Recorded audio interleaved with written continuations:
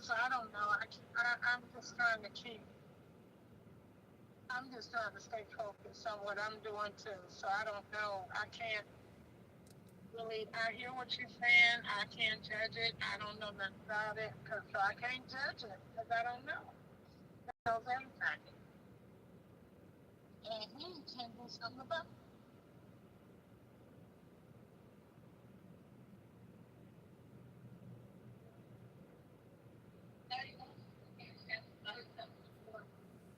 So I'm getting ready to leave the stylus. You getting ready to leave what? I'm just getting ready to go home. Mm-hmm. Ain't no double. Ain't no double.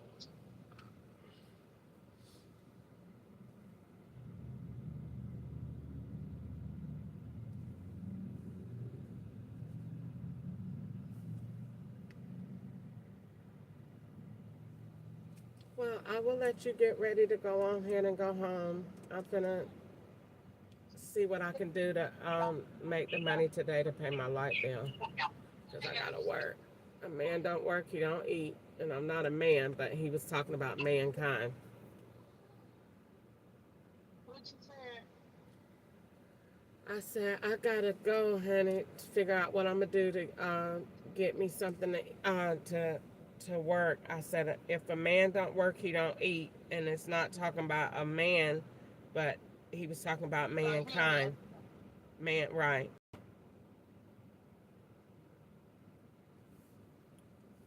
So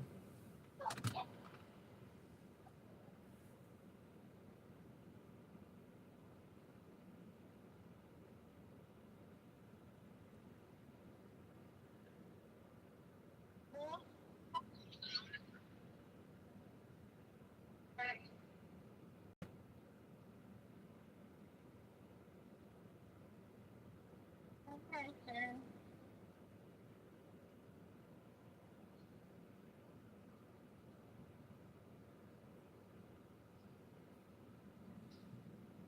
Hello? yeah. Yeah.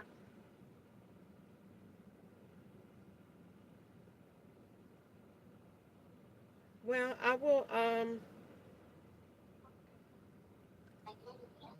let you go ahead and get done. What did you do today? I just went to church. What church you went to? You found a new one? No, no, it's not. I guess it's not new. It's my first time being here. Oh, okay. Mm, It was an African church. no. Oh, okay. Girl, it shouldn't be too many new churches in California, in Augusta that you ain't seen or don't know. I don't know. We don't. Huh? We tried to go under the day.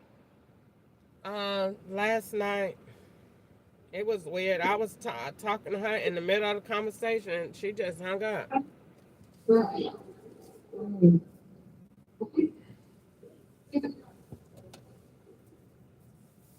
Yeah, she was talking in the middle of the conversation, and she just hung up. I don't know what happened. I said, okay.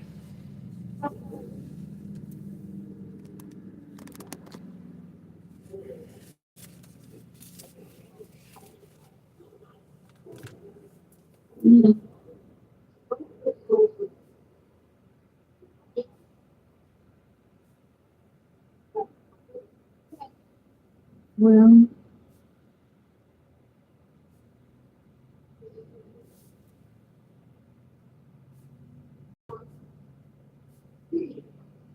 it's all right, Chris. Well, I'm gonna get ready to go. Okay. Thank you for taking my So you call. done made it home? No, I just left the gas station. I'm waiting to see if I get any Uber Eats orders, and then probably see what I'm gonna do today.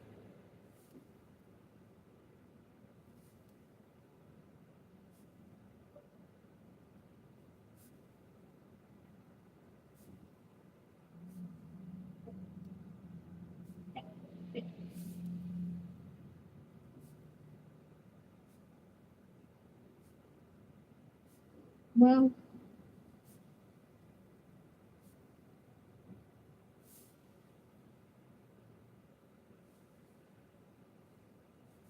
well, I'll talk to you later, if the Lord's will. Okay. You all right? The Lord is with me. I'm all right. I'm not upset about that on the app because I don't, do it that much. I'm upset about the same accusation and the law enforcement keep doing stuff to make me not be able to work. And I'm upset about that, but I'm not upset about anything. Like as far as, you know, this is the will of God for my life. It's not a surprise to him. If I did anything to deserve it, then I would have to repent and reconcile with God and bring myself back. But I didn't do anything to deserve it. It's I didn't God know that the accusations aren't true, and I'm not gonna worry about it. If I can't pay my light bill, then I'll just go to the place and tell them. But God will provide. I'm not going that far. They'll turn it back on. They just traveling today. That's all. Whenever the law Yeah. is traveling, being me, then they act like it, put stuff and say you can't do this and whatever. I tell y'all that all the time. They be setting me up with different things. I just don't say anything anymore because I hate to keep talking about it and I hate to keep saying it, and then it just makes me sound like a broken record, and it's not productive. I mean, I don't like saying it. It's not productive. It doesn't sound good. It's not edifying and praise and glory to the Lord. And it's nothing but just glorifying the law, is making them feel bigger than what they are. God is over everything. And so if God allowed them to do what they're doing, then this is a time of trust, and this is a time um, to give him glory for what I do have at the end of the day. That's it. It was a demon that got in the car, and God let me know that it was. So no weapon that was formed against me from it will prosper. If anything, she the one will get filed on because she made the accusation and they got no proof of it. So hands down, that's a lawsuit for every day that I don't have no money. Every day that I don't have no money, whatever the earning potential was, you cause and lose it. So But that's not true because I can look at it like Vicky Winans and say every day that I'm missing out on my songs that no, she stole my that's royalties. different because yours is a lump It's sum. still It a law. you didn't sue her. It's I wages did are take her to different. court. No, wages are different on a job. This is a job. So I work every That's day. my job. But you didn't choose to sue her, but you wouldn't sue her on the same calculator scale as income. You would sue her for the grand total of whatever you did, whatever the music was worth or whatever. But in wages, that's different. It would go by whatever Lyft said the earnings potential was for this day that you caused me to miss based on a false accusation that you knew you reported out of spite.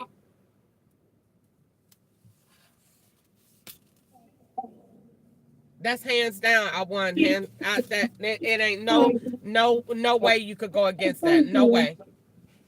Like I done seen you so much. Oh, what's your name? Church you been to? I done seen you before.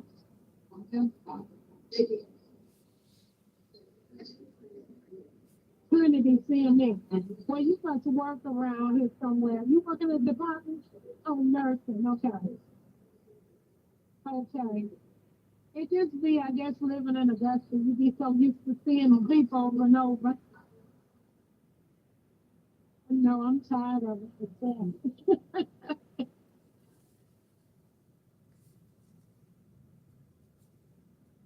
You ever been to Alabama? Been- Okay.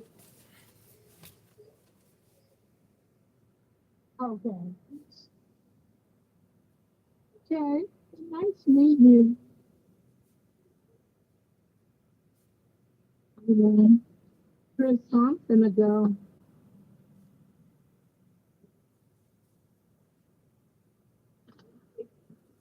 Okay. Well, really, I used to be at Word Alive with Apostle Robert Turner on Anthony McIntyre.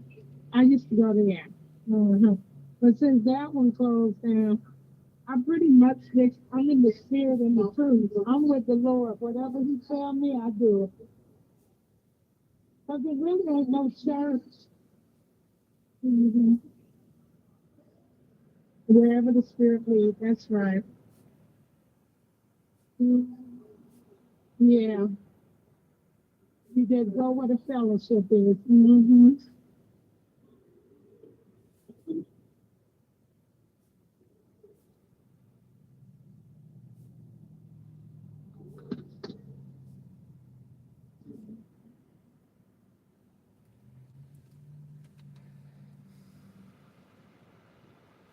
Okay, Chris. I don't know what she got. I'm here.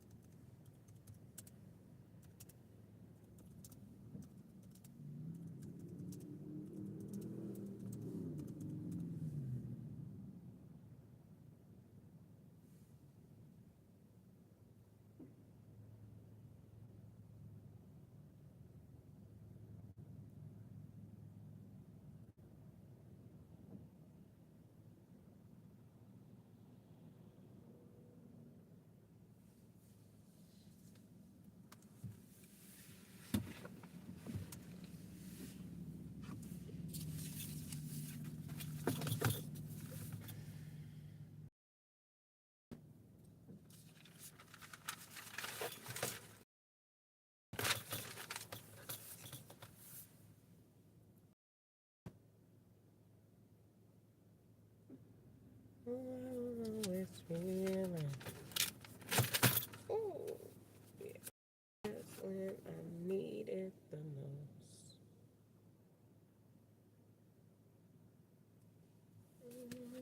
Keep on singing till my soul catches up with my song. There's times when my hands go up freely, times when it closed. Uh-huh.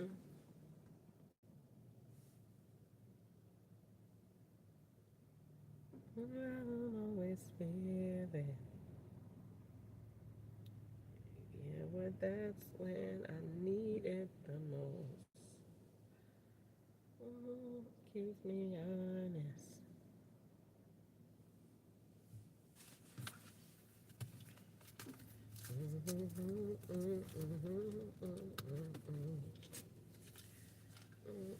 When my hands go freely, it goes. Uh-huh.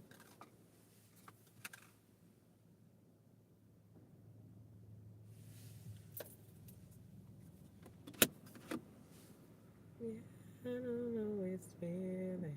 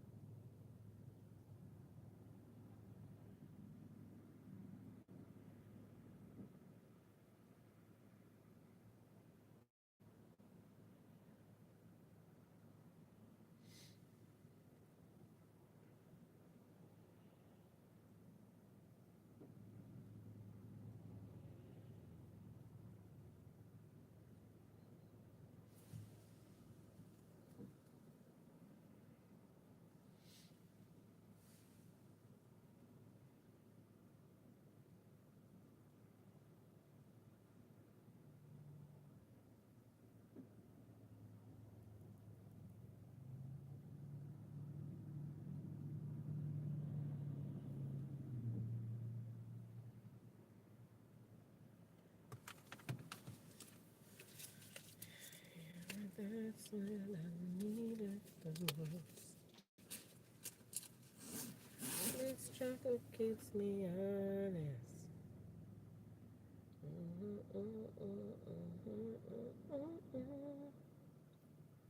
There are times when my hands go up freely, times when it calls. Uh-huh.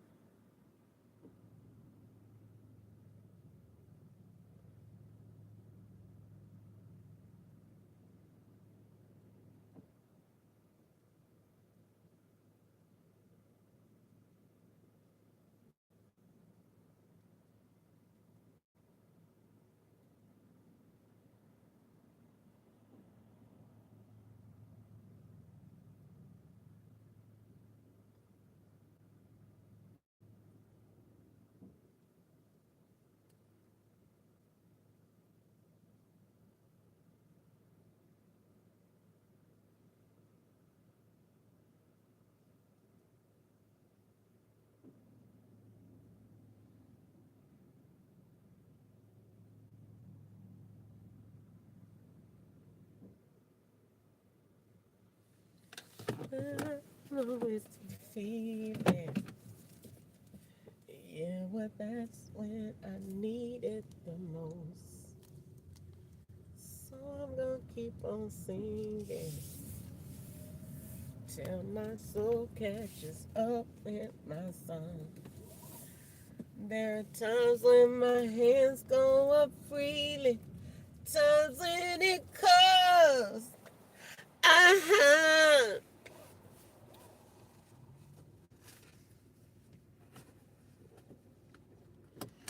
Yeah, I don't always feel it.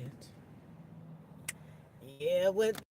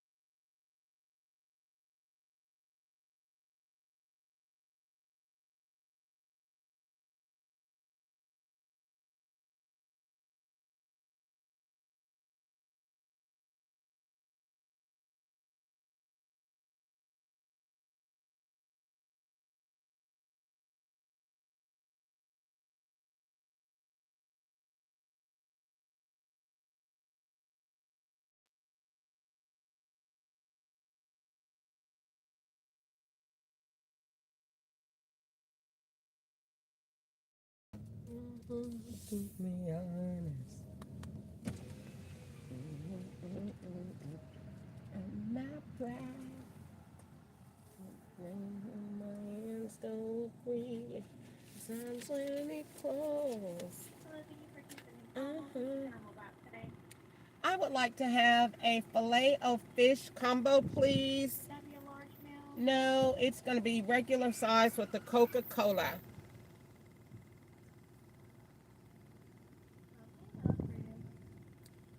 Um, that's it.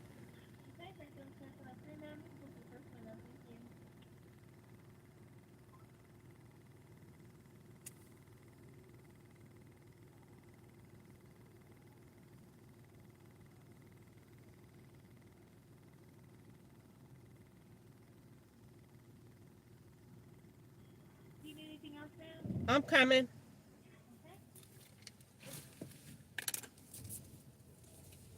Struggle keeps me honest. In my pride. Hello, how are you today? There you go. I would. I don't think they asked me for a drink. What? That'll work. That'll work. Thank you. Bye bye. The times when my hands go freely. Times when it calls. Uh-huh. Hello. How are you today?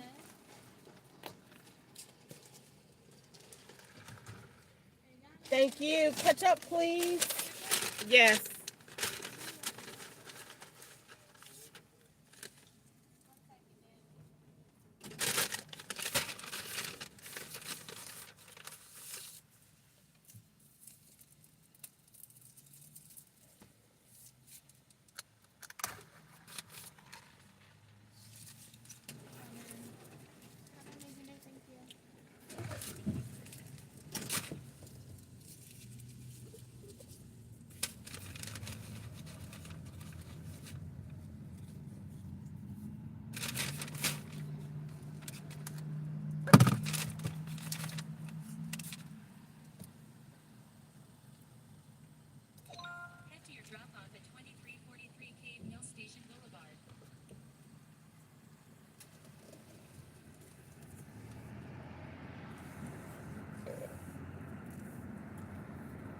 Hello, Mr. Police.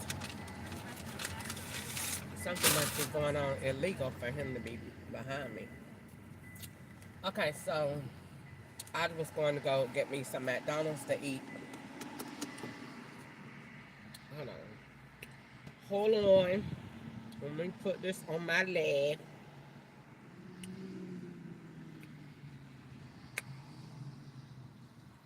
Okay.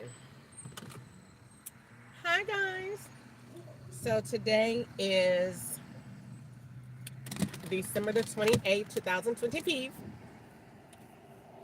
And so I was going to get me something to eat. I just left the car wash.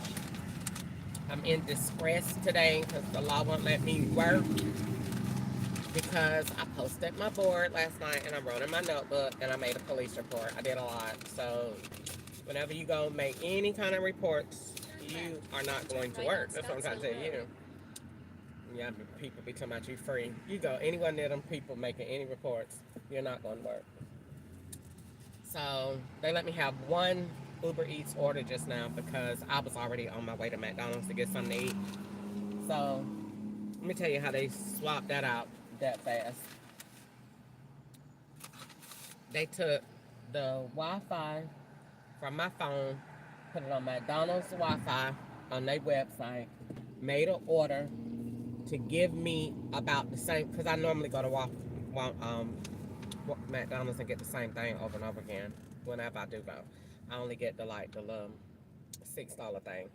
So they made my Uber Eats order $7.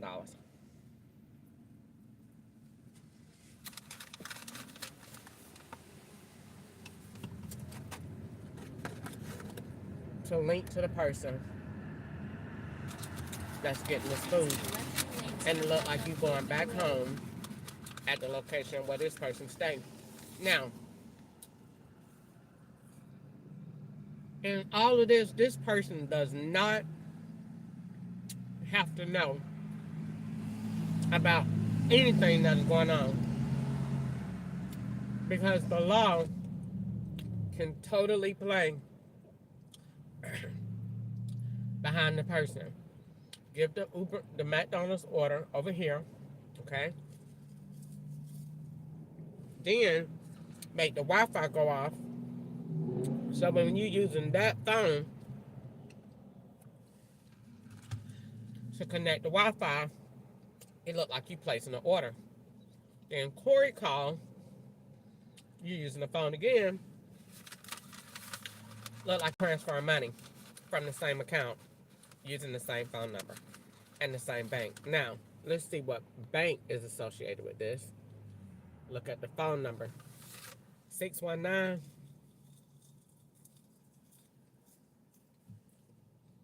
0246, that's backwards. That is Sharon and another bank. I ain't gonna say the name of them. I don't feel like all the hearses today. But they're going my number. And that means we're not in 2025 too. Because Sharon Bank, you gotta look at the numbers and the cards that being used. They tell you what period we in. We ain't in 2025. The law's not. Everybody else is. But the law's not. They go in and out of time. And be just threatening me with jail. Y'all must be going too.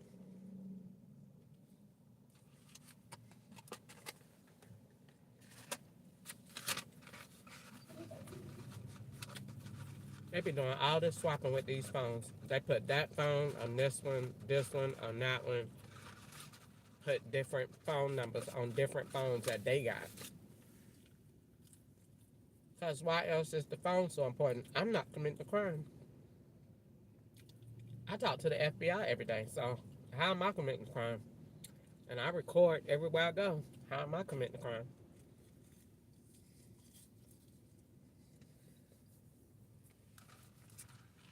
But I knew they wanted me to stay home today because Gwanda didn't go to work. And neither did another scout. They didn't go to work. But they let me go to the grocery store now. But they feel like, well, if she home, she could be going to the grocery store. No. I'm gonna do what you want me to do.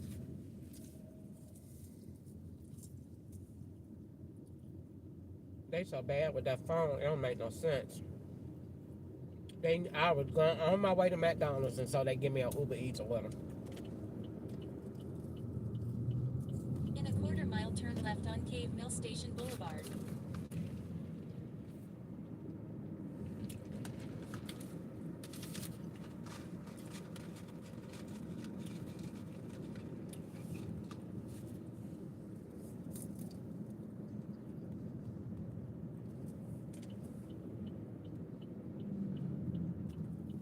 Turn left on Cave Mill Station Boulevard. But I know something wrong because the law only let Corey call me when I'm doing Uber Eats. That's it. That's it. Only time. And that's because the phone number talking to him is going to be the phone number that this person is using. So, what they want you to do, you got to learn how to blend and connect. So, if the law let Corey call while I'm on Uber, that's not a good idea. Because you know automatically that's the first sign that the phone is swapped. He don't call no other time. Just ahead, make a U-turn to stay on Cave Mill Station Boulevard. And he can't call when I'm home because the phone number is totally somewhere else. So he called when I'm on Uber. Now, make a U-turn that to stay means on Cave Mill Station Boulevard, then make a slight right turn. that means the phone is swapped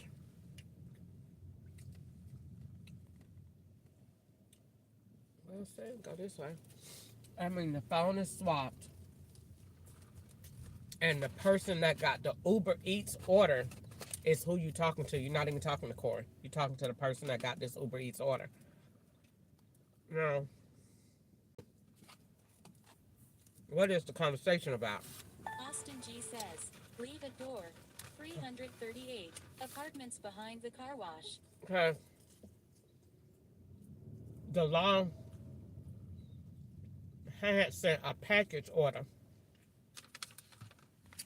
and I didn't take it. They just flashed it, and it was for $8.60 some. So that package Drop off. is this, and then Corey called, and she's talking about drop off, and it ain't nowhere near this. Let's see.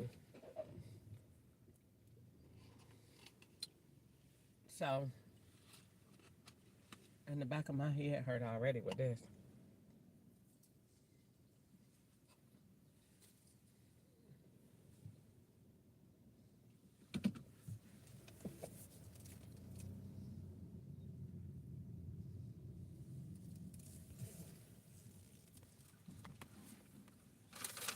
So that's what all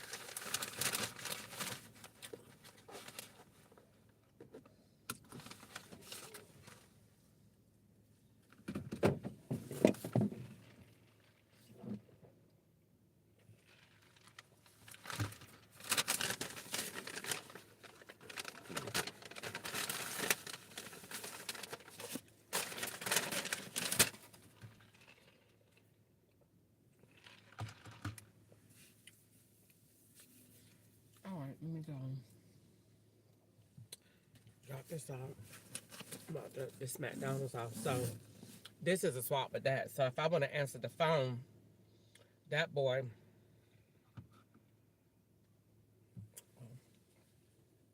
Let's see. I'm gonna take y'all with me.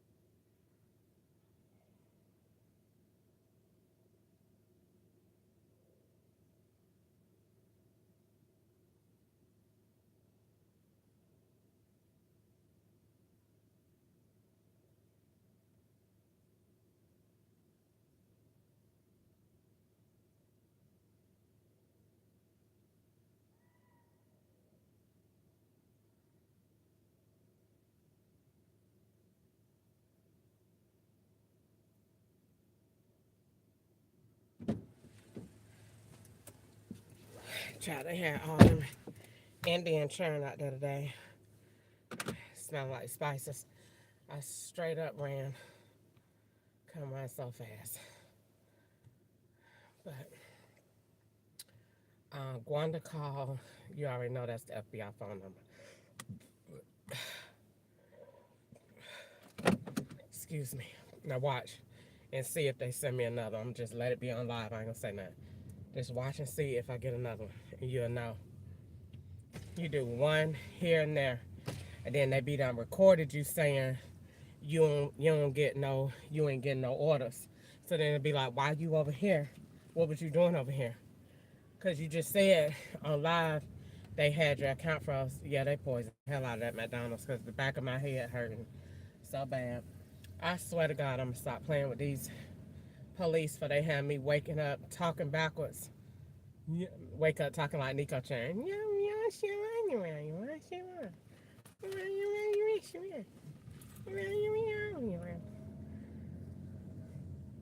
Cause they straight got that fire over there at McDonald's. I'm telling you, that junk, it must be Alzheimer's medication or something that they got that go in that food. That junk go directly to, when I tell you that junk go directly to the back of your brain, it goes right to the back of your brain, right where your ears, right on that bone, right behind your ears. All of that start tingling.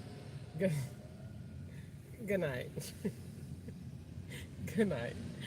When they be putting that junk in that, and I don't like that white girl that work at McDonald's. She looked just like the profile at McDonald's. I mean at Waffle House. Fat, light skinned, that white Mexican type, with dark hair, and they have her coming and stand right in front of me, being extra nice. Girl, get out of my face before I thump you. Playing them FBI games with me. Get out of my face. All they do is put young teenagers at the register to be real friendly. So, because the FBI be taking pictures of them. And it look like you keep talking to children. Girl, get out of my face. I'm not interested in you. Nobody want no stinking, fishy, wishy bitches. Get out of my face. I'm trying to get to these white men out here with these sexy dually trucks and these loaded balls. I don't care nothing about none of y'all out here.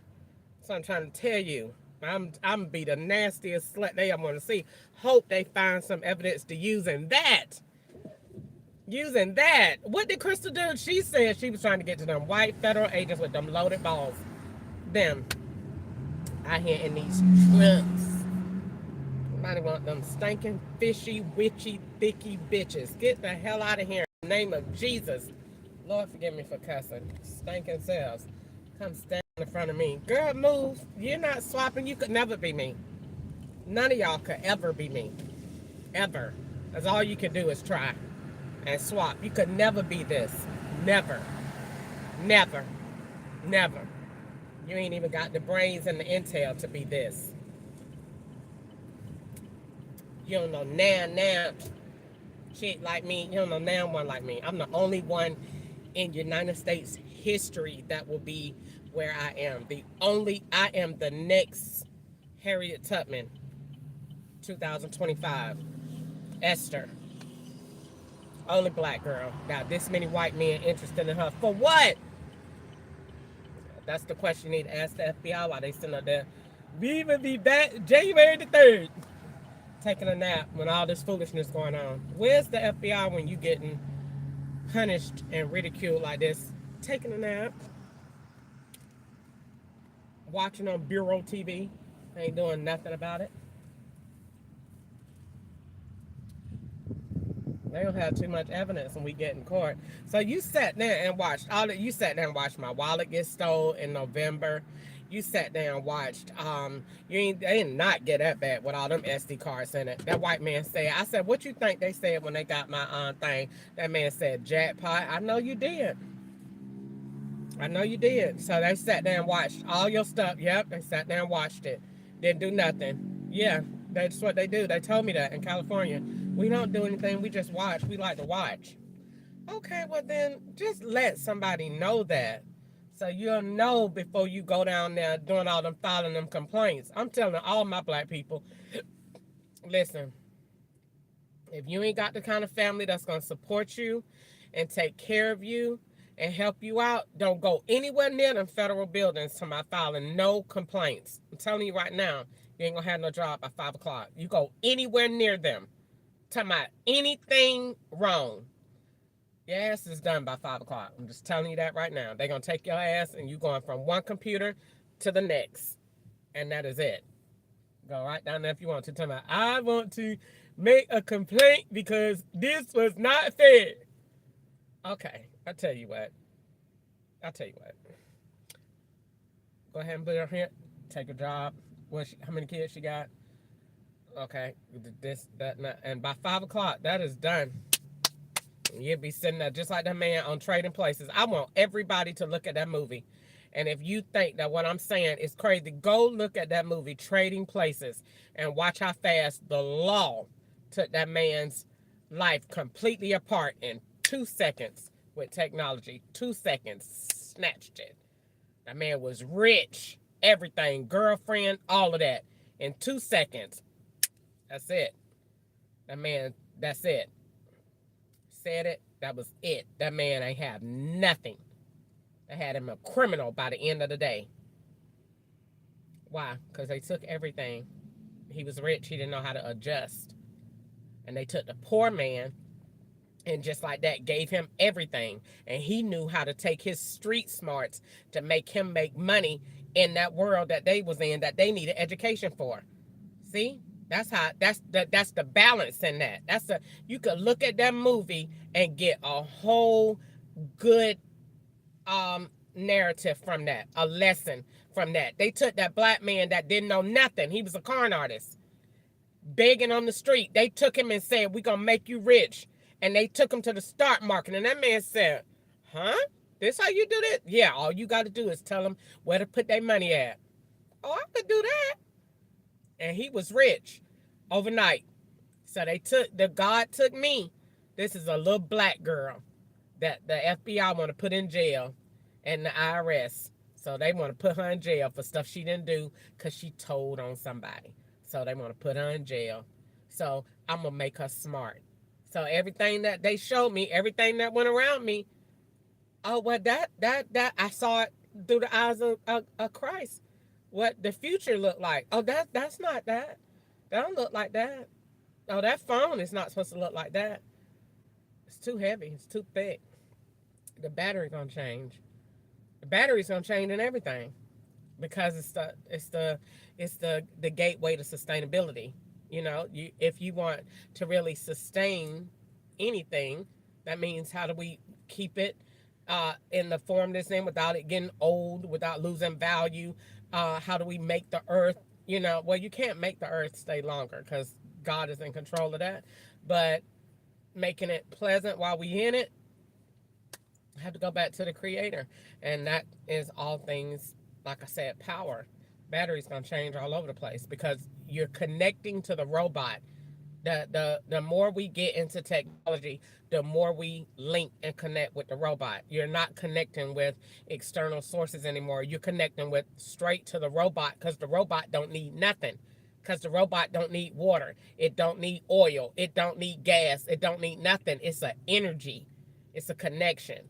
So the connecting to the robot is, yo, wait, get your evil ass from walking in front of my camera. Bring her and them sheep people is just over at the apartment where all these people kind of wrapped up in all that junk. Get them bedspreads off my camera. So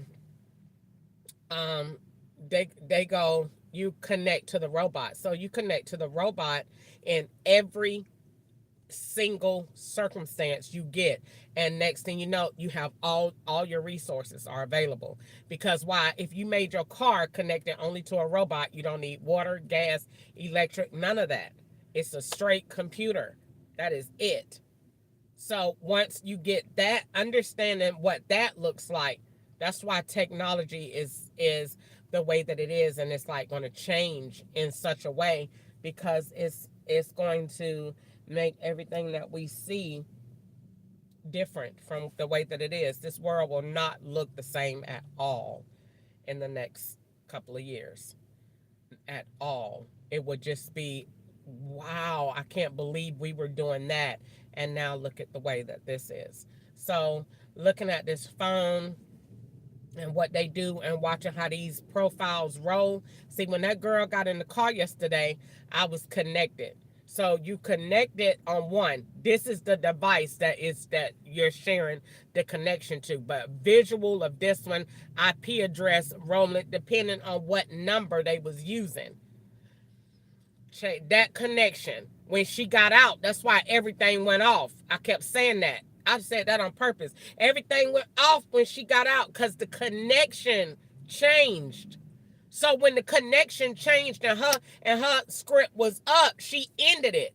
That meant it came through OnStar that still had that IP address, but she's gone. So my device is out of it. So it gotta shut down and come back up.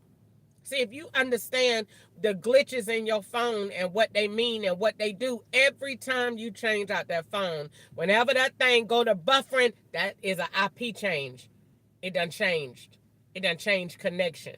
It done changed to a different thing. So you got to be paying that attention. See, the thing on this phone, that's why I hate them phones. That facial recognition, that little circle on your phone is a camera that is always looking at you through law enforcement.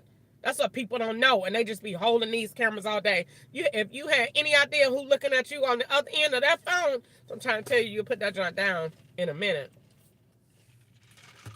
I hate to look at the phone. That's law enforcement. If you knew how many white men was on the other end of that camera lens, that camera lens does not tell you on the other side of that camera what it's open to. See, that phone is a bunch of junk. Because what you're doing is holding a remote that could be accessed by anybody with that IP address or that IMEI number that can go on any device. And that phone is not trained to tell you that I am being accessed somewhere else because they have not trained the SIM card, the SIM card and the IP. Those two form your connection. They have not trained that to listen. It's not. It's only going one way and this way. That is it. Because that's two-factor. I'm going side to side. Well, if you're getting hacked, that means you got access coming from the other side of the street. Right? Right. Because this is two-factor. Left to right. But if somebody else getting in, hello, ding, ding, ding, ding, ding, ding, ding, that means the sides are open. Because this is only going phone to email. And you would think, well, that's the only way you could get in because it's phone and email. It needs SIM card, IMEI. It needs to have 6 layers of solid encryption. That is not done with just a phone and an email. Those are not your primary sources of connection. Why? In order to really solve cyber crime and to put together a solid device that is impregnable, you have to understand. You have to understand.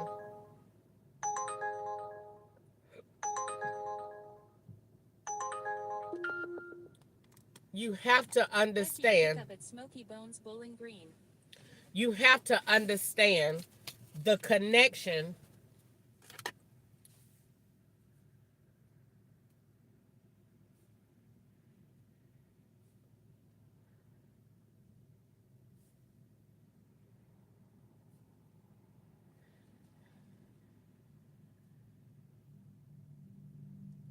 You have to understand the connection.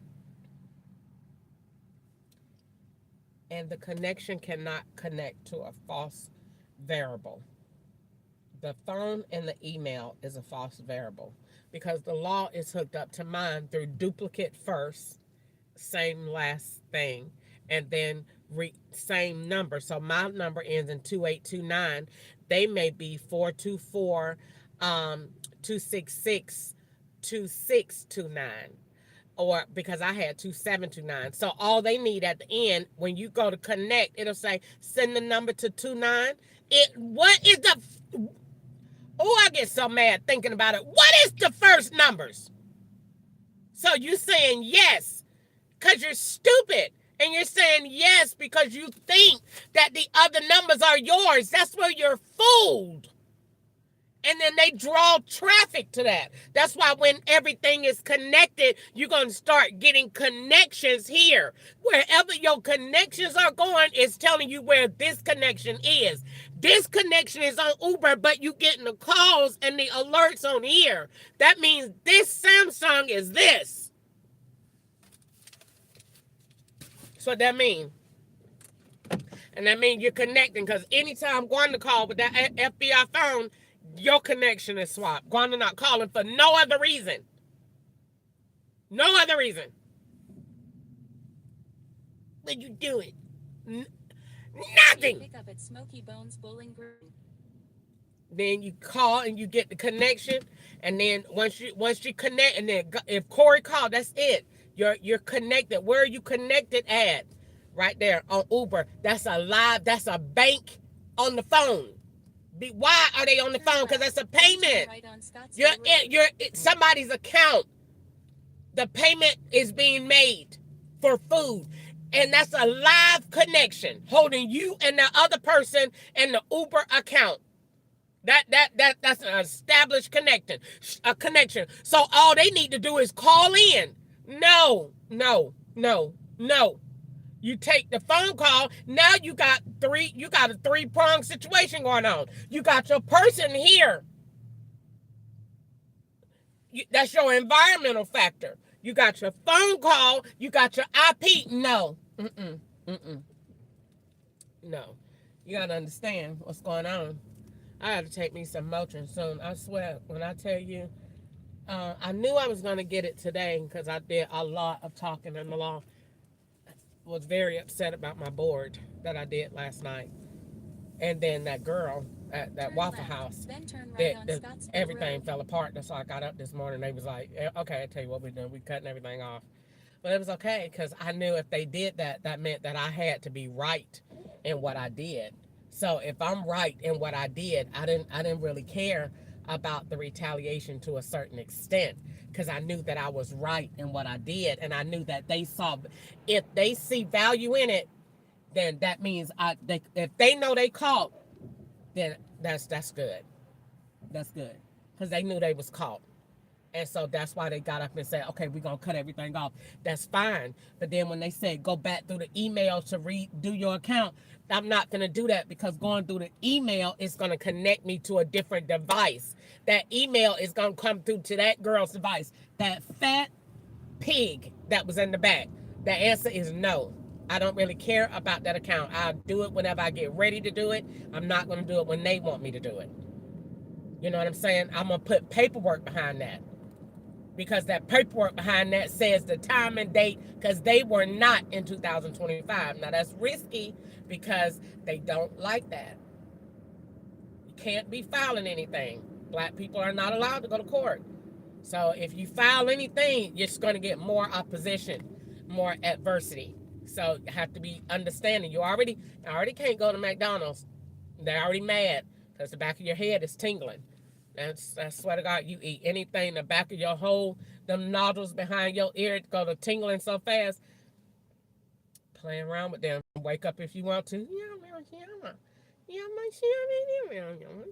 I'm not going to do it. That white man is not won't be able to play with no white men no more after that. Golly. So rude and disrespectful. That's the only thing left that I got to really...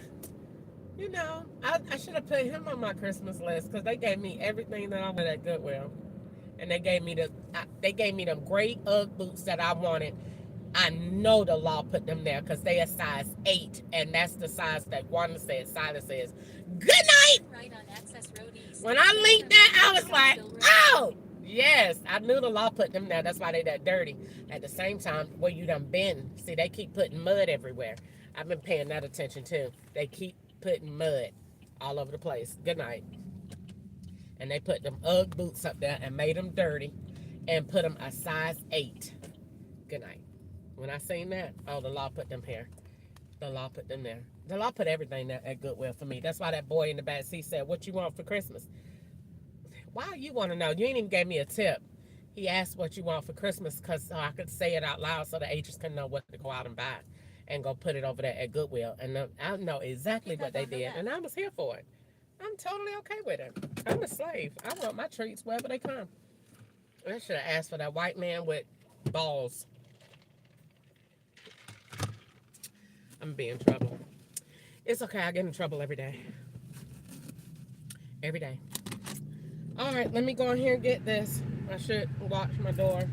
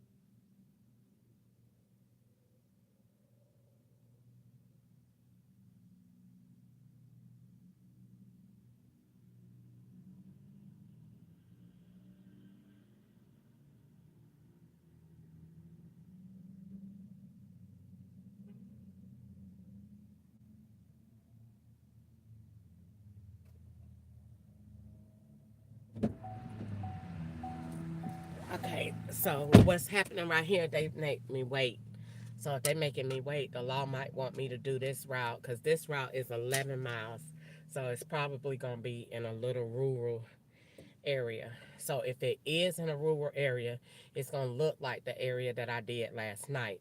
And they're going to swap it out with that girl's phone because every man is a girl and every girl is a man. So understanding how the plot roll, you got to understand the connection that is to the device. And then they will hold it for the same amount of time that she had her stinking, fat, greasy monkey looking behind back there in the back seat. So she was definitely law enforcement. That's why she said everything that Nico said. You crazy, you nuts, this another. I ain't said anything to be nuts. What are you talking about? You the one back there hollering, but she was being mean. So, and she was being mean from Atlanta in February of 2024. That's when that African took me and was going driving me through the airport to make them receipts to make it look like I came from the airport going to um what was that? What was he taking me back to? Was that in February? No, that couldn't have been in February of 2024. February 25 this year. February, I put 24. It's February of 25. And so he wanted it to look like I was coming back from the airport because China's stinking greasy behind. I think I just went somewhere. So he wanted to make it look like I had just came from the airport. So he purposely drove me through the airport coming down that way so they can tap my lines in on the towers up there and then took me home and ran my $9 Uber bill up all the way up to $18. I tell you what, if you don't stop this car and stop driving right now,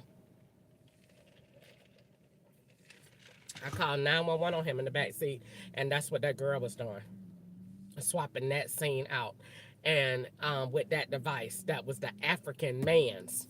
And so she said, so the lady told the Uber driver, he said, I made a wrong turn. I'm going back. And the lady said, sir, why are you still driving?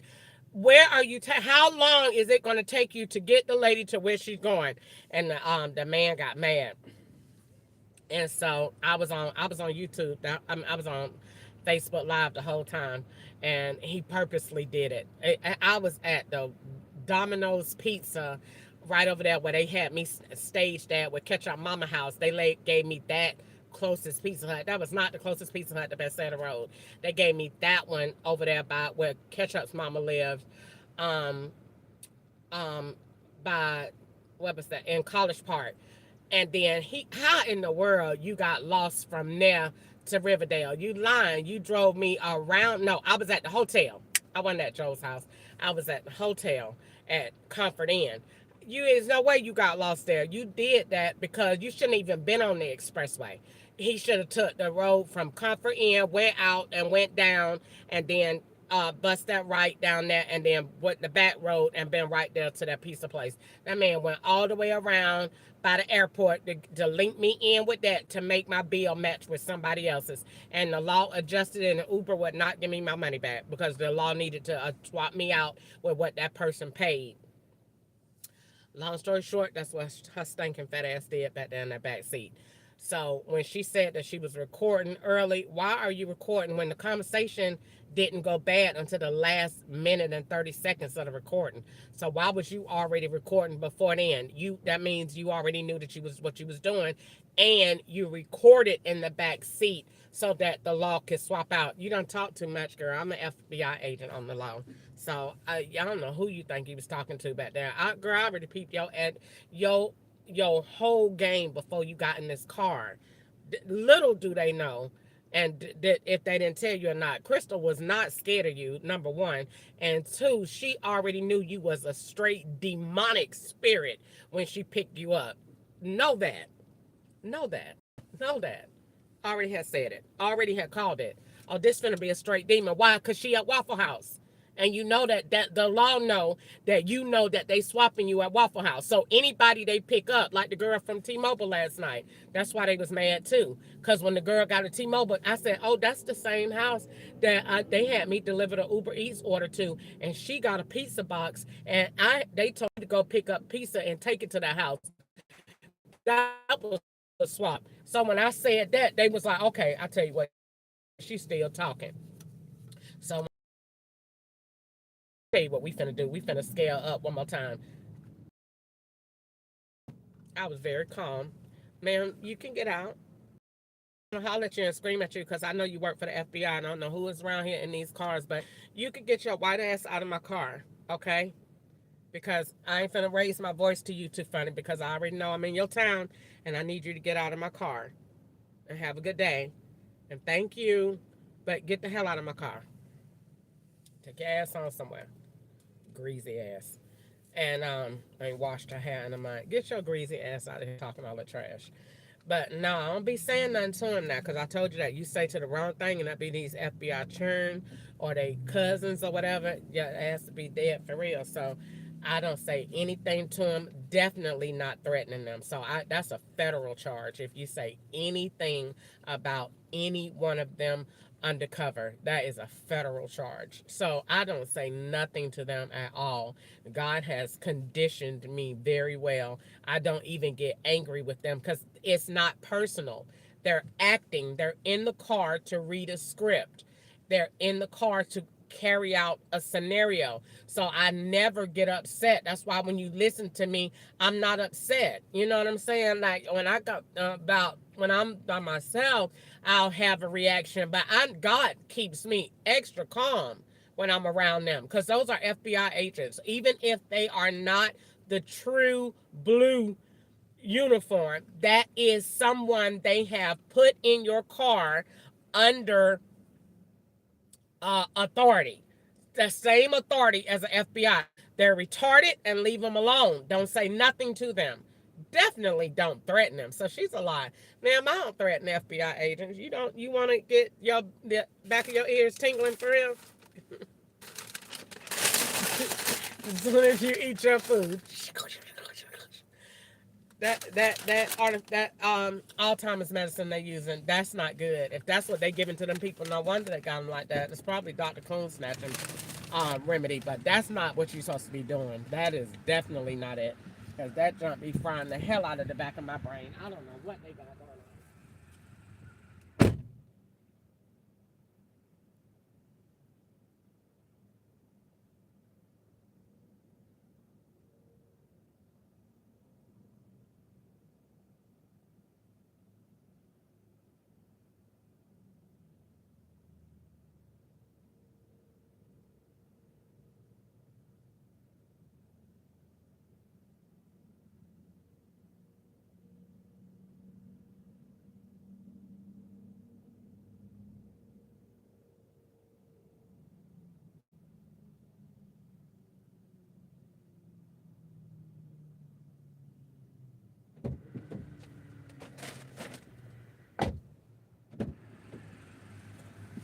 Now you know they supposed to be they supposed to be closing them bags up.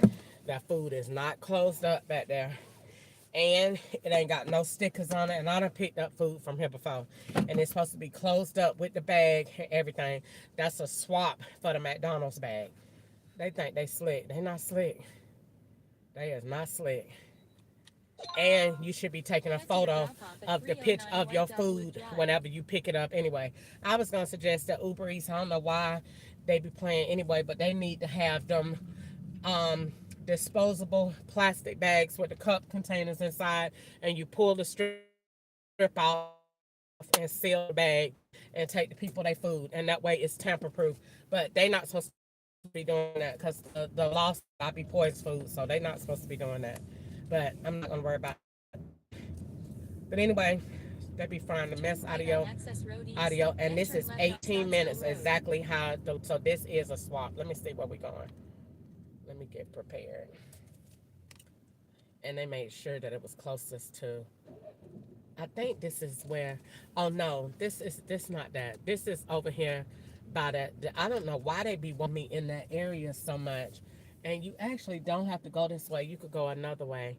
But I done been over here before. But it's not bad. But I done been here before. I'm trying to think. When I see it, I know it's probably an Instacart or Uber Eats.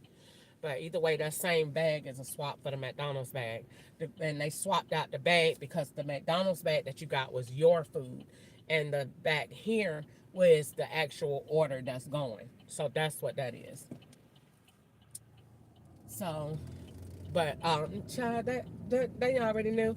Crystal got this down pat. When I seen Waffle House, I already knew you can't pick them up from where they going and don't think it's that you already know what they getting in the car to do. You know what I'm saying? If they 18, 20 minutes, see this is 18 minutes. This is a swap right here.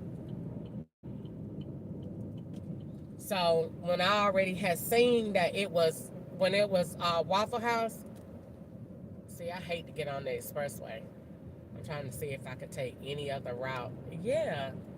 Let's say a route. Let's see what route is it giving. Get off exit 3. See, that's the same route that I took with the girl. Nashville Road. So no, we ain't gonna go that way. I'm gonna go down here. Thank you, Jesus, making me smart. So, so yeah, this is because this is the same route that the girl took, getting off around the same exit. So no, don't take that one. Go this way. Avoid the expressway. So, and then just go offline after that. Because they're gonna, if they don't, they're gonna keep sending dumb retarded orders until you do what they tell you to do. So just go offline after that. Don't accept no other requests.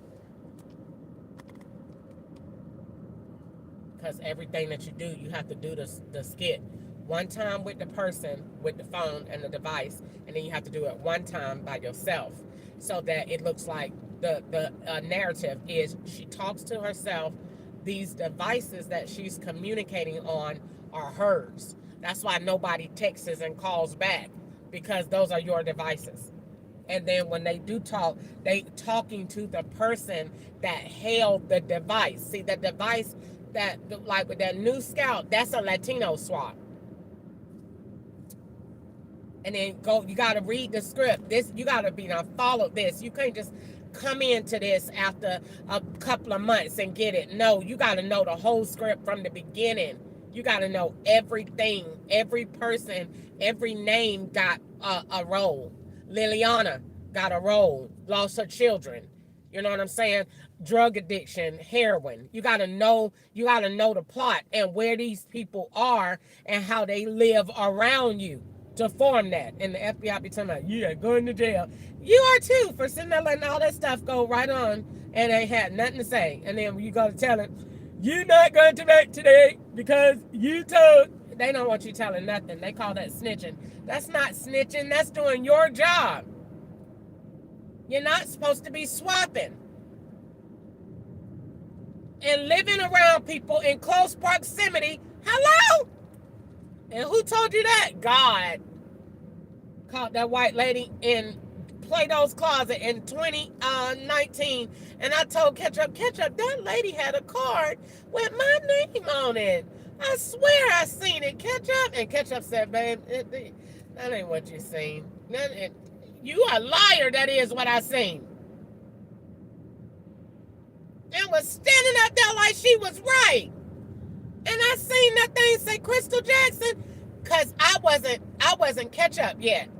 I ain't changed my name to Ketchup until January of 2020.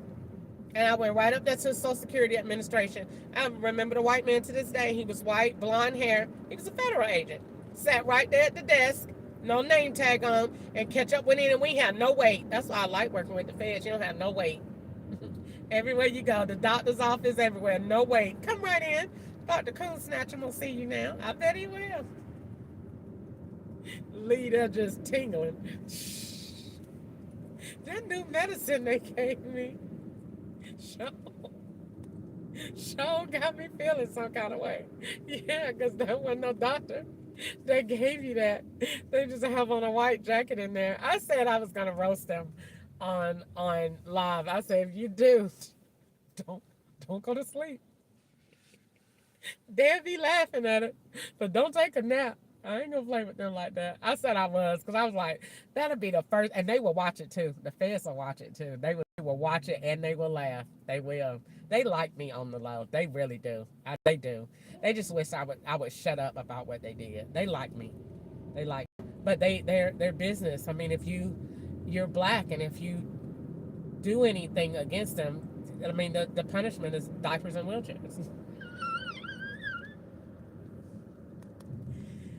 But they like me. They do. They love me. They do. They do. I could feel it. I could feel their energy. They like me. And they be laughing. They be laughing. That police was laughing when I told a man in Christmas 2023 that man was in that wanting me to play with his balls. That man bust out laughing so hard. The other fan looked at him like, what is you doing? Hold it together. I was cracking out. I was like, look at this.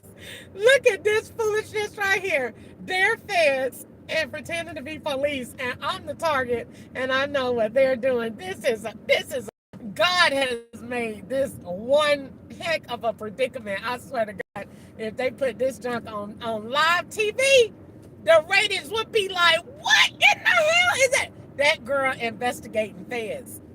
What? God made her a fed. God turned it around because they did. So God turned it. And she's the federal agent and they're the crooks. They're doing wrong. They're breaking the law and she's reporting it to the law because they're still the law. God turned that junk around. This is bizarre.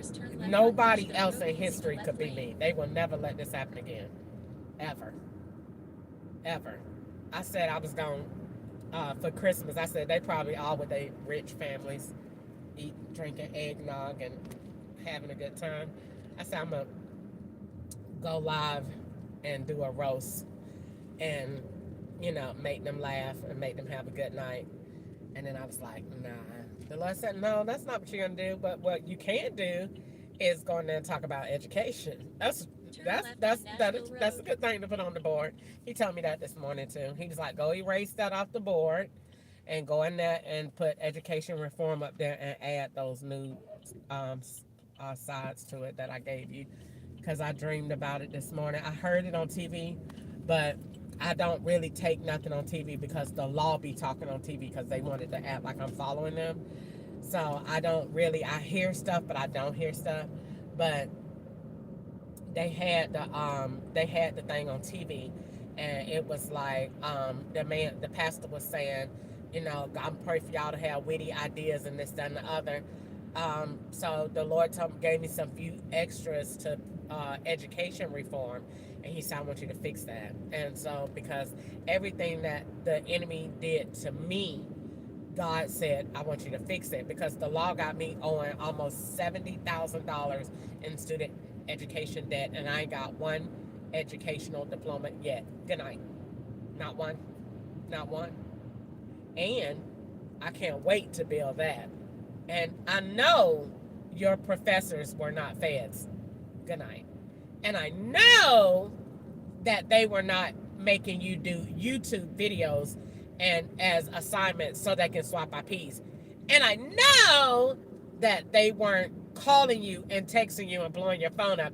And I know that they were not attaching men to go to school with bank cards.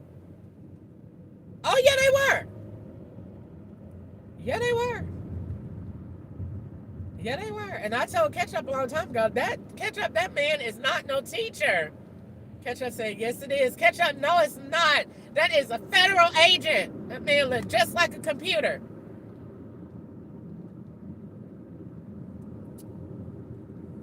People are just like computers. They be done stared at him so long. The Ketchup, that man is not real. That man is not a man. That man is a federal agent. Ketchup said, why do you say that, Ketchup? Okay, I'm not going to dispute it. That man is not real.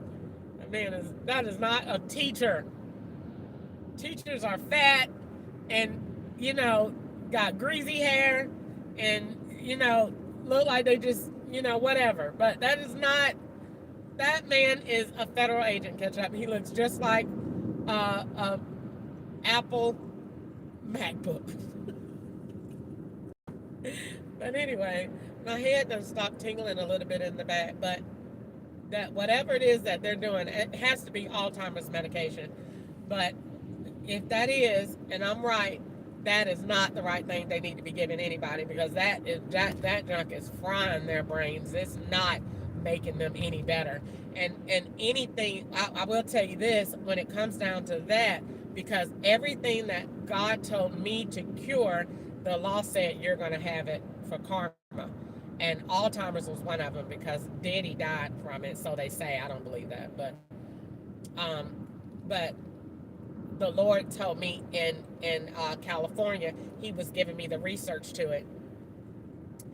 And then once He was telling me about it, one of the things that He told me is that is the condition of the brain and what it comes from, and trauma is one of them. Trauma and unprocessed trauma. So the very, very, very first thing that you want to do with someone that's coming to talk to someone, or a loved one that is suspected of having this, you want to address any unresolved trauma. What are they going through? What happened? Is it their job? Or is it a chemical? See, sometimes you work in things, because see, I get gassed. So if it's a chemical that is causing the issue, is it trauma? Is it unresolved guilt or unresolved pain? Something internal that the mind is stuck, enlarged in. Stress and diet plays a big part in it. I'm telling you that right now.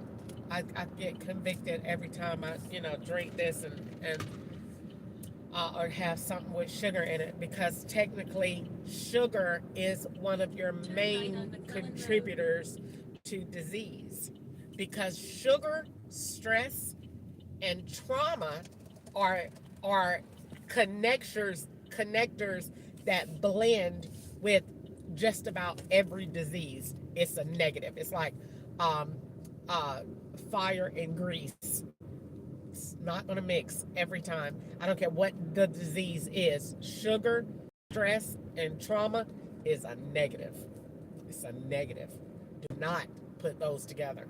So, diet plays a major part in almost anything disease. Now, when it comes down to the future of medicine and technology, you will be able to cure just about anything, because the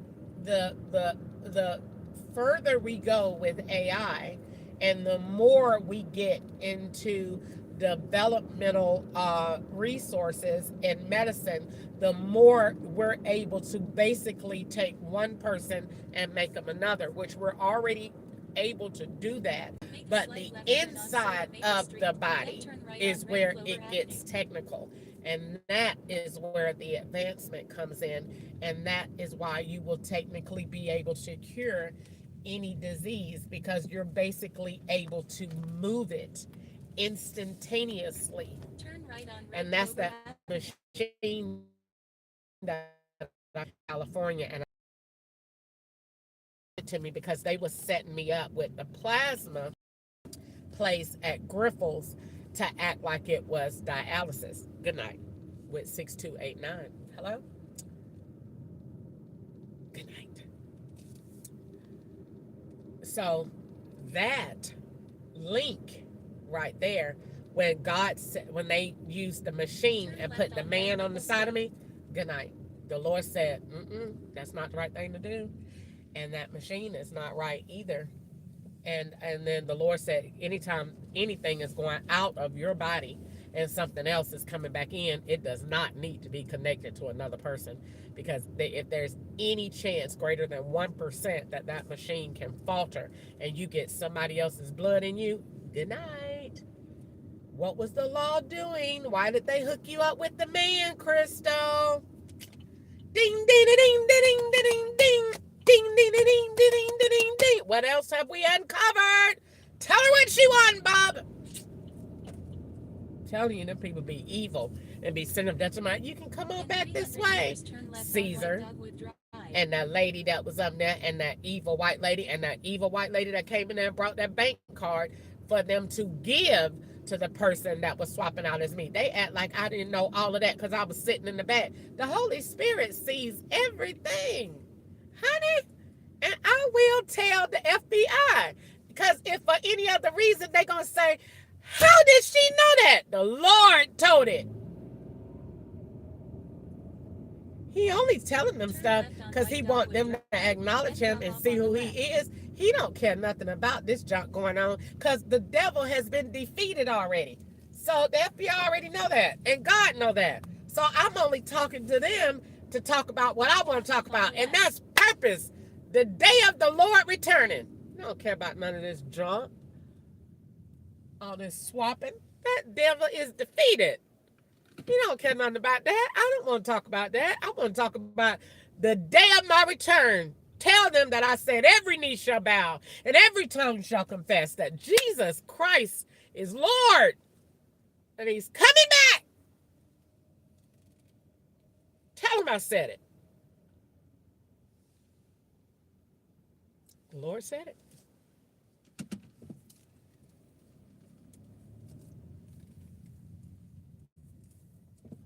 Sounding like John Hagee.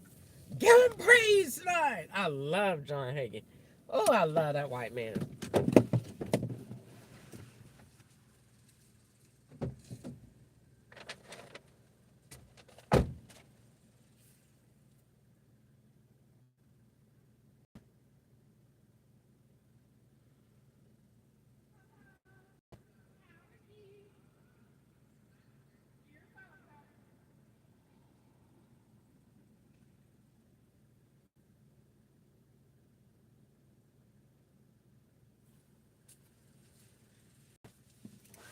Lord bless them in Jesus' name. They're going to be able to change that too. No photo. Whenever you don't have no photos on these things, they're not right. They're not right. See, that one I had no photo because this is swapped with the other one. So the first one had a photo because when you open that camera and take a picture, the law taking a picture of you. That two-sided camera. Oh, it go both ways. That two-sided camera. The junk is a beast.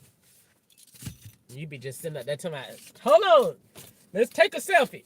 And the FBI is looking at you on the other end of that phone. Good night.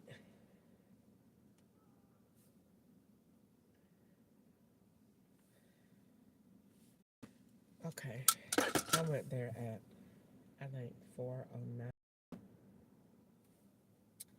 And it's delivered to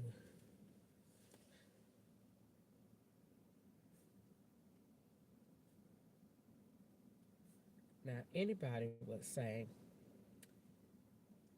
why you ain't why you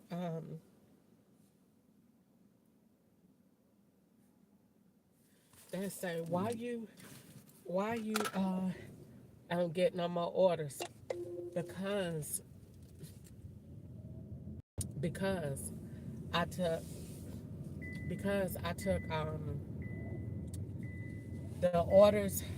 Okay, when I first started doing Uber Eats, the law was excited that I was doing, because I didn't do that when I was here last time. So they was very excited. They had a lot to build.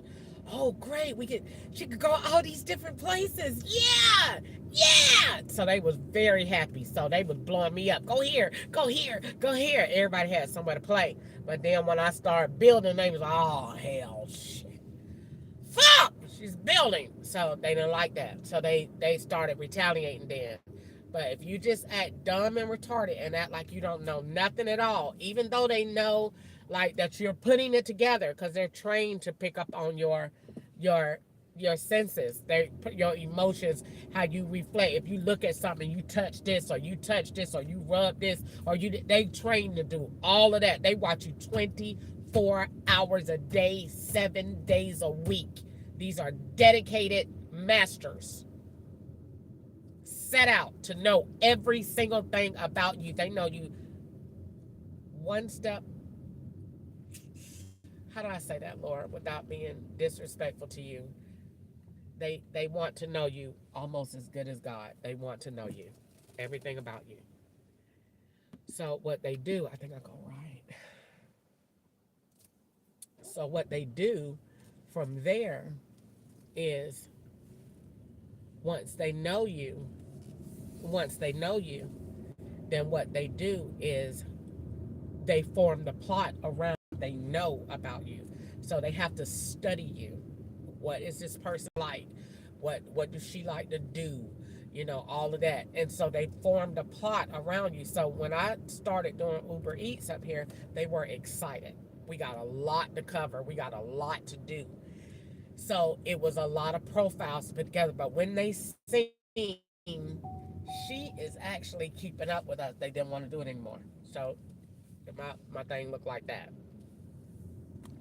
But we have a lot of room to play in Tennessee. So you come down to Tennessee. So that was to move you from one state to another so we could build another state with another state. The law is never building one thing at a time. That's why when I build and go green, with everything God give me, we have similar character traits alike. So I build and pile up a lot of stuff together. That's why that truck that I made for Daddy for Christmas is so brilliant. And the RV that I made him is so brilliant because I stack and build just like him. So I don't build, why are we just doing one thing? That this is boring. And then they're so technical and so advanced. So why am I making something for him and giving him a boring glove compartment with a dash? I would dare not give him that. I put his dash in the screen of the car because that's where computers are going. So I wanted to give him something that represents who he is. I don't want to give him something that he's not. God is up there and the FBI is somewhere up here on these power lines. So I wanted to create something for them that was just as special and extraordinary as they are, and is what I think about them, whether they're bad or not. All of them are not bad. Every job has a few bad apples, and the FBI is in denial if they think they don't. And so that's why attorneys say they don't investigate their own, because they don't want to talk about it. So I made the truck um, because it's going to happen. Where's my tissue I put in? My nose is so stuffy.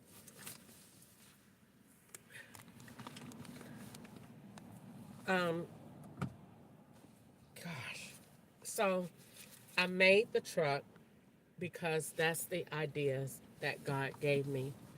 And so I made it just like the law.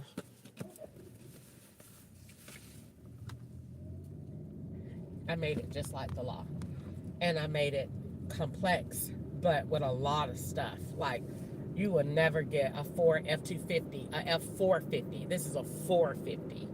And so it's the D model, daddy's model. So it's the F-450D model limited. It is not going to be a lot of those made.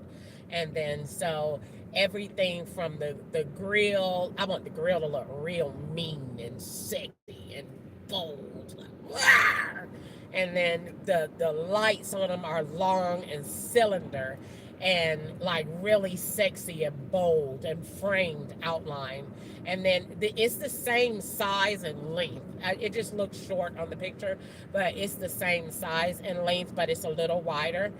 And it has a freaking water reservoir on it. So when they're going to work, he got fresh filtered cold water that is in his truck. And then it can also be hot. And then he has a Keurig right here or in here so he could get his coffee, and it's a holder so it keeps his coffee warm for him all day. And the dash is up there and it's lit, and he can just swipe and see everything he wants to do. And his laptop is made inside, and he can push it and it comes out and sets up, and it's everything that he needs. And he don't have to drive, and he can relax, and the seats are leather, and it does not take gas or diesel. Well, it can't take diesel. I put it on there just for the sound, but the sound is more computerized anyway on this model, and not so much as actual coming from the thing.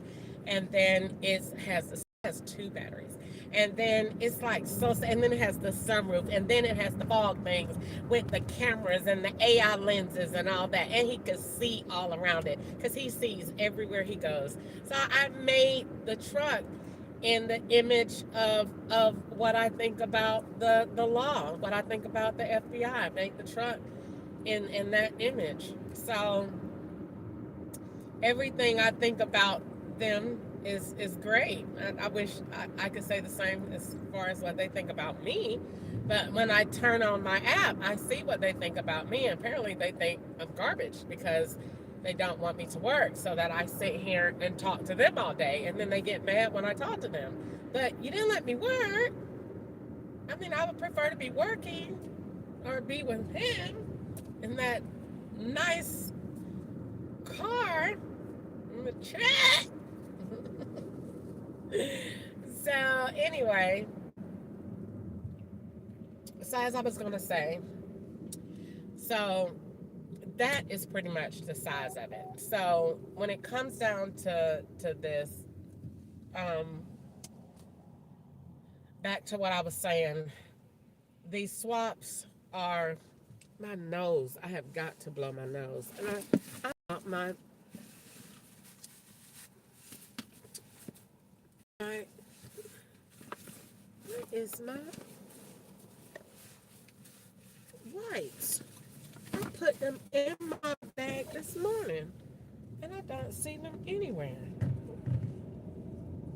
So when it comes down to stuff like this, I think, oh, they were very happy. That's what I was saying.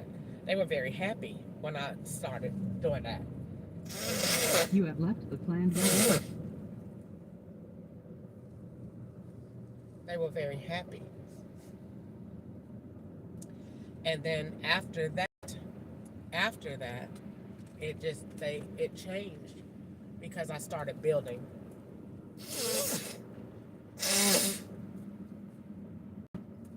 And they don't want you to say anything because they want to trick you and say we're not setting you up. Yes, they are.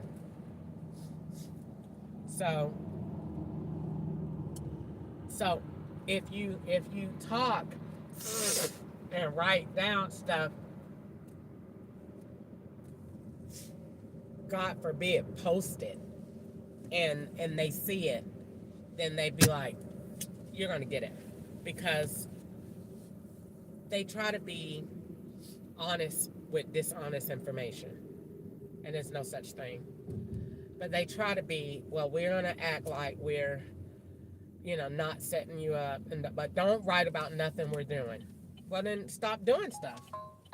And then I won't write about nothing that you're doing. If you don't do nothing, if you don't change my phone, I won't write that you changed it. And that's the way I not write. Don't give me stuff to write. But if you changing and swapping that phone and God told me that you are, I'm going to write it, because I'm writing it for a bigger purpose than you swapping the phone. I am the solution to IT. They need to be, you would think that we would not be tickling her ear bones. But they are, because at the end of the day, they don't want a black person with that kind of information. Period. That's just the truth, guys. That's the truth. I don't care who you are. That's the truth. They don't. When Tiger Woods won golf, you think that white man had a cow. IT, and that's the future, and she's black. I told you. The way we win with that is just put me with the FBI, and that way you still feel like you have it all. That's where I want to be anyway. I want my life to be exactly the way that it is, just no restraints. But I want them to be with me every day. The same way, is that the way that it is? I wouldn't know how to live if I didn't have them. Because I done been in my life and on my phone for the last 21 years of my life. I would not honestly know how to act if they said, all right, Crystal, we're done and we're not going to be with you anymore. I would say, no, come back. I can't do this by myself. Come on. I would totally cry. I would cry if the investigation closed and I got my life back and I didn't see them anymore. I would cry. I would. I'm about to cry just thinking about it. I would, because I've been a slave for so long. I wouldn't. It's not natural to develop a love for your abuser, but it happens. And so I wouldn't want to be without them. Because I think some of them are good, and the ones that are really good, I really like them for real. Like, I really do, because I think that what they can do is so great. Like, they are really great, but they just have really bad ways, and that are just horrible and really bad, like tickling the back of my ears. But I like them. I do. And so I want to, once this is over, I want to still be with them, because I feel like we have a lot of work to do, and we can really, really, really, really, really change the world with God's help. With God, with God, every single thing in this world is possible with God. With God, is nothing we can't do. And with them and God, it's just like, wow, we can make everybody equal. We can not have, doctors like Dr. Coon Snatcher, and he's tickling people's ears. We can just really have a good world. And God said that we would have years of peace. And they talking about that was when Obama was in there. Shut up. That is not it. That is not peace. That's man's made peace. God said that he would give us peace that passes all understanding. And he said that, and only he can do that. And the man cannot do that. Stop putting a man next to God.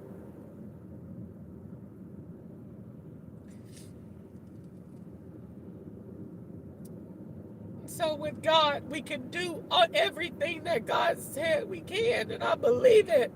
And I'm not going to not say that. I don't care how much somebody threatened to do whatever. If God said it, I believe it, and that settles it. I believe what God said. God said there would not be AIDS and cancer and Alzheimer's and kidney disease and dialysis. God said it. Whether it's a man-made cure or what, God said that it's not going to be here. And I have to say what he said and the solutions that he has given. He is concerned about people. He is concerned about me. And if you think that he's not, you're crazy.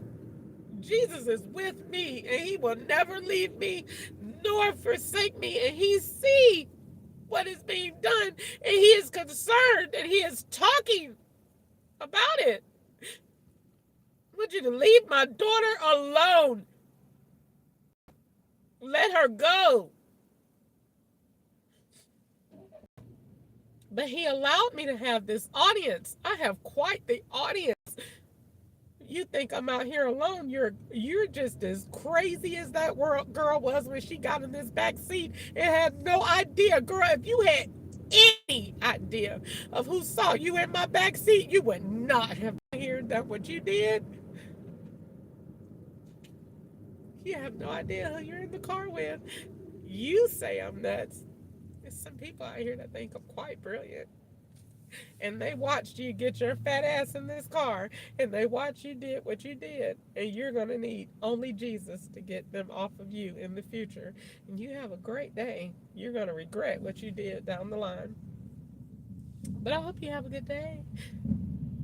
You'll be in court soon for what you did. Because that device, if she think nobody was on it, you're crazy. Everybody that come around me, it's a whole fortress on it. That's why the phone be going so slow and draining so fast. That phone was at 100% yesterday, and it drained so fast. Why? Because so many people are on it, watching that IP address and watching it roll around in this car and on the road, and who else is using it and swapping out assets. That's why I got so many IP addresses. Who do you think they're going to? I don't say nothing. I'll just sit here and be dumb and retarded. If you think I don't know what's going on, you're crazy. So the future is changing, and that people are crazy. I told the FBI a long time ago, I drew it in my notebook in January of 2025. If you think that you're going to be still getting power from that, you're crazy. Your power, it comes from above. I drew it out years ago in California. Years ago in California, I drew it out, and it was lines all through the sky. And I said, what is that you're showing me, Lord? It's power, it's measurements, it's energy that connects. You're not getting power from that anymore. That is turning into a small cartridge. And that cartridge is going in your car and going in your house and going in wherever. And it's the ultimate solution to sustainability where you don't need it. Your job is to connect directly to the robot and not to external variables. Thank you. You're welcome. A black girl did that. The Lord did that. Because the law was bothering me. And so he know what is appealing to them. What do they want to know? I know what they want to talk about. And that's why I got Granddaddy. Because Granddaddy cares about all of this stuff that I'm talking about. And he says, just keep talking green. Well, I'm telling you, what God said, that this world is changing. And them people want that Starbucks museum, and Starbucks is sitting on that idea, and these people are raving about it. Whenever I bring it up, the white people go nuts about it. Yes, we love it. Love it. They love that Starbucks museum idea. They love it. And another thing, I was building Tennessee, because Tennessee have all of these people down there, and they don't have anything to do but get drunk. You got to give them something more than getting drunk and lights at the Opry. And the Opry needs to advance and build a lot more, and take that luxury and attach it over to a bigger cause, a bigger area. And I was going to build them out too.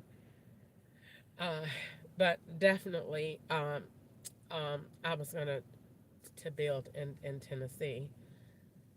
But everywhere I go, God gives me ideas that shape their environment, and their environment is transportation, and it is resources that connect the wealth there to a charitable cause, and I think that cause is going to be um, uh, education, and it's going to be um, the Cancer Institute, and definitely they'll get an advancement in transportation, because they need it. They need it, and so because it's too much congestion on the road, and so that transportation system is a multi-purpose project that builds in the community and gives back. So not only are you um, addressing a concern in the environment, but you're bringing money in, and that's the whole thing of the this purpose, is that God takes one and then He builds something else. So we're building purpose in the environment. So we're building better roads and construction, and then we're bringing money into the state, and then we definitely want to build housing, because you have some very powerful, wealthy um, people in Nashville. And so, understanding what that looks like, what is the future of Nashville? What does it look like? What can we do to further the existence of it, to bring uh, jobs, to bring wealth, and to bring that to the community. My favorite words is foster growth and development, and so that's what we're doing when it comes down to Tennessee. So and definitely a ski resort. They can benefit, because it gets cold enough, and if they can have a hockey ring, where was I? And they had that. I pulled by somewhere, and it was a not a hockey ring, a skating ring. They could definitely have the ski resort, and that will be very fun, and to create the snow globes that people can live in, and so that will stay the night in at the resort, and that can be very nice, and different and unique, and I can see the models in my mind as I'm talking about it. So um, we're building to suit. Um, it's 9. It's 11 on my thing, and I just seen two birds. I'm sure that was the law, but if it wasn't, that is so weird. Then that was God, but I'm quite sure that was the law. But it's because it's 11 on here, and I just seen two birds flying together. So that is like the most amazing thing. So I'm quite sure that was the law. But but the understanding that, and building, and to the building to draw over, that's the entire care plan for the entire 50 states. So really, the law had the intent of building me in every state, and really that is what I guess what God's idea was for me to do, was to travel to different states and speak what it is that He said. So far, um, I've started building in Detroit. I've done Augusta. I've done Atlanta.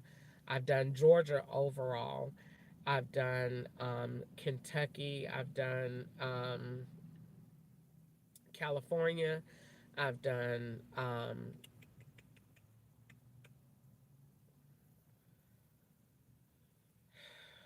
I think that is it. Um, and I've done what God has put in my heart to basically every state, whatever the issues are, God will fix those issues under Operation Heal the Land, and fix those issues and take those issues, turn the environment green, bring resources to the community so that people see God. You know, when He said that He will heal our land, that wasn't just a while ago, that's now. He said, when my people who are called by my name shall be humble. America needs to be humble before the Lord. Humble yourselves. The law says that I need to be humble to them, and the law that God said that you need to be humble to Him. So we both have the same issues. You know, they say you need to be humble, and God said to tell them they need to be humble too, because they think that they're God because of all of what they could do. And that's why God is saying, I'm going to get ahead of this, because they think that they are God and that they don't need me because they have AI and because they have this. They're not asking me anymore. This is my world. He created it. The earth is the Lord's and the fullness thereof. So tell them that I'm talking, because I want to show them how to put stuff together and to build what I want them to have, because I know how to give the best treats. Shall I know? He said, do I not know how to give the desires of their heart? Do I not know how to please them? He said, these rich people are bored. They're bored because everything they did, they made it. So they don't have nothing to look up to. They can't friend up because their friends got the same things that they got. So they're bored. They are bored because they don't well, we already built this, and we already know about that, and we already know about this. So they're bored. So getting the intel from the Lord gives them, oh wow, really? The Lord said we could do this. Really? The Lord said it. How? Now they're interested. Now they want to know. So you get on your board and you teach them what I said. And you make a way, you get on your board and you write down what I say and you connect. This is all about connecting and linking. Connecting the resources that He's given us to the sources that we need to build what He said we could build, which the first thing is power. Power. And he came up with that because they kept saying how much power they had. And He said, I'm going to show them who got power. I got power time too. I got power to talk to them about what they doing to you. And I got power. And I said that. The Lord said that that we're going to have new power. And that they need to start getting ready to build with it. Because that's what the Lord said. He said He's going to send His power. And that's what it is. And I drew it in 2022 in California in Walmart's parking lot. And so all of these companies that are big Fortune 500 shakers and movers in the world, like Walmart and Target and Lowe's and Home Depot and all that, God wants to talk to you. God wants to talk to you because you're shaping our world, and God wants to wow you, like Walmart over there. God said He can take all of your theft away, every last bit of it, because it's not His will that it happens anyway. It's not. So he says, but if I build for you and I do everything that you want and I fix all of your problems, would you do this and take care of my people? Would you attach that to a cause? Because take all the money that you would have been putting in loss prevention, and I want you to put a fraction of it, and I want you to take your employees and I want you to educate them and I want you to build them. Go ahead and start grooming them for where they're going to be in the future. Some are going to move, and some are going to stay, but I need you to start preparing them. Same with Amazon, because Amazon is going to connect you. You're seeing these trucks. That's not happening. Each one of those trucks costs hundreds and thousands of dollars, and it costs gas. Even the ones that are electric, we're moving past that in sustainability. How can I keep all of my money? That's what the man wants to say. How do I keep most of my money and still have everything I have and build wealth for my company? Only God can do that for you. A human mind cannot do that. So he says, well, first of all, you're going to take your trucks and turn those into robots, and you're going to keep the jobs by giving them remotes to those trucks. And you're going to take those trucks and link those to external variables that move back and forth at lightning breaking speeds. So we're not anymore waiting and oh, this, that. You can literally watch your Amazon truck bring your package to your door on your phone. And you have different levels of Amazon delivery. You paying, because I said when I was there in 2021, oh, this is, he said now. God said now when I went there. Why did I say now? Because he was saying that they got the ability, the energy coming from there is to give you anything that you want, needs, or wants now. That's what it stands for. Amazon Now. NOW. Need it, whether you need it or you want it. I give to you right now. You can get that lawnmower just like you could get that lawnmower in on Uber Eats. I mean, get that Blaze Pizza on Uber Eats. You can get that lawnmower with Amazon Now. They got it. Rolling out jobs to take that truck over there to him, getting those jobs while they're doing that, getting people ready to communicate with the robot. The robot is coming out. That robot is taking the packages from the transmitter, the system that is just moving packages around, taking it to the location where it's going, dropping it off. So it's all about safety and security. LifeLock. LifeLock is securing people's identity, social security number. I'd like to talk to him and say, in order to really secure the identity of a person, you have to secure the whole person.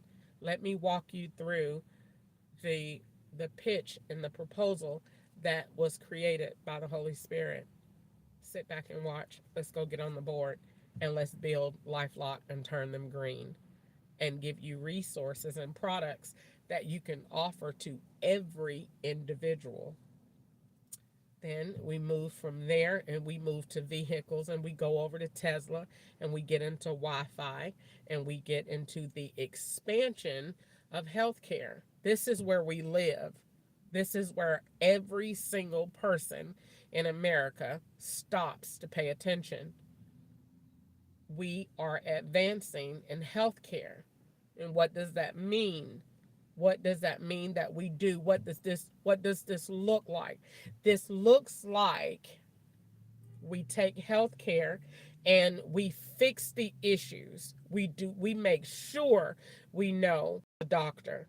Number one, we make sure the doctor's educational history and his credibility is conveyed to the patient. You have a right to know where he came from, what his credentials are, how long he's been practicing. You have a right to know. So this information is a public profile that's available to you when you, through your You have a right to ask questions to AI about your medical chart, to receive information based on your results, to give you resources based on your personal beliefs. If you want a holistic approach, if you want a this approach, then this is giving you that information right at your fingertips. This is moving the ER. You should not be going in there telling somebody, so I'm here to get this done. We're not doing that. You're talking out loud. So you're violating your own HIPAA records when you go in there talking out loud, telling everybody, and these people right now, if you ain't got no insurance, they don't even care what they say. What are you here for? Your balls hurt? No, that is not what we're supposed to be doing. You're supposed to take the person and talk to them, and they're supposed to talk to a computer in a private room, registering on their phone in their car. That's what this looks like. I'm here. Would you like to register at St. Ham's ER? Yes. What would you like to be seen for today? The wait time is. And you go in and it tells you to go exactly where you're going. You already registered. So look at the advancement of that. I bypassed the whole front counter. I'm going in and getting the robot is taking my results. Put this under your tongue. Put your cuff in here. I have read your vitals. Proceed to room 2 and wait. Go to room 2. Sit down in the chair. If you're all right, you need to go test it, that chair gonna crank up and move. You are about to go get a lab. And it's going to move. So nobody's having come to escort you anymore. Sit down, put the seatbelt on, and it's going to take you where you're going. You have a screen that's attached to it. I drew that out years ago in California because California is just that advanced. So depending on where we are, everybody can advance alike. California got the money up there to advance like that. So God created a system like that communicates with their amount of wealth. So every state don't have the same thing. So that system go there because they got the money for it. And they got the people, and that machine will pay for itself. That the devices that they have going in there. This is why you'll move around to this, go get this done, and you'll move over here to go get this done. And the Cancer Research Center is not everywhere either. Bowling Green can have one, and it'll connect to the bigger center down in Tennessee. Then you'll have one in California. You have one in New York. You're putting one in every major point of the world because this draws traffic. There's a lot of people out here with money, but you got to understand, like I said before, you got to understand how to play the Monopoly game. You don't want other people from other countries coming over here buying up our boardwalk. No. That's ours over here. This is money all the time. So you don't need them coming over here buying all over New York. Get out of there.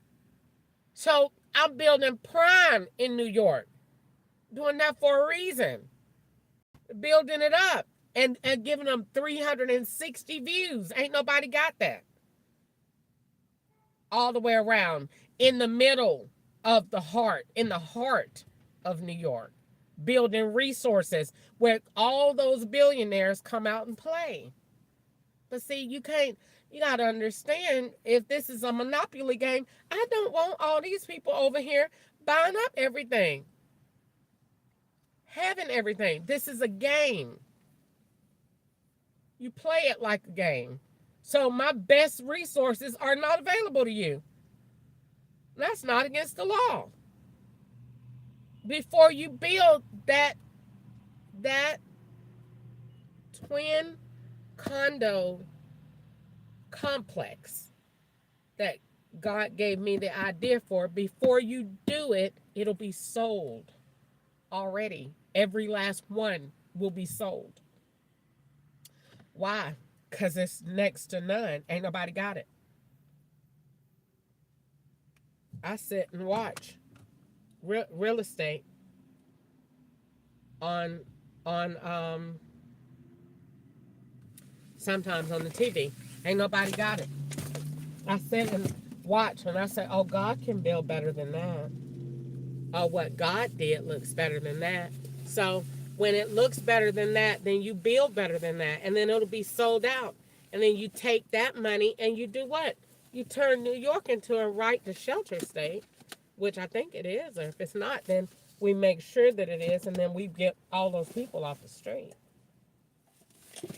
Because everybody say how mean they are up there. That means they need more love. They need to see Jesus. Oh, Lord. I don't know where my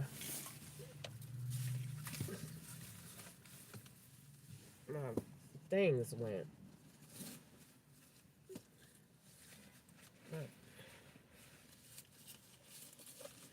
My freaking...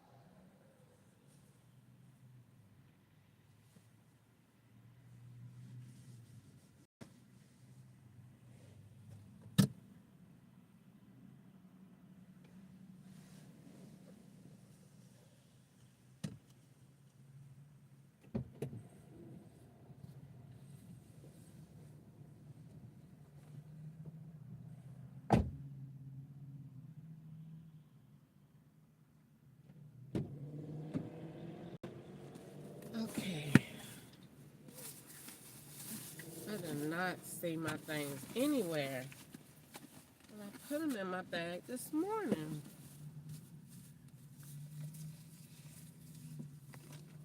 There they are.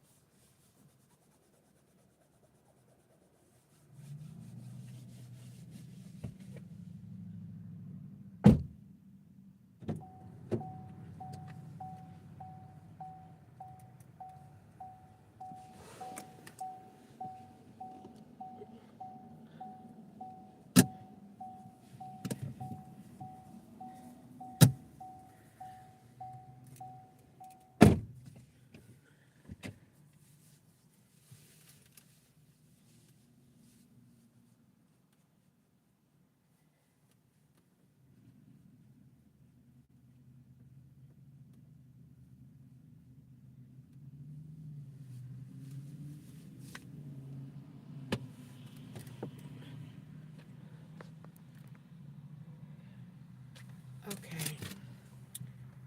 So this is my pee and what it looks like after eating at McDonald's. And that is definitely poison.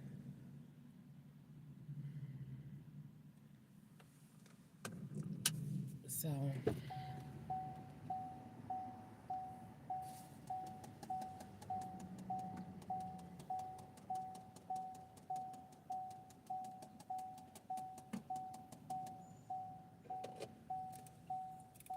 I pee in a cup to see what my urine looks like and to smell it after I eat certain food to see what it smell like, and that my pee smell like a mechanic. Good night. It smell like a mechanic.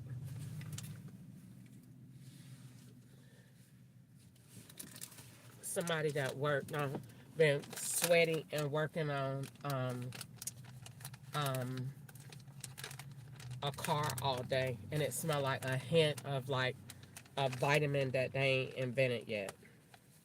It smell like the GNC store. That's what it smell like, and sweat. And it smell like a man, like a sweaty, funky man, and it smell like vitamins. And I just ate McDonald's, and I ate it live.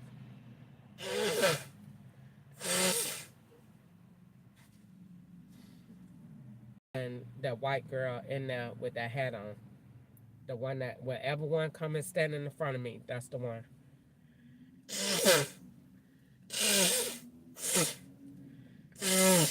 And that's that same profile from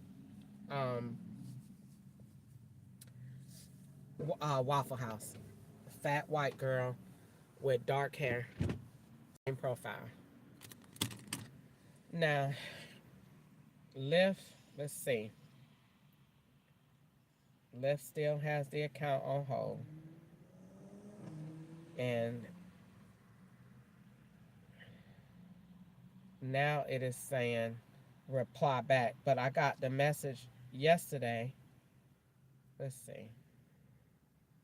Go on Lyft. And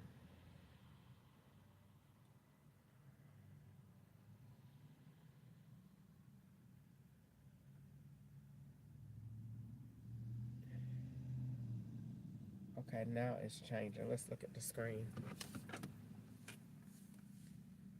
together. Okay, so this is Lyft. That's my name. That's how many rides I've done. Your account has been deactivated. We sent you an email with more details. Okay. So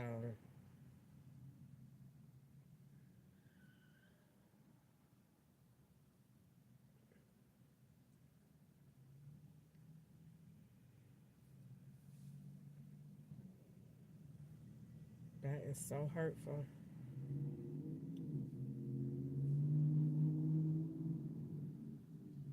So let's see. 5-star rating. And let's see. Support and resources. And that's the name in the email. But when you go to the email, it says you can't get any, you got to clean up space. So let's see. Let's do this. I am going to, let me see, I can't call Gwanda while I'm doing this.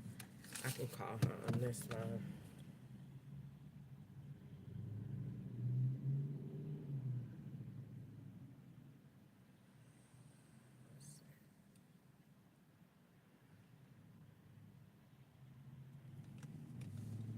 Your call has been forwarded to voicemail.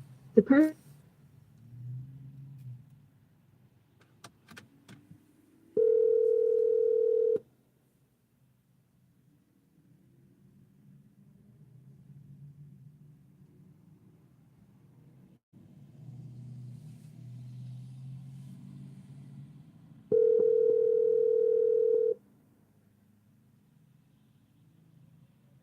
Please leave your message for 7063514.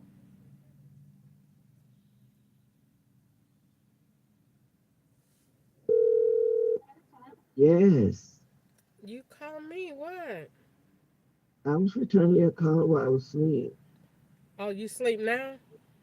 No, I'm not finna go. Finna turn my phone on. Do not disturb. Okay, go ahead. All right. Bye. Let's see.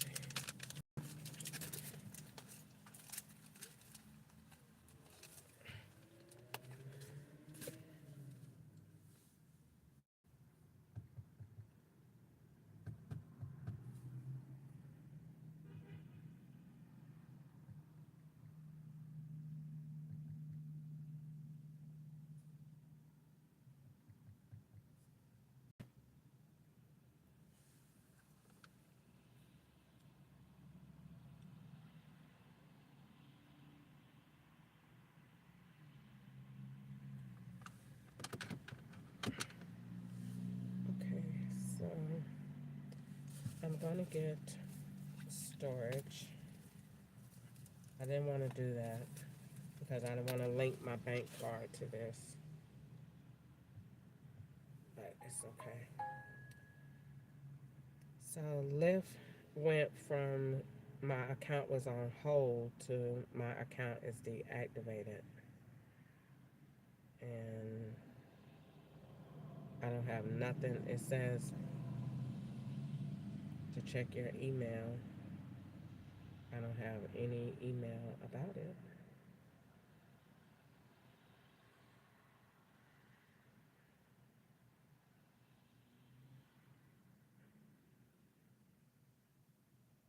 Not one email.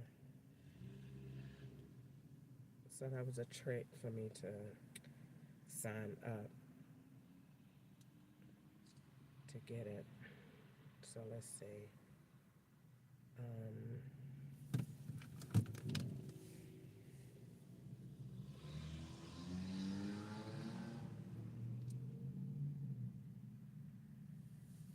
all right, so let's do this.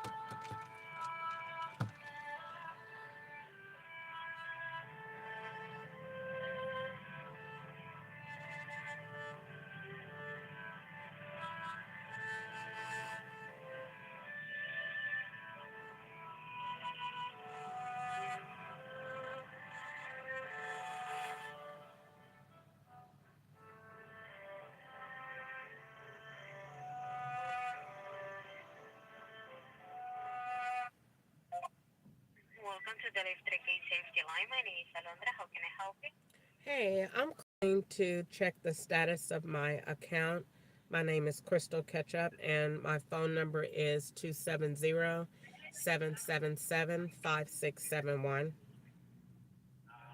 Thank you so much, Crystal, for confirming those details. So, can you please wait on the line? I want to verify about your account, please. Sure. Okay, thank you.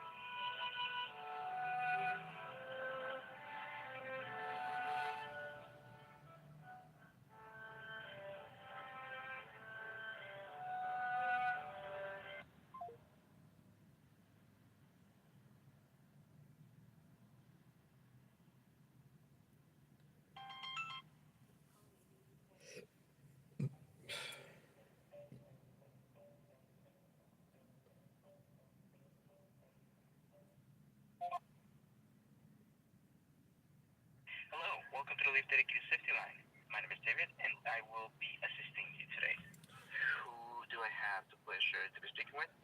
Crystal Ketchup. My phone number is 270-777-5671. Okay, thank you. What about your email?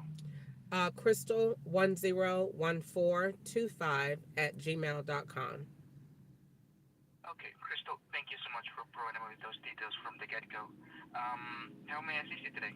My account was put on hold last night, and then it was reinstated last night after I talked to someone from the safety department. And then this morning I woke up and it was put on hold again. And I wanted to know, is it on hold or deactivated, and what is the reason? I didn't receive any information. Okay, I understand. Um, Taking a closer look into your account, yes, I was able to see that you have a temporary hold in your account. It is actually currently, one second, I'm looking into the report. Yes, so it appears that it was alleged that you showed up to a passenger's workplace and you wanted to talk to their manager and displayed like threatening behavior. Sir, I made a police report. The person, um, I believe, damaged the inside of my vehicle. I had every right, because they rode under a different name. I had every right to verify that that person was in fact an employee of that job. I recorded myself going there. I never saw the person, and there was absolutely no threatening behavior of any kind. And that is not your business. I went after hours, not on your clock. And that had something to do with my vehicle, because if she damaged anything in my car when she slammed the door and behaved the way that she did, I had every right to make a police report, and I had every right to verify if that person was in fact an employee of that location. I picked her up outside. So because it is a man's name and it was a female, I went to verify that the person actually worked there. Okay, I understand. I understand that you went on your own time outside of working hours for Lyft. Uh, but I was looking into this further, and it appears this case is currently being looked at, investigated by one of our specialized agents. This is another completely different department than our own, and they will most likely be the best point of contact moving forward. They sent you an email today about 4:58 a.m. I talked to someone last night about this, and the man told me I recorded it on my dash cam. It's not right that y'all didn't ask to see any dash cam footage about this person, any dash cam. You didn't ask to see any evidence I have. I don't have one complaint on my record, not at all. I feel as though you're not looking at the fact that this person is on drugs, that this person had odd, suspicious behavior. The person, I never had a long route like that at all. So if you go back and look at my record of driving for you, I've never taken a ride that long. So to be led out there in the woods, there was nobody else out there but me and that person. And there was a truck on the road that was tailgating me with the bright lights on the almost the entire time when I turned off to this rural area. So I don't know what the rider intent was, but it just looks like you're taking this person's side versus trying to really investigate the matter by saying we'll send you information. But I've already contacted the police department. I contacted you last night, your agency, and the manager told me that I did everything right, that if I did not feel safe, that was my right. You can't make me ride somebody in my car. And if she hacked my car, the Wi-Fi, everything, when she slammed my door, everything in my car that was on Wi-Fi, my connections, my phone, everything went off. I don't know whether she slammed it so hard, she damaged a wire, whatever she done. But at that point, I went to the police department. I had every right to investigate to see who this person was that got in my car. And I recorded it and recorded myself asking that specific question. I didn't have any threats. The lady more than welcomed me to come back this morning at 7 a.m. But once I talked to the manager last night at Lyft, and he said your account is reactivated and everything was fine, I didn't pursue the matter anymore. I haven't talked to the rider. I don't know the rider. You can even hear on the recorder that I did last night, the writer was asking for my phone number. She said she wanted to text me. So for her to make these absurd remarks is not something that you would say about somebody that you were asking to talk to and asking for somebody to hang out with. I mean, once I had made it home. So that what you're saying, though you're saying what somebody said to you, there is two sides to every story, especially for someone's account that has not had any flags or any mentions whatsoever.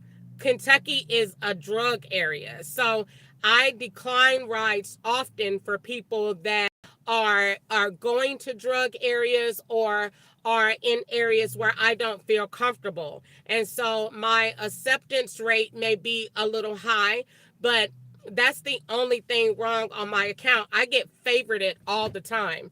So to take this one person's word with these bizarre claims that are unfounded is beyond me.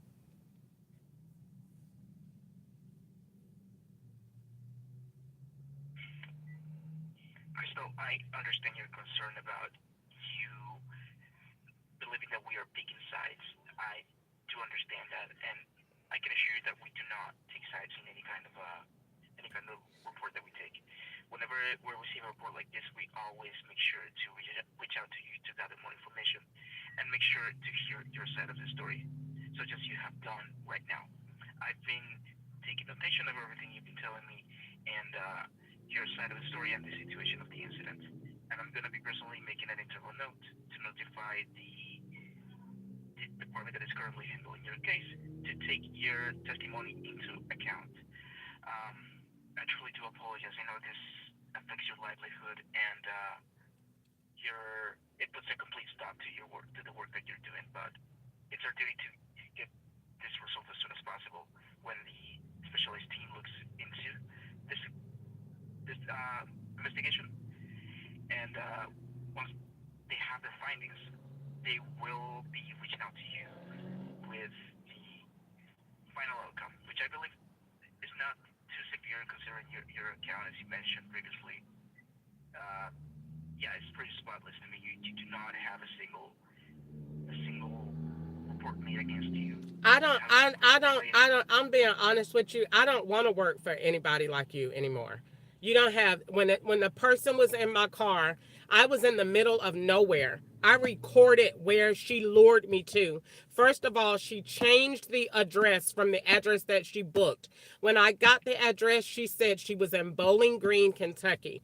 The address that she took me to was in Edmonton, Kentucky. It was in the middle of nowhere. I didn't have one way to contact you in that app, not one way. Whatever she did in my car, whatever happened in my car, caused my entire Wi-Fi and everything to go out. I had to go make a police report. You did not contact me to see if I was okay. You didn't contact me to say what happened with the person. You didn't contact me at all. So to have it get to this level of aggravation, I don't want to work for you anymore. I didn't even get an email that you swear you sent. You didn't send me anything. You've had more contact with this person that is a crackhead. If you saw the person that is making these accusations against me, you wouldn't even feel comfortable with yourself right now. This person is on crack. And you're taking the side of a liar. over me, and I worked out here trying to make money to pay my bills. I don't want to work for you anymore, because what will happen the next time someone called you? If it's that easy for you to put me on the platform without an investigation, I don't want to work for you anymore. I don't want the anxiety. I don't want the risk. And I might sue you for the distress of her being in my car and tearing up my car, and you hadn't paid me for the damage. You hadn't asked me to go get it checked out. You hadn't asked me, well, what did she do? You didn't say send me pictures. You didn't say anything, because you don't care about me. You care about her because she's white and I'm black. That's how it looks to me. Now you see we can develop scenarios, and that's not true, is it? You're going to say that's not true, but that's how it looks to me. Because she was in my car, and you hadn't once said, Miss Ketchup, has she damaged her vehicle? Have you went and got it checked? Did your Wi-Fi or did your lights come back on? Whatever happened that she did you get it checked? No, you didn't say anything because you didn't care. You cared about her. She's a crackhead, and she's white, sitting outside on the curb at 10 o'clock at night at a Waffle House, and she wants to take me to the woods. And you didn't find that suspicious? And I never had a ride like that before, ever, ever. And you take that when everything that I said to you is facts. She doesn't have one recorded statement where I threatened her, but you put me off the platform without any proof, any verification of it at all. None. And I got my dash cam. I had my phone, and I did nothing wrong. I didn't yell at her. I didn't mistreat her. I just simply told her, I don't feel comfortable pursuing this route. I don't. And you can't make me put somebody in my car and ride them on a road where I don't feel safe. They told me last night I did the right thing, and now you guys take my account access away. It's okay. We're not going to worry about it. I just called to see if you could send me the email back, because I need it, because I'm going to file documents in court tomorrow for what you did. I need the email, please, on why I was restricted and my account has been deactivated for malicious remarks that are untrue and unfounded. I would like to have that.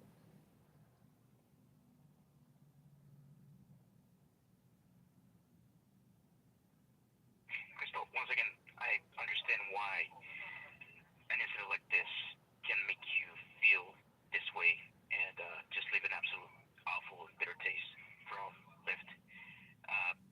I want to assure you that your feelings are valid. You are allowed to express your frustration.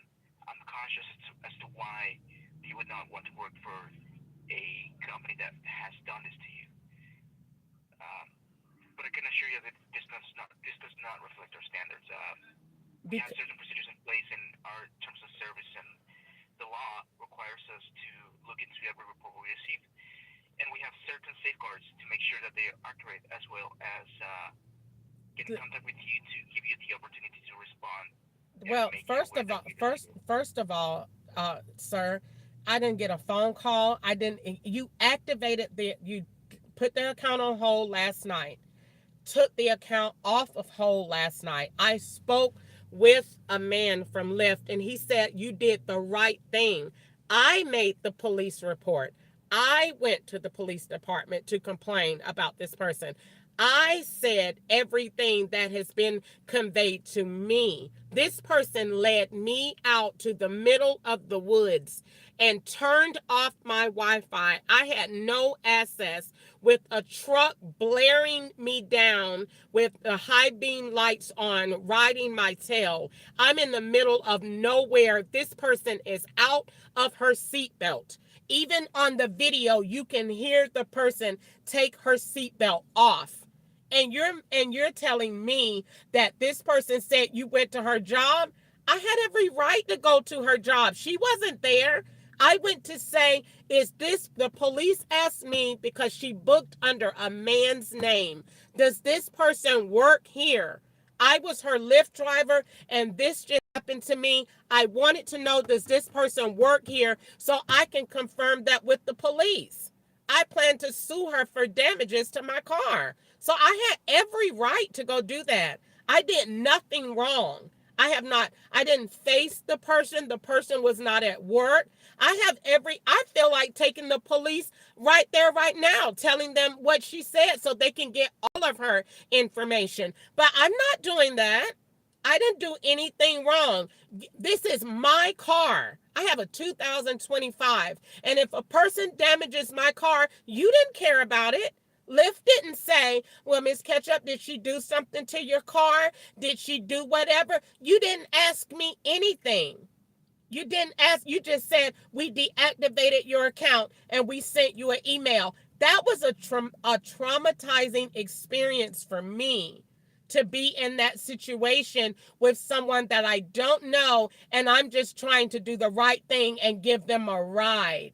And here it is. You never said, well, she never took a 20-mile ride before, because that doesn't happen in Bowling Green. It's less than likely. So the fact that it did is a person that had ill motives. She said on the recording, she was recording from the time that she got into the ride. So she intended to do something for whatever reason. Her motives were wrong. And then she even said, I'm going to make sure that you don't work. This ain't the job for you. So she was trying to have my job taken away from me. And the fact that somebody can just do that, I don't want to work for you. Your policies are not right. Your policies should be, we speak to our driver immediately to find out what happened. And if there is an assault or something of a qualifying nature, then we will do that. But to just suspend my account based on what somebody white said, I don't want to work for you, because the next person will get in here and say, she did this, she said I was ugly, and you're cutting down, you're closing my account. I don't want to work for you. I just want the email that you sent me, because I'm going to get me a lawyer tomorrow, or I'm going to handle it myself. But I don't want to work for you. And I'm going to sue her for every day that you didn't allow me to sign on. Every day, because what she said was malicious and it was a lie. And you did not care about me at all. I did not feel like I had a company that was supporting me in a way that I felt that I was doing what was right, that was safe. I can't take you any further, but I'll take you back to where you were going, or I'll make sure that you're okay. But I can't continue this route at this point. I can't. And I felt that that was the right thing to do and that I was professional. But the fact that we didn't get into all that, I'm not going to argue about it today. I just called because it consistently says you sent me an email and I did not receive it. So can you resend it to me, please?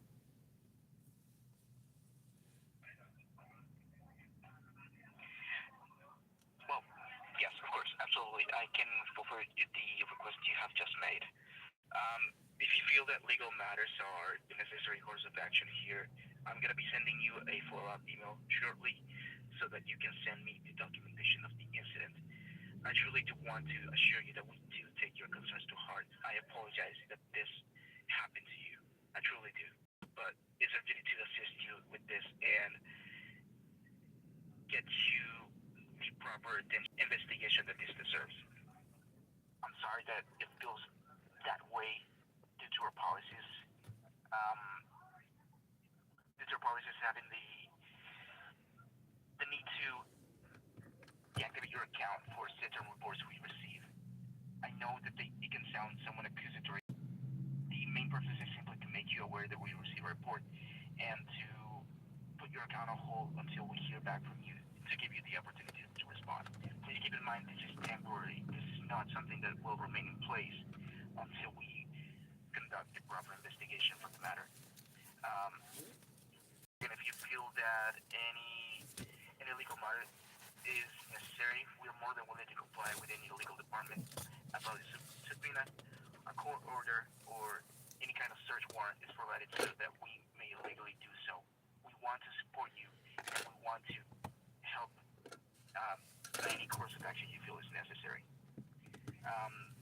I would advise you though, you decide to retain legal representation, we would advise you to send a letter of representation from the representing counsel at the earliest of your convenience. So, our communication will then go through your attorney or your lawyer that you may be acquiring. Crystal, once again, I truly do apologize. I cannot find the words to express my. Yeah, I apologize too because I was trying to just do a job. I don't have any. Everybody that get in this car, they love me.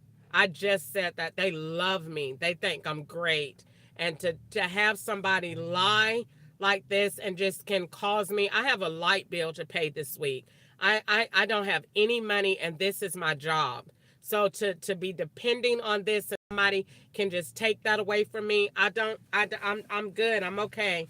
But I'm going to follow the necessary channels because I need to figure out who this person was. And so I am going to see how to send some type of subpoena or whatever to get this information because I believe the person was using a fraudulent account. The name on the account was a man, and that was not a man that I picked up. It was a fat white lady that was on drugs, that was sitting outside on the curb. I don't even, like I said, I don't even know if she worked for Waffle House or not. But Once again, yes. But okay, if you could just send that over, that'll be great. And because I haven't gotten anything, and I need the email stating why my account is on hold or deactivated, that would be terrific. Absolutely. After this call ends, I would like to ask of you to keep an eye out to your email. I know you said you didn't receive the previous one, so I'm gonna try to delete it once again. Okay. Verify that your email is not your email inbox is not full, and that you also check the spam folders or all mail folders. Okay. So yes, absolutely, Crystal. Thank you so much for calling today and making your concerns aware. Please know that everything has been recorded and documented so that it will be taken into account for. All right. Thank you so much. You have a great day and Happy New Year. You too. I would like to ask, besides this, is there any other question or concern I may be able to answer? No, can y'all pay my light bill for me? No, everything has been great. Thank you so much. I appreciate it. All right. Well, thank you for contacting the safety team. This has been David, and I wish you a safe day. All right. Bye-bye. Take care. Bye-bye. Sure. Pay that no attention. I know good and well that was the law. That's why they put the number up there, 15611. That's 12. That's the law.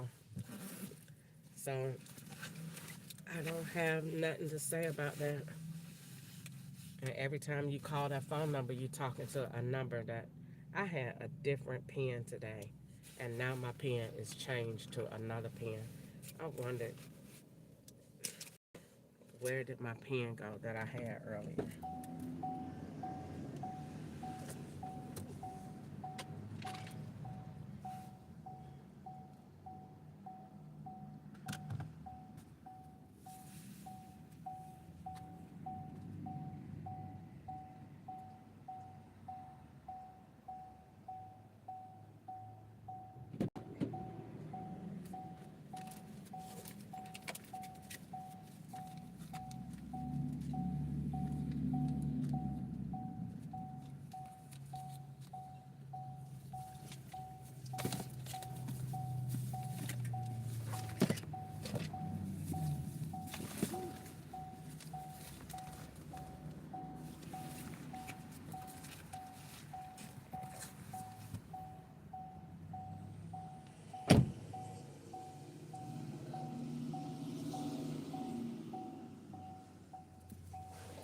That phone. Okay, so this is the link to that. I'm looking for that other pen I just had, cause it ain't this.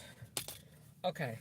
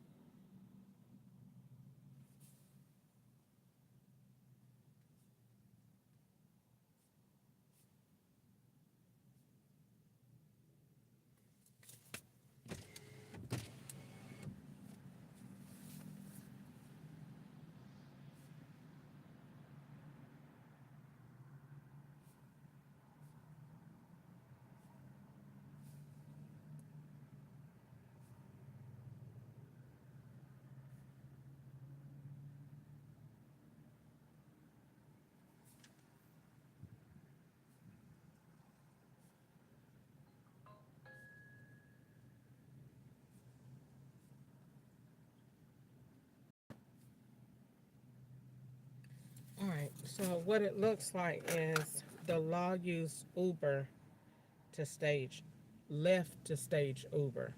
So the events that's going on, like with the lady in Atlanta, the old lady, Lyft sent the thing for rules to go over that.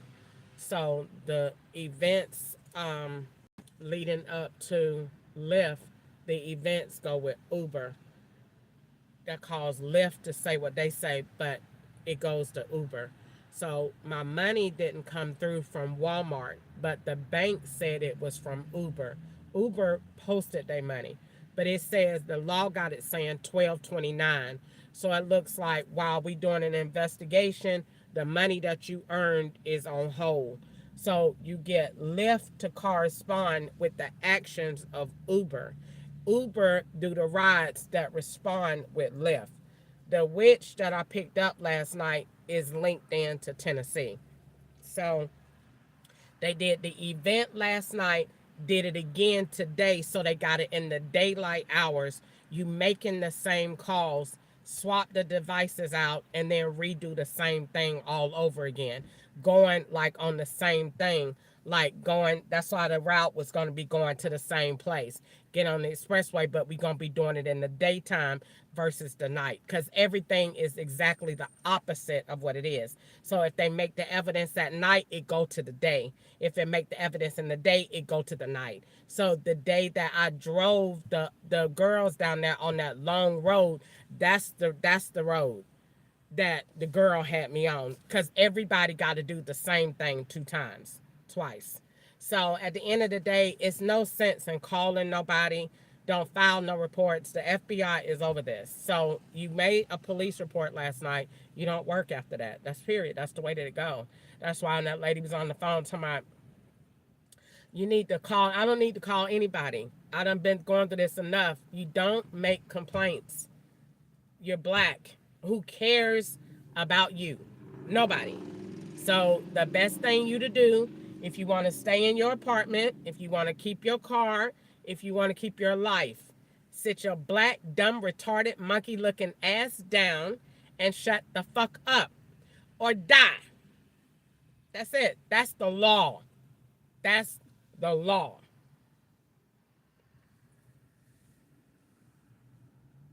And they put their number up there. You see that? That 156? That's 12. Everybody in the United States know what is, how to get that on there. 12. I want that to be on my video. And then what happened in that? I was lured to the woods. Where was you the other night? The very other night this week on Uber Eats. Where was you? The woods. Why do they keep doing that? Because that's what they do. They do. I knew the bitch was evil when she got in the car. I just was concerned about the greater evil, my life. Once God told me my life wasn't at risk, I ain't care about nothing else she came to do. Bitch, you already fucked when you booked the ride with me, ho. You was caught. Cause your phone already know what you came in here to do. You came in here to swap out. That's why the law had you fat. They call me a fat monkey. So everybody that's fat moving around here, the law say that's me. The man that I took to the other Waffle House was fat. She was fat. The girl at Waffle House behind her was fat. That's why she said she threatened me because the other girl swapped out as her. That was probably her that they brought back to Waffle House, now go in there and put the glasses on. Because I said last night on the thing, the girl looked just like you. The girl looked just like you. Because they play games like that. So she rolled back, put the glasses on, go in there and stand up. When I come in there and say something, she said, oh, she threatened me. How did I threaten you? You told on yourself. You wasn't there. So how did I threaten you? You wasn't there. Or was you? So then the girl up here at McDonald's, fat and white, that I just said, standing in the front of me. Same thing. So every one of these places send you to the woods because the law is over every last one of them. That's the punishment that you get. That's why I'm gonna turn on Uber Eats right now. Cause you turn it on, you going to the woods. You wanna go to Alberton? That's the first thing the white man say on Instacart. As soon as I turn on Instacart and I be done talk trash like I do today, the very first thing they gonna put on Instacart, Alberton, Kentucky. You already know what that meant. You wanna go to Alberton? They know what it means. They know exactly what it is and what it means. They know because they do it. This is what they do. They fuck you up when you talk about them. And they poison your food and they do shit to fuck you up. Period. So last night they already knew Crystal done caught us. And I said it. I didn't mean to say it. It just flew out. Oh, that's the same house I went. Oh. That's the Uber Eats girl to connect, the T-Mobile, the link, blah, blah, blah, blah, blah, blah. I didn't mean it. I wasn't trying to. I don't be trying to be like, I'm finna go off. Now I'm talking this me. Last night, it wasn't that. I'm traumatized from what they have done. So that shit just come out. You swapping. I didn't mean to say it. You just are. So it came out because you doing something you ain't got no business doing. And you in the car with me. They should put you in the fucking car with me. Because Crystal is not going to keep that to herself. The white man, I do. Because I knew they be describing and hiding themselves. So I be like, I'm going to be in describing and hiding myself too. I'm going to be quiet too. They be in that. But when they come in there, all this, that, and the other, it come out. Oh, I know you're not doing all that and you swapping. You're swapping.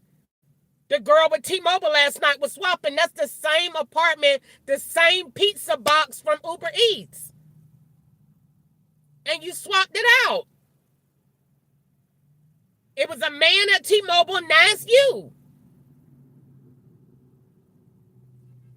So then we go from there to, okay, now that we done did that and found that out, okay, they already was mad.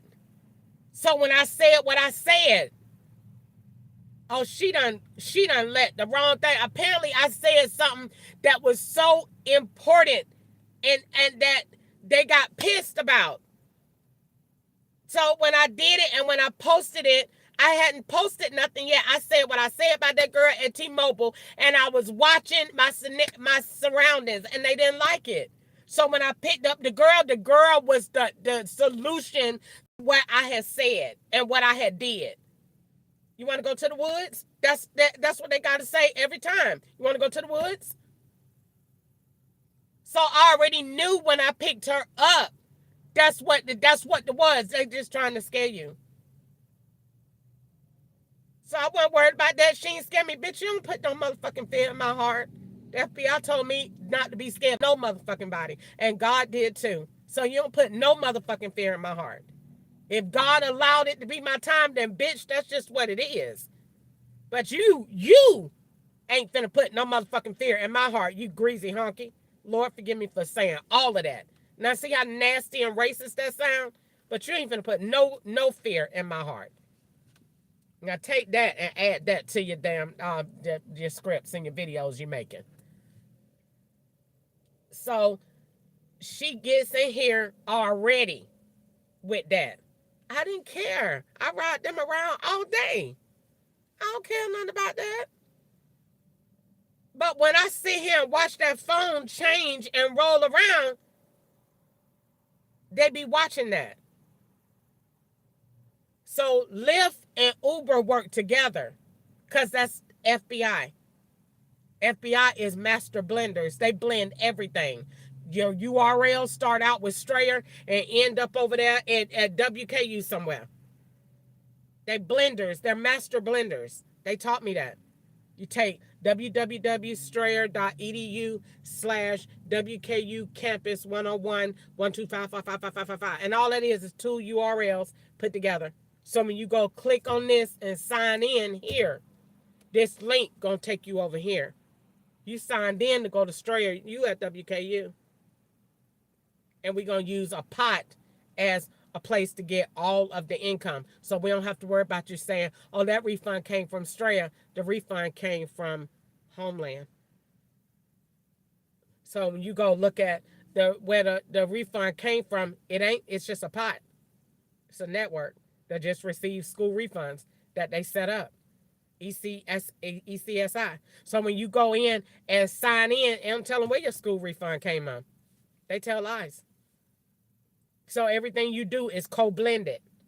So you do this ride, but we in Tennessee. We swap out. You did this ride, but we over here. You did a Lyft, this Uber Eats. You did Uber Eats, we DoorDash. You did DoorDash, we on the bus. You playing, they just do this all day.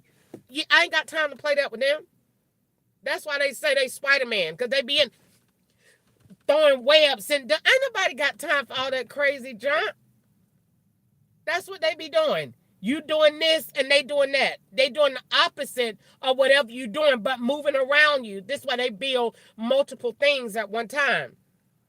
We put this dish in the back, but we doing this. We need this area because we building that. We got this zip code because this over here. We got these clothes because they go over here. This outfit. I ain't got time for that. And the more you know it, the more you get threatened. You get poisoned behind your ears.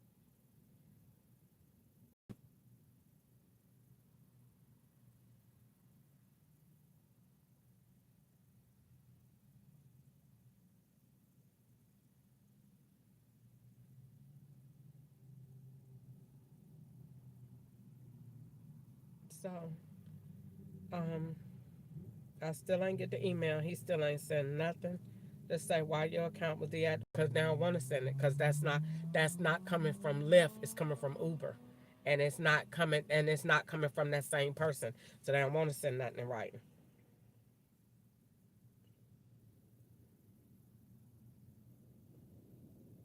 I don't want to. I don't want. I don't.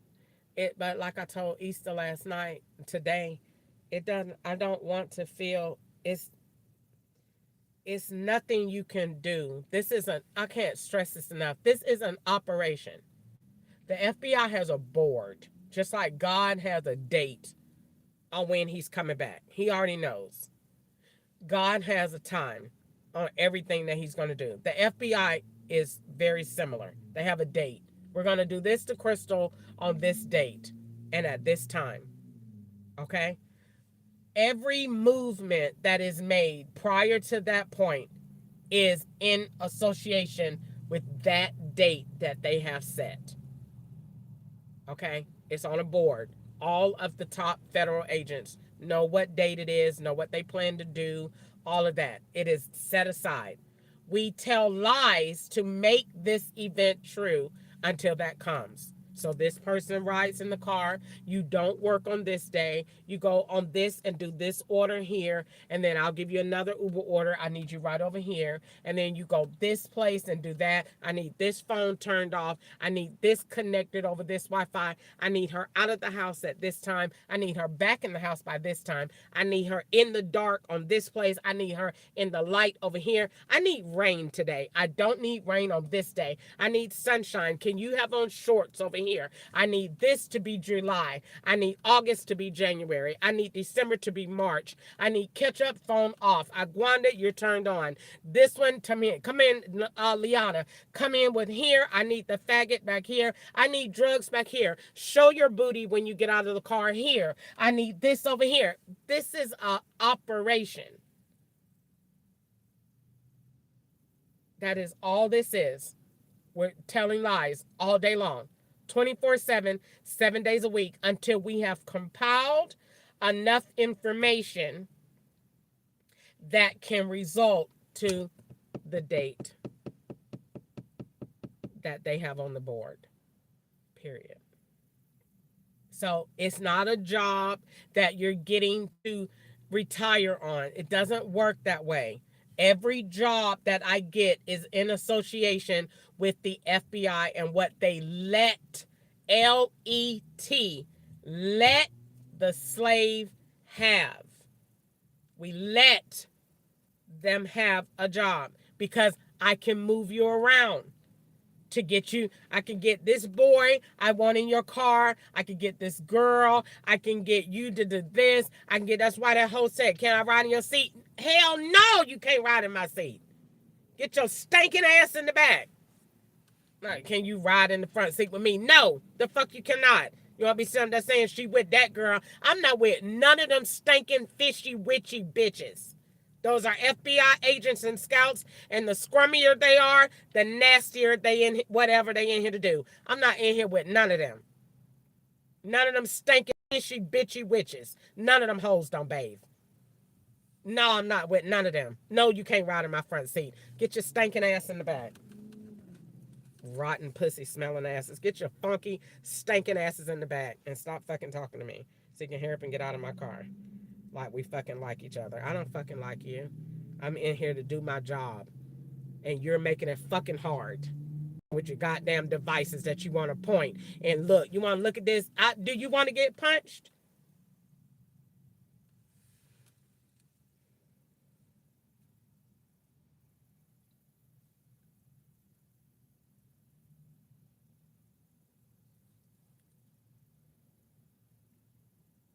So no. I don't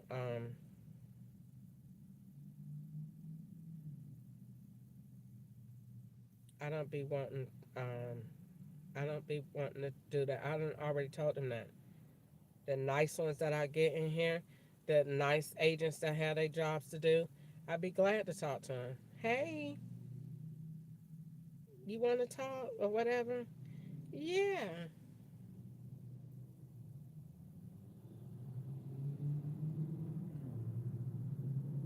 I don't mind talking to the nice ones. I talk to all of them, but I don't want to do all that swapping and look at my phone. Girl, leave me alone. That outdated, boring junk. Them feds already know I know what you're doing. You're retarded. When they stick that phone in your face, look at my children. Don't nobody want to see your ugly ass children, or you either sit in the back, please, and keep your seatbelt on. We're doing an operation. Leave me alone. Put your face on my device. All y'all got your faces on God's devices because he see everything that you're doing. So we all under the Lord.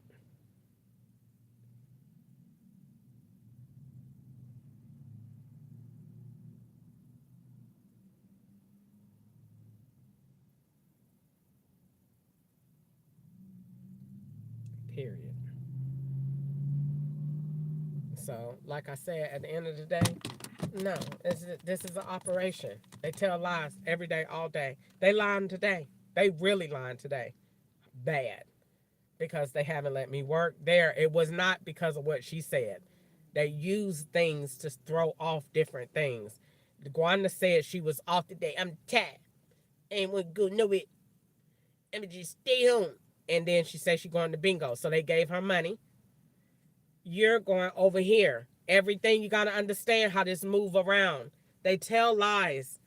And the people that are around you say the stuff that FBI says it on the phone on AI. That's why when you call Gwanda, that voicemail is not the you have reached. Not that is this is a text mail number. That's the FBI's version of that phone. So when you call that number and you get that, you talking to AI. So that person said, I'm going to the thing. That's where you went last night. So they in last night today. They're never in the same day. Ever. So they say, oh, well, you doing this day or whatever you doing, they're in another day. So when they're in another day, doing what they're doing, Gwanda said she was going to bingo tonight. They went to the Mick Gaming Hall last night. So that conversation go with your movements last night. They don't need to have you in. They got AI for that. So they don't ever have to have your picture in the Mint Gaming Hall. That's why we got AI. The person that comes and swaps and get in the car with you is the person that's going to go in, and AI is going to just whoop, just like the pictures that you take when you go and on what you call it on the app, and they say you could put face on this other person. That's what the law do every day, all day. Swoop. That's why they get the certain people that get in the car, fat, skinny, sick, all of that. They put them in different ways. So when you get in, all they do is swoop and swap them out. That man came in there and did that in so-called inspection. They had him coming there. I watched him. Just like a straight computer. They told him go in there and stand at different angles. He came in and posed. Shoot, took a picture. Go and turn around and stand this way. Shoot, took a picture. Okay, walk across. Shoot, took a picture. I was watching. That man they took by in the 10-15 minutes he was in that house. They took by 50 pictures with AI, every angle to make you into that person. And then the law's computer is so advanced. It just draws you into that other person seamlessly. And when you get done, they have it. So they don't need nothing. They don't need you to be in Dillard's. They just need your phone on the tower. They don't need you in there at all. We'll put a fat motherfucker in the back and swap him out. And once you talk into AI, it takes that voice and turn it into anybody's voice out here that you want. And you're talking to AI. That's why Easter can talk so good and sound like the president, because that's AI. It's AI. You're talking to them, the people, and that's why when they go in court and say you was talking to this person, you ain't talking to them. You was talking to AI.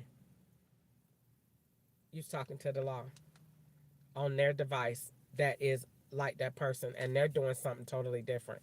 That's why Easter don't talk the same, because that's not Easter.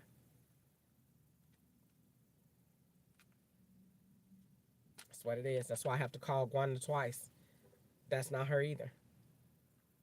So I ain't no telling where my family is thinking I'm at or whatever they thinking about me, because I'm not talking to them. I'm talking to the law. There are versions of them on the phone. And that's why Easter said, I think Sharon must be in jail. And then all of a sudden the law is threatening me with that. I think we all should go and have a sit down or come to Jesus. Because I ain't never seen that black people just going to jail with AI. So not only are they using AI to do things, they're using AI to put African Americans in jail with phones. And just like they took face off and took that man's face and put it on that other man's body and just went down the line and made everything fit. That's exactly what they be doing with technology. That's why they don't be worried about nothing. Go get in the car and hold the device. That's why the girl got in here and said, and I'm holding the device and I'm recording, because she was doing exactly what they told her to say. Get in there and act like this and read the script and say it. And that's why I never got upset with her, because they FBI people. And if you say anything to them or threaten them, you won't wake up the next day. So I don't say anything to them. I think they're retarded for what they're doing, and know that somebody know what they're doing. They're not even doing it, and somebody is not that smart to figure it out. She know exactly what we're doing. Crystal know exactly what we're doing and how we're doing it. And they don't see God in that. No, they don't. No, they don't. Or they wouldn't still do it. They don't. And where's the FBI in this? They don't have any white people to protect, so they're not involved. They're staging, but they don't have any white people, or white people are at risk. So they don't, I'm not going to be apologetic about saying that. This is America, and you have freedom of speech. And I said it, and I'm saying it again. The FBI does not investigate for black people, period. Lawyers say that. And they're white. and a black one said it, and 3 white ones said it. So it's true. And if I didn't want to put them white people under the bus for saying it and putting them on record, then I would. Because everybody knows she don't care nothing about saying nobody's name and something. But the FBI know I'm not a liar. They was there. They was there when I went because they made sure the attorneys told me exactly that. Oh, the FBI is not going to do that. Why won't they do that? It's on their website. They don't do that. They don't do that. So they don't do what they say online. No. No. And they want you to accept it. Accept that. Accept it. We're not changing. We don't investigate our own. That's number one. And we don't defend no black people. That's why everything that the FBI investigates when it's black, it's the worst.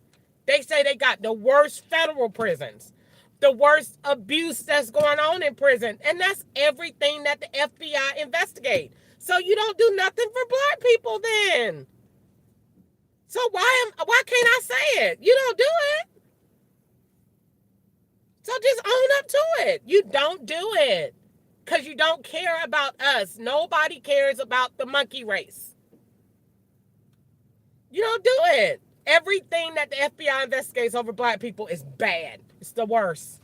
Prison, rights, civil rights. Don't talk about banking and finance. Mental health. Mental health treatment. Drugs. Prostitution. Welfare. Everything that they do is bad. Is bad. Is real bad. Real bad. They don't investigate for us. It's just sad so that everybody black will be quiet. And you just live in this imaginary world and think you're free and just move around and stay in your little pool and just stay in your little area and get your little factory jobs and go get your little chicken and your slursh and get ready for diabetes and your diapers and your wheelchairs and leave all of these white people alone. This is their world. That's it. They don't want you getting out of that. Don't, God forbid, don't get smart like me. Then you keep talking. They don't like it. Because then people listen to it and see the brilliance and the smartness in it. Wait a minute. We ain't free. No. Hell no, you're not free. People running all kind of scales all around our asses and we sitting here telling that we buy wings, turn up. What are you turning up for? Do you not know where this world is finna be in 5 years and all these black men in prison and that AI, when that shit take over, what the hell are they gonna do? That's why the Bible speaks of perilous times. That white man know that and he don't care. They're busy curing the white people. The white people trying to get the hell out of here. We're going to Mars. They're trying to get the hell out of here. And leave all these black monkeys down there by themselves. They know exactly what they're doing. And we're just sitting up here, looking dumb and retarded. You gonna buy a little house and newsflash, you buying all these houses and think that's making you this. The housing market is going to change.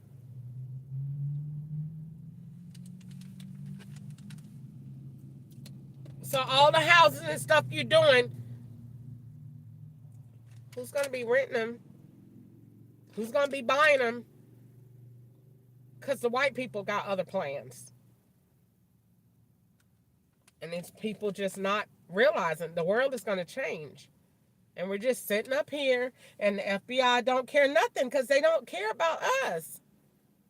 Look how many complaints I've made and they have changed every single thing I've said. They just listen to change.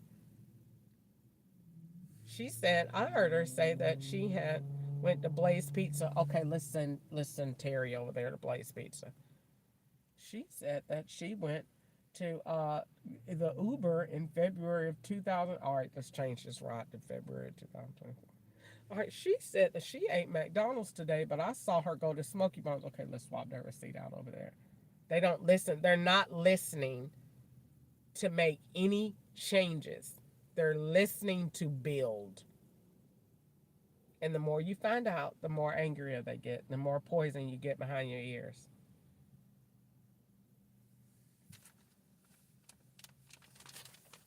You get poison. And somebody might say, why are you sitting outside in your car and you got an apartment?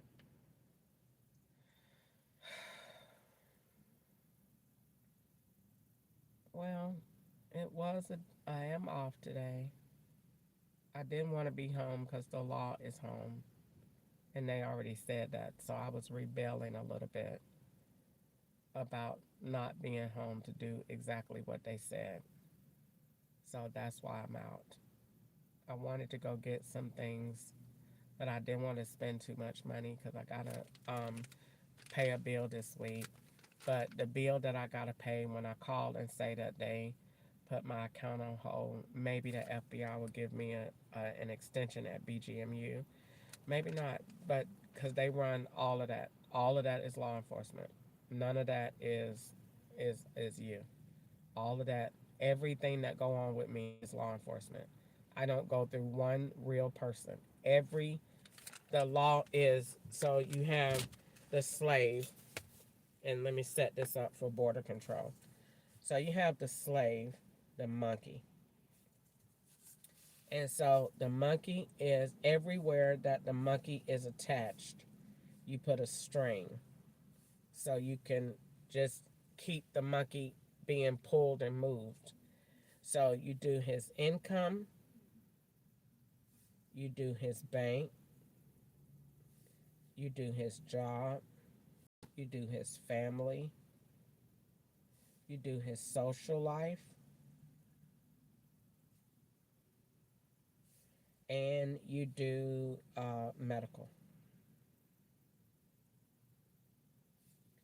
And you put agent at each point of everything that that slave got to do. So when you first put the person under bondage, you got to attack them on their phone. You take the phone and you install a system on it. All right. Now you got them under control. It's a download. So you download the system on their phone. You don't need their permission. They're monkeys. And you take the system and you install it on their phone. Once you install it on their phone, then you take that system and you connect all of their numbers, so addresses and contacts,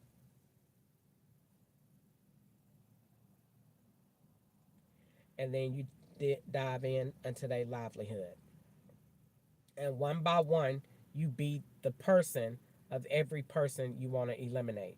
So if you want to get them, tie them out with their boyfriend, you start arguments and you be their boyfriend and you move him out the way. Then if you want to be the children, you text and overtext them and you move them out of the way. And so you move everybody out of the way so you can have the monkey all to yourself. Then you got the system, you got their livelihoods and their contacts. Now you get them to work with you. And this is where you sterilize the environment. All right. Sterilizing the environment means you go in and let's say Blaze Pizza, and I'm gonna go in. Okay, I'm talk to the manager. I'm gonna get my own shift. I need a shift. I need like 4 to 8. I need the last part of each one of your shifts. I'm gonna get my own people to come in. All right. I need Noah. I need Sarah. I need Liliana. I need Jennifer, and I need Anthony. I need y'all to go in and y'all gonna work at Blaze Pizza Monday, Wednesdays, and Friday. I need y'all to do this. This is the device I need you to have. I need you with this device. Here, I'm giving you this iPhone. I'm giving you this Android. I'm giving you the Samsung. I'm giving you a tablet. I need you to drive this Honda. I need you in this Infinity, and I need you in this Pathfinder. I need you in the Camaro. I'm giving you those things. This is your date. This is the t-shirt I want you to wear. This is your hat. These is your pants. These is your shoes. I need you in the IMAX. I need you in Hocus. I need you in boots. I need you to put on a fat suit. I need you to be skinny. I need you to have a fade. I need you to have dreads. I need you to have blonde hair. I need you to have on a wig. I need you to have braids. I need you to be 25. I need you to be 40. I need you to be 30. I need you to be 41. I need you to be 62. I need you to mop. I need you to do the cash register. I need you to do this. You're out of prison. You're in prison. You're out of prison. You just got out of prison. I need you with alcohol. I need you with weed. I need you with the backpack. I need you with the shoes. I need you with these socks on. I need you to live here. I need you to go there. I need you to be from New York. I need you to be from Florida. I need you to have kids. You know kids. I need you with a hat on. I need you without a hat. I need you to call an Uber. I need you with this bank. I need you with this credit union. I need you to go to school. I need you to work for nursing. I need you to be married. I need you to be single. I need you to be, and they do it all day long, and they run it down. And when you go in there, it's a full operation, and you thinking you going into a job. You're all happy. You telling your family, I got a job. I got a job. I'm so happy I got a job. Yes, I can pay my bills. I got a job. Thank you, Jesus. And they say everything perfect. So you'll be making they tell lies. So you'll be making up to $18.50 an hour because you get tips. You're not getting any tips. You don't make $18.50 an hour. You're gonna make $9. They tell lies because they want to set you up for taxes. So you go in and you be happy and you get your check. It does that. They say, "Oh, I'm sorry, you didn't get your tips." So that 18 is with tips, and you be like, "Oh, okay." And so you go in and you work, and everybody else is signing in with their fingerprint, not you, because you're working under different names. And so you go in and you work, and you're all pretty and you happy and you excited. And the first day they put up a little sign next to the door saying, "Lost iPhone. Anyone found it?" Oh, here we go. Then the next thing, everybody sign up for overtime. Put your name, address, and phone number. Oh, God, here we go. And then you have a list of all these people. Then you go look on the schedule, and none of those people names on the schedule work in there at all, not one person. And then it has, look over there in the corner in real small letters, it says not approved. Then you go down there, you look at all them, and then they have all their ages and their birth dates and their social security numbers. Oh, God, I hate this place. Then that's just your first day at work. Then your second day at work, they have you come in there, and then all the agents bring all their little badass kids in there.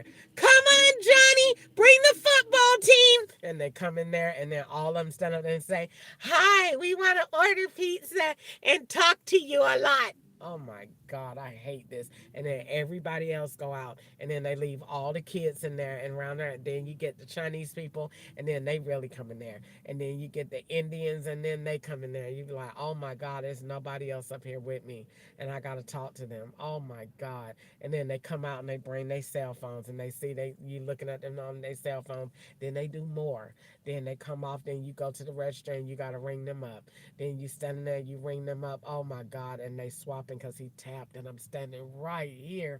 Jesus Christ, help me, Lord. Then you move off from there, and then you go, I just need a break. I need to go outside. Then when you go outside, somebody come out there and say, "Hi, I've never paid the IRS since I was born. They're looking for me now."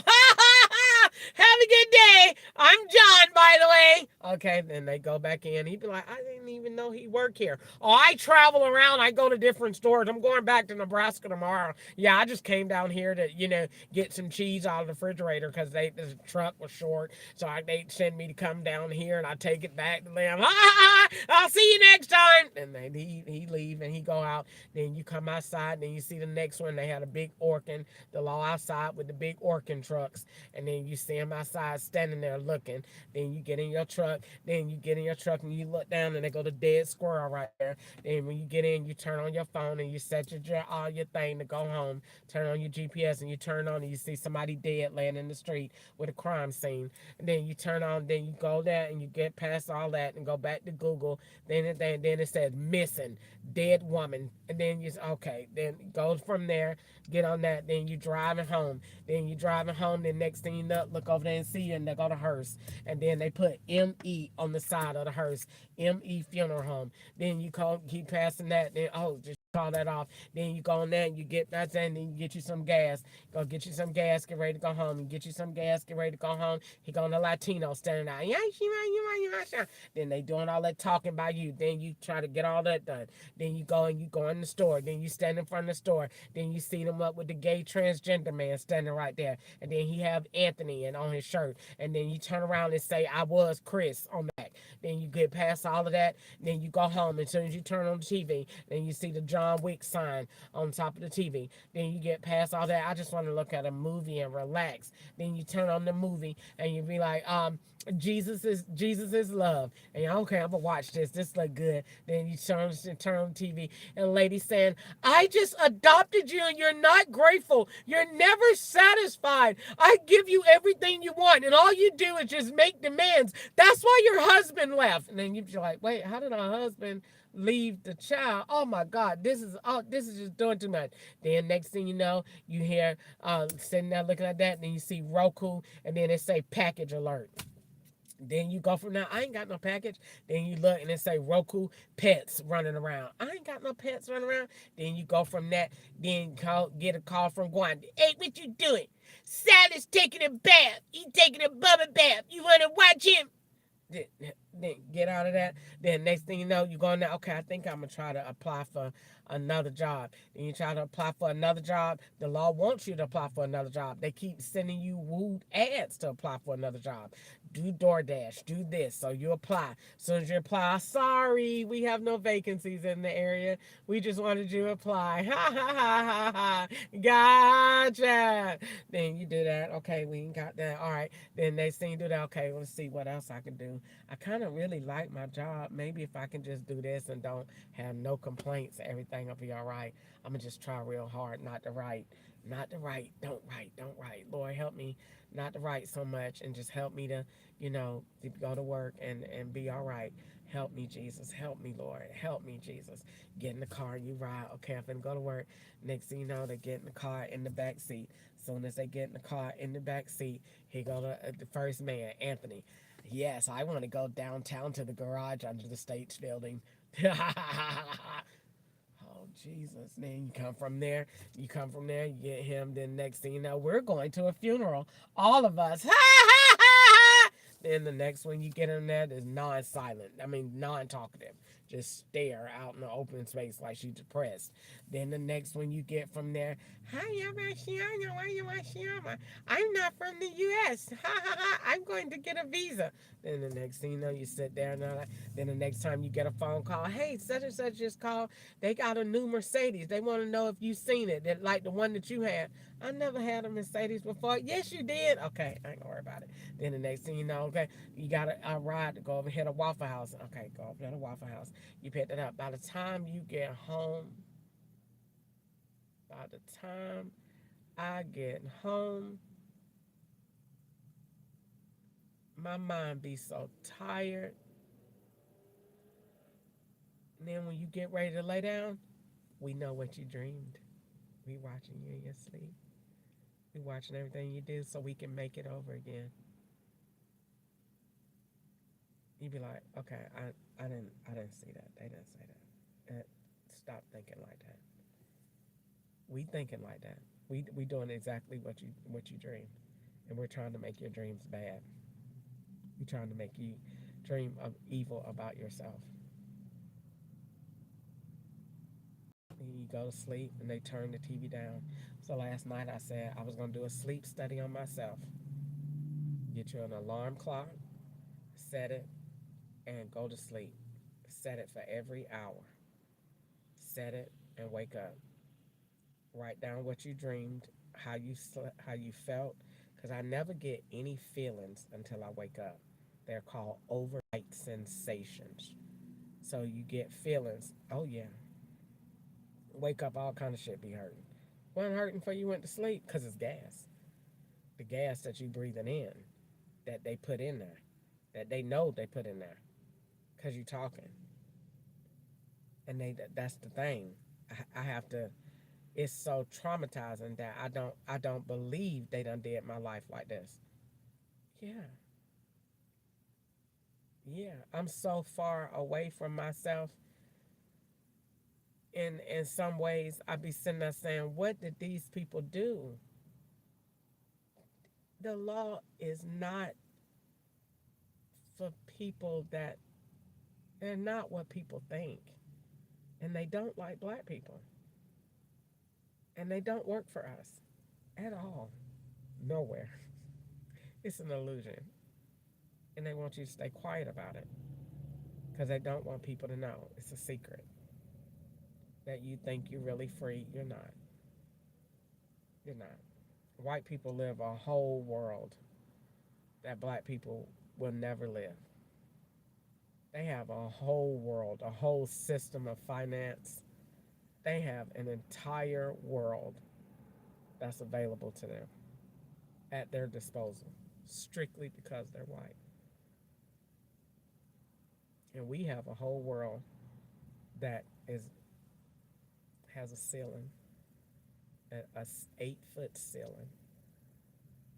And once you get there, you're not going any further. You're not going any further. Why do you really think that there's not that many black governors? Because they want the black mayors to think they got a position. And so that your changes have to go to the white man. And you take all the heat for him. That's why Atlanta is like that. Take all the heat for him. And you just be the face of it. And when you say, well, can I change this? No. Can I change this? No. Well, then why am I here? To take the heat. I don't deal with all that. I don't deal with all that. I'm just here to make sure you don't get too big for your britches and go changing and making all these people free and doing all this stuff. That's the only reason they're there. Black people can be mayors. You can't be no governor. Bet you won't see. Bet you can't be no governor. You can't be no governor because the governor can make changes, and they don't want no changes. So they put the black man there. It's an illusion, and it's his ceiling.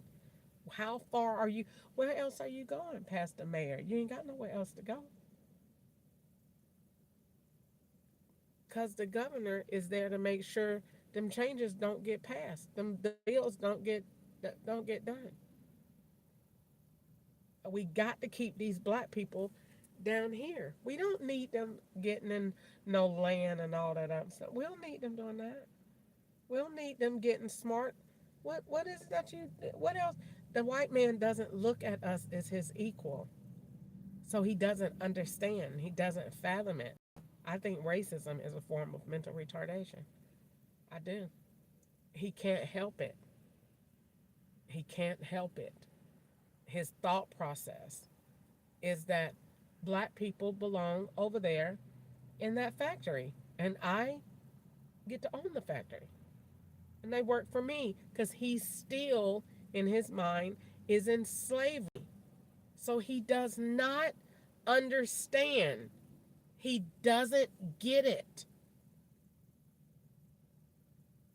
So I think it is a form of mental retardation because he can't fathom that these people need to be free because he thinks, well, who's going to work for me?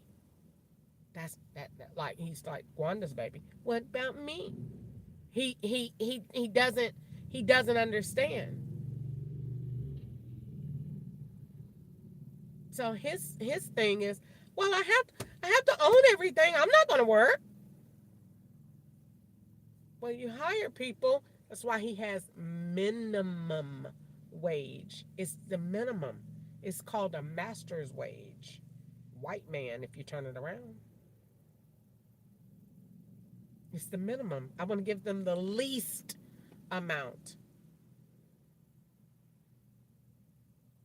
but I'm going to make the bills the most so that they can't afford them. Then they'll always need me. And they'll think I'm a hero. I'm a savior.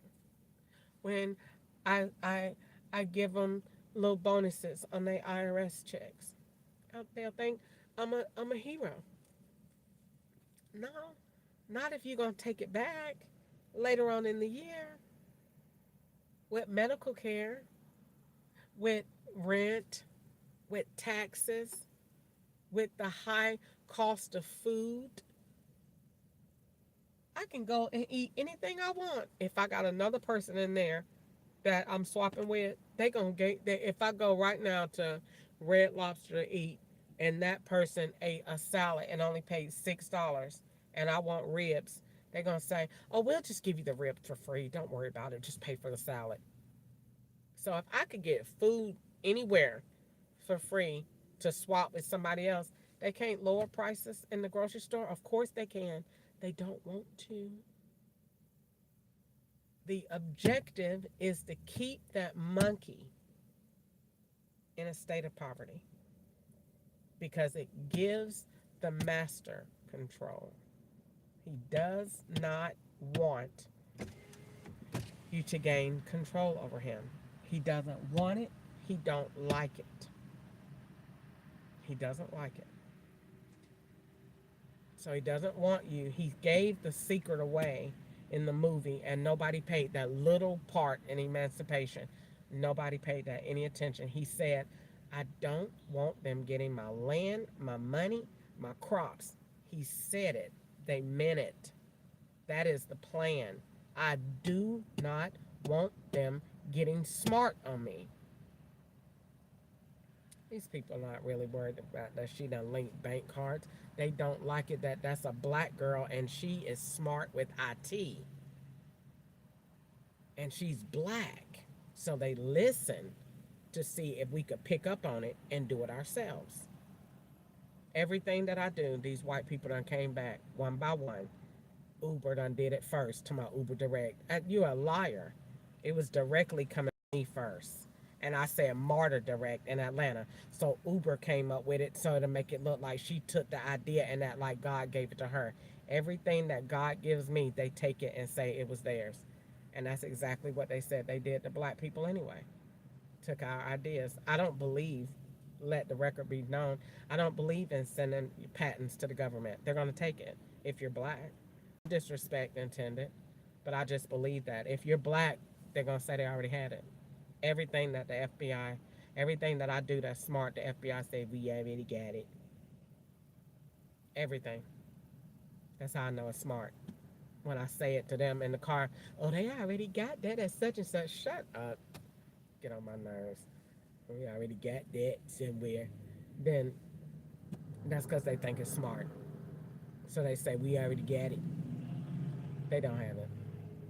Just like the glasses that they saying now, Ray-Ban glasses. I came up with them in California, and I drew them out. And all them white people said, that is brilliant. Now they got them. That's not the glasses that I drew. That's not even the way they're supposed to work. But that's his version. So what? They stole the idea. It came from California. I wrote it down in my journal. The Lord said it was going to be glasses, and they supposed to do this. They took the idea. Everything that I did, they took the idea and said that we already had it already. So I don't be worried about that really. I just think that it just needs to be said, and I'm not scared to say it. It has to be said. It's still slavery going on, and the FBI is aware of it, and I feel good saying it. I'm not mad about it. I don't. They got thick skin. They don't have feelings, so they're not hurt. They're not upset about what I said. They know it, and so I think that if anything, they feel that they know that this is something to this that's bigger than what they know, because they know we ain't never had a situation like this before. That this girl is something different, and those that believe in God know it's God, and some that don't, they say we don't know what it is, but it's something talking to her, and so they be wanting me to.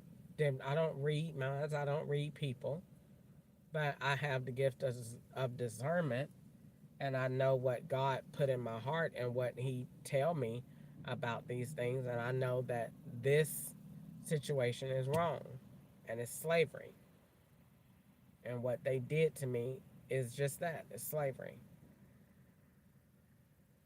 to make me not be able to work, so that I have to be in this state, to be a slave to them.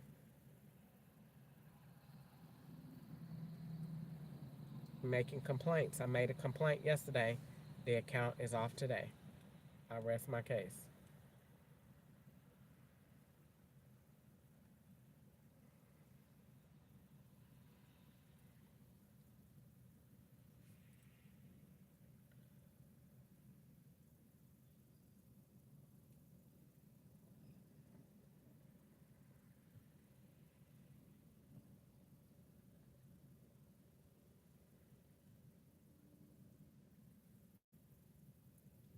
I need $25 today. I made 15. My goal was 40 because I made 75 last night. So the 75 last night, I was supposed to make 130 today. So 75 from 130 is 45. No, 55. So, and they sent me no more Instacart orders.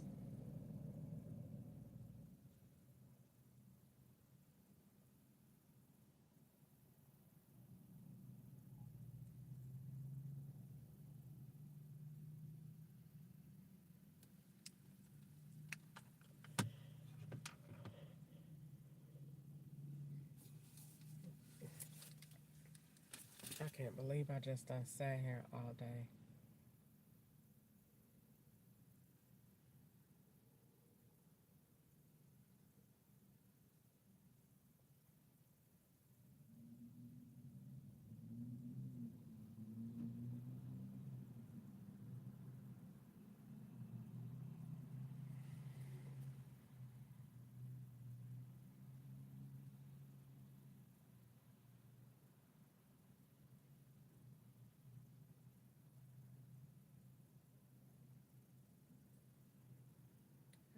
$7 and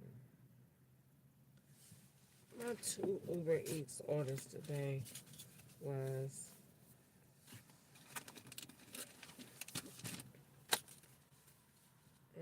$7. No, was $7 and $9. And it to my I received a $7 tip. How?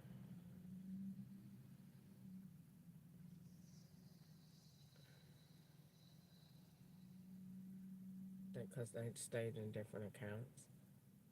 Because that Uber's phone number is Fifth Third Bank backwards. 7714 is 4174. Is Ketchup's account number, and a Cash App card that they had wrongly linked to me, and the law made it under Jackson. They still swapping.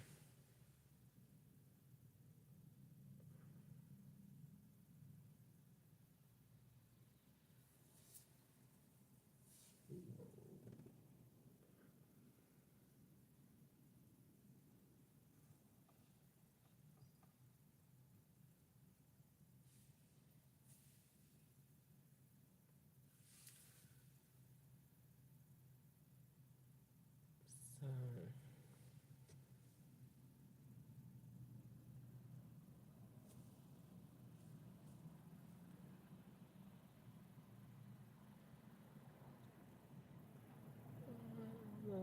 you.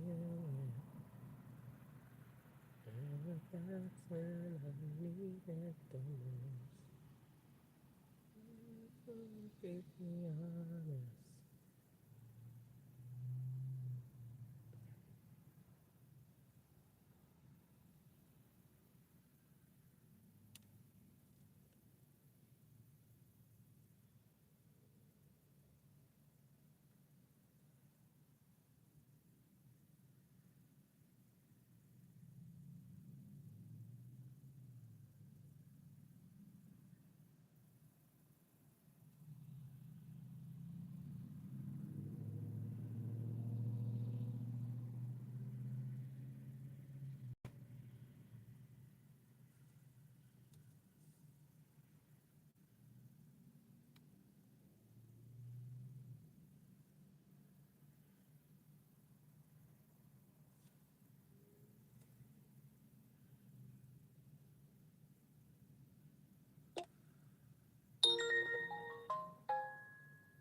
They didn't even take my thing today at all.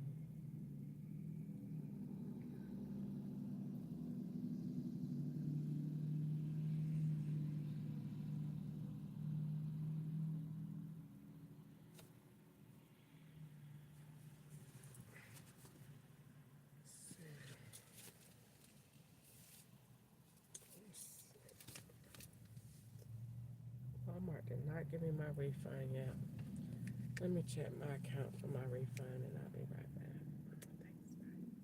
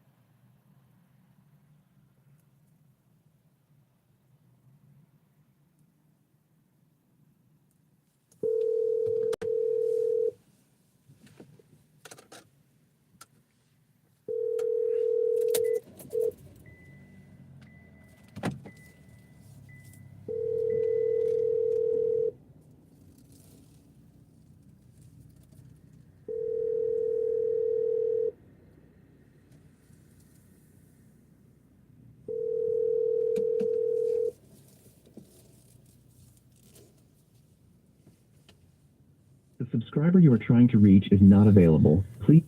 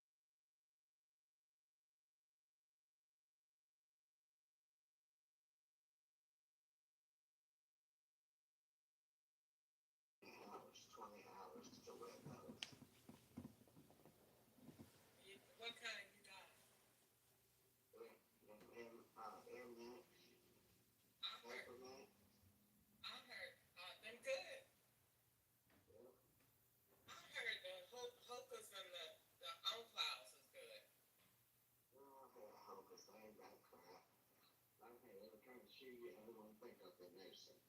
on files ain't good either. The only ones that is the best shoe I've had, and I've been doing CNA for 28 years, is Vapor Max.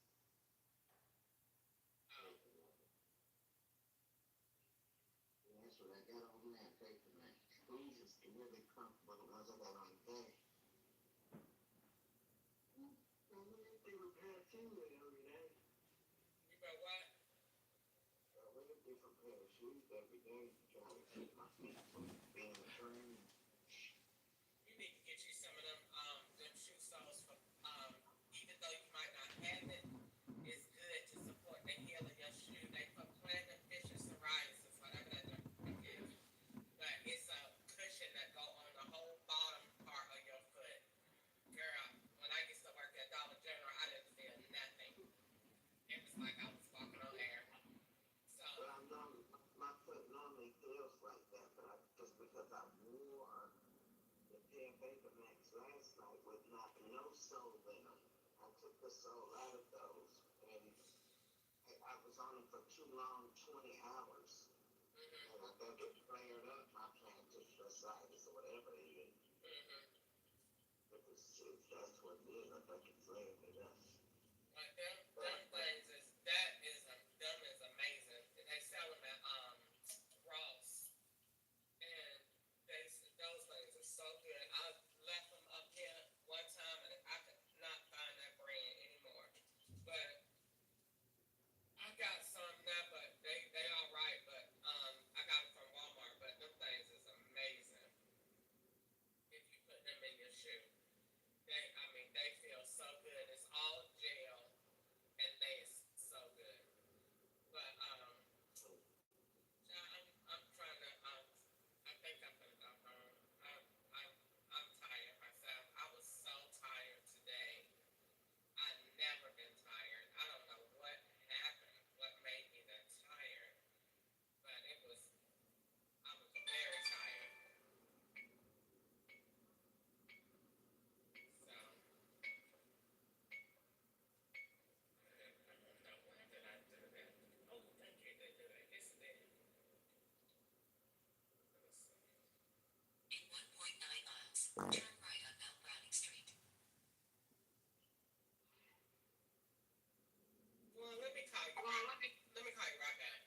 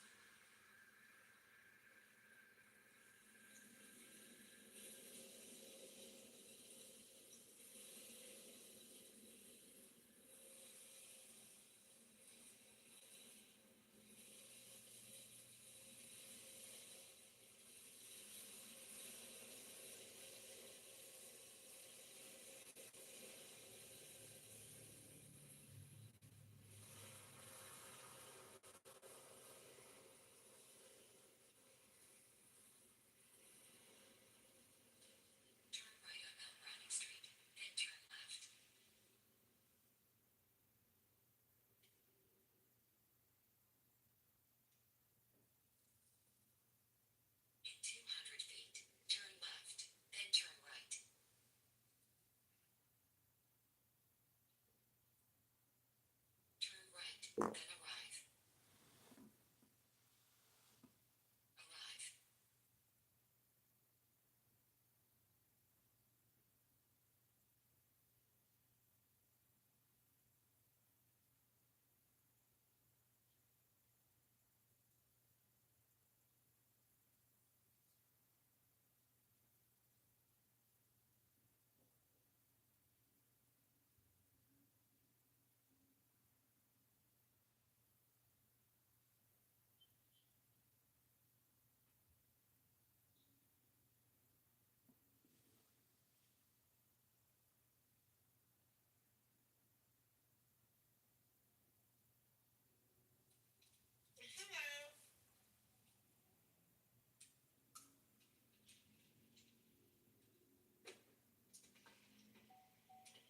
I ask you a question before we get anywhere near started?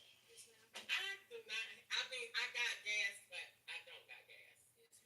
How far out do you stay? Like it's on a rural road. I'm in the middle of nowhere. Really? Like how big of a thing?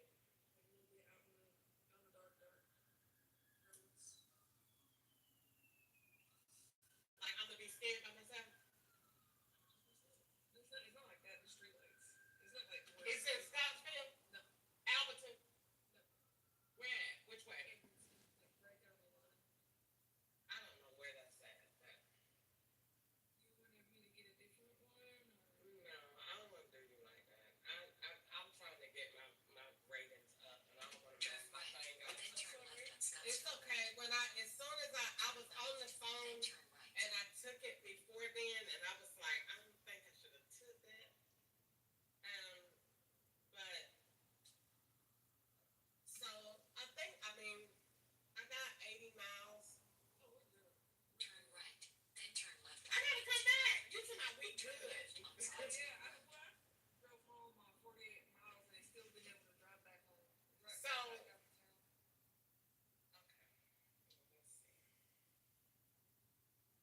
let's see.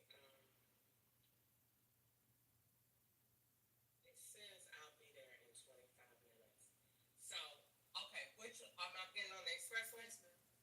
And then is it in Franklin or not that far? Okay.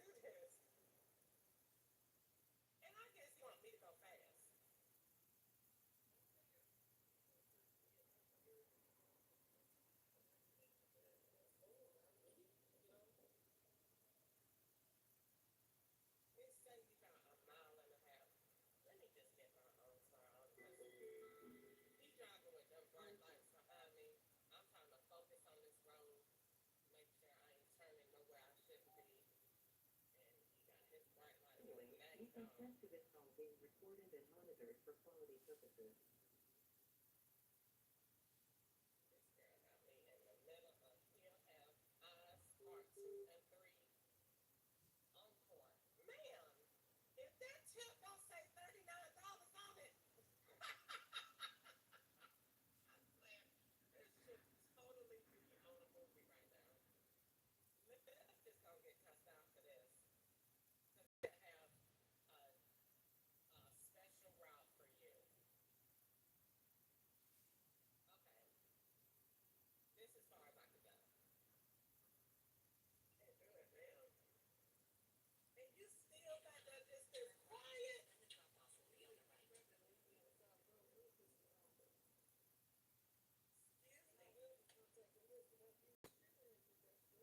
Unprofessional. I'm joking about a situation that is. It's okay. It's okay. You not looking where you got me at, and you talking about somebody nervous. You want to get out right here? You can go ahead and get out. Matter of fact, I can take you back. We can both be going back. We're both be going back. You consent to this call being recorded and monitored for quality purposes. So you're gonna put me hostage in your car? Oh no, that also.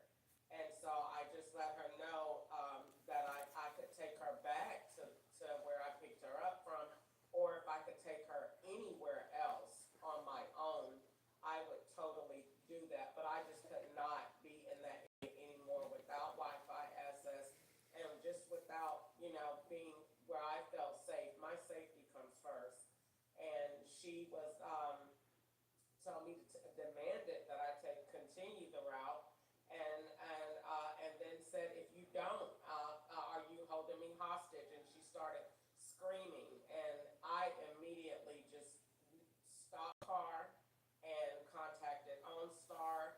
She jumped out of the car. She slammed my door, and when she slammed my door, she slammed it so hard everything in there went off. So it did not come back on until probably 30, 35 minutes later. Probably when I got to the police department, I went and made a police report about it. Um, I did the absolute best that I could do. I told the police that I had the incident on dash cam, that, I was a Lyft driver, that the girl had changed the address, or I never would have accepted it. And I asked that before I took the route. I explained that to her, that if this is a bad route, it's just, I'm not going to do it. I'm not going to go off the road. She said her house was very far off the road, even her driveway. And I said, I will not do that. If it's not within, where people can see or where it's light, I'm not gonna, pull on an off the road kind of situation. I won't. I have to feel safe because it's late, and that's pretty much what happened. And so I tried to reach out while this was going on. It's just, I don't, it's not a lot of, room for me in a situation like this, because they can escalate fast. And I thought I was doing everything correct. If that's what I aim to do. I did not disrespect the customer at all or anything like that, but I couldn't have someone talking to me that way in my vehicle in a situation that is already what I felt to be hostile. I could not see one thing in front of me or behind me, more or less a road. And this person is wanting me to continue in the dark with people that are out there. I don't know if they were her friends or what it was, but when I mentioned the people on the road and why were they out there, carrying on that way, she was dismissive. So I could not continue with that, and so that's what happened. Nice, nice. Okay, so I can only imagine how you felt during this ride, and I'm very, very sorry about the things from this ride. I think that's I apologize. This was very untaken from the rider, and this is very unprofessional behavior from the rider, so just I apologize. This is a mistake. And rest assured that we understand the situation that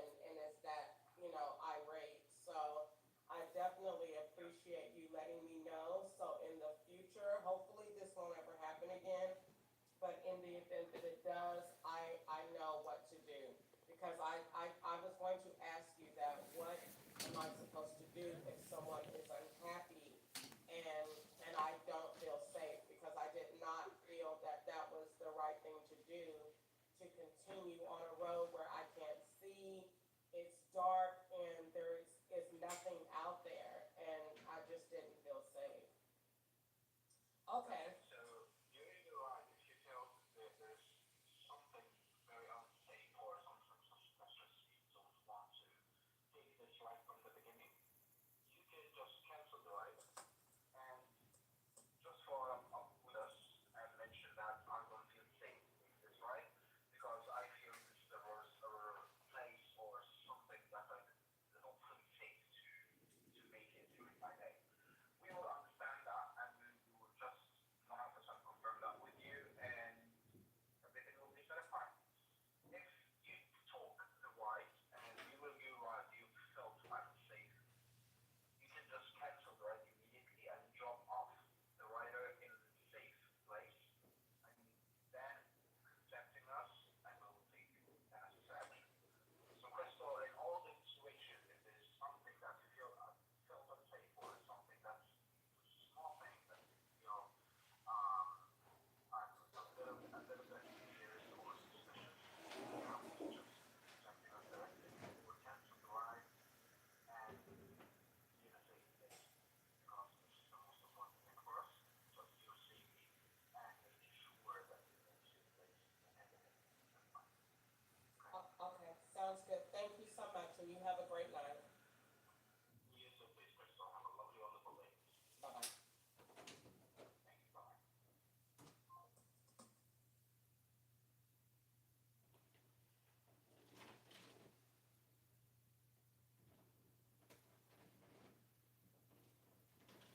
Imagine a world where no child dies of cancer. That is what drives us day and night at St. Jude Children's Research Hospital. We're changing how the world treats and defeats childhood cancer. And no family receives a bill from St. Jude for treatment, travel, housing.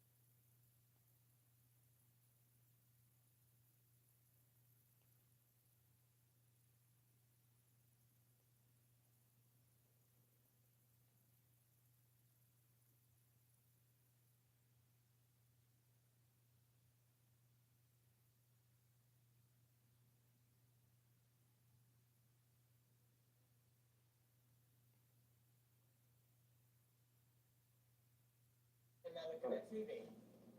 But you can be none, but you still can't get tired. I mean, you know where to go to sleep. And we do go and get a little nap in, but we be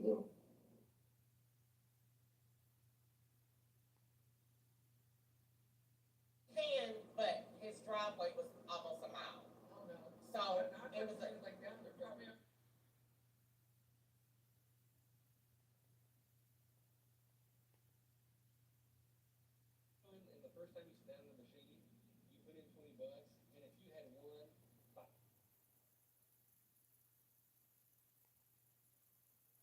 so it was like, okay, it's fine. So I went in and I got off at 3. And then I went home and I laid down for about an hour and a half. And I'm not sleepy, but I'm tired. I want to lay down.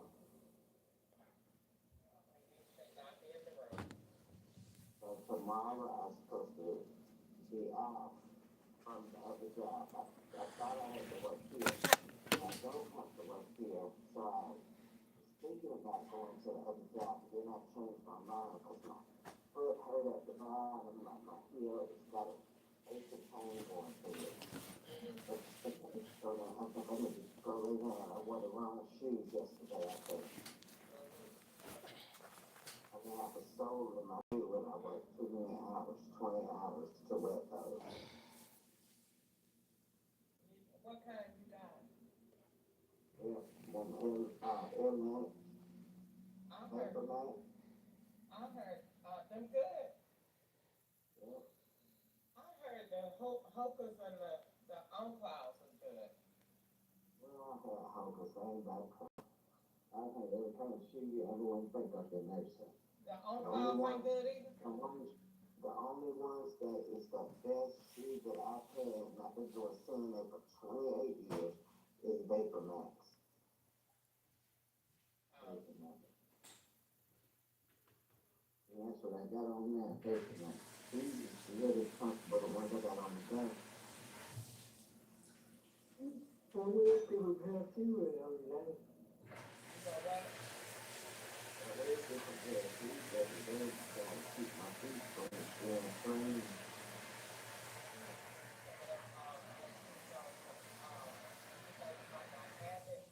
It's good to support the heel of your shoe. They for plantar fasciitis psoriasis, whatever that drug is. But it's a cushion that go on the whole bottom part of your foot. Girl, when I used to work at Dollar General, I didn't feel nothing. It was like I was walking around. Well, my foot normally feels like that, but I think because I wore the pair of Vapor Max last night with no soles in it. I took the sole right though, and I was on it for too long, 20 hours. And I think it flared up my psoriasis, whatever it is. That's what it is. I think it's flared to death.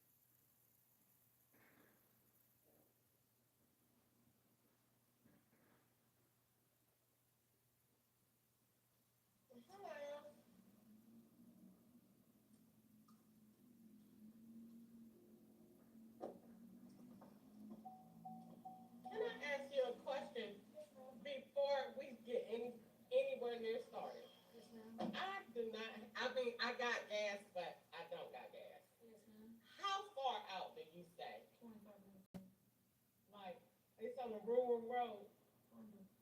Not like rocks or nothing, but I'm in the middle of nowhere. Really? Like how big of a bit? A little bit out in the dark. Like I'm gonna be scared by myself. It's not like that. It's street lights. It's not like in Scottsville. No. Alberton. No. Where at? Which way? Edmonton, like right down the line. I don't know where that's at, but you wanted me to get a different one? Or? No, I don't want to do you like that. I'm trying to get my Ravens off, and I don't want to mess my thing up. It's okay. As soon as I was on the phone and I took it before then, and I was like, I don't think I should have took it. But so I got 80 miles. I gotta come back. You said we good.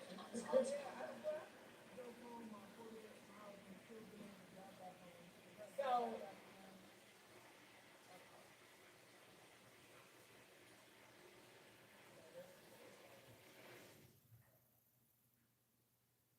it says I'll be there in 25 minutes. So, okay, which am I getting on the expressway? And then is it in Franklin or not that far? Not that way. We're gonna go to the right. Okay. Franklin's at Tennessee. You said Franklin. You know where Louisville Road is? We just out Louisville Road and off a little bit. It's like 10 minutes up there. The roads are just a little bit windy. Okay. All right. Let me set up. Well, my best advice is just go slowly. You'll go on first because you never know when a deer is gonna jump or something. You know how it goes. All right. Well, I used to work in Scottsdale. Oh no, not like Scottsdale. And girl, when I tell you, oh, we going this way. When I tell you I quit Scottsdale, when I was the only car on the road every night, I was like, no. My brother-in-law was out in Scottsdale. When I say we almost hit a horse on the middle of the road. No. It was just a horse out there by itself. I have never, but this is when normally in Bowling Green, I ain't never took a route this long before.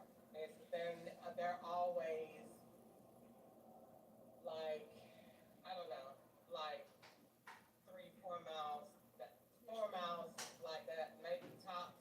But I ain't never took one this long.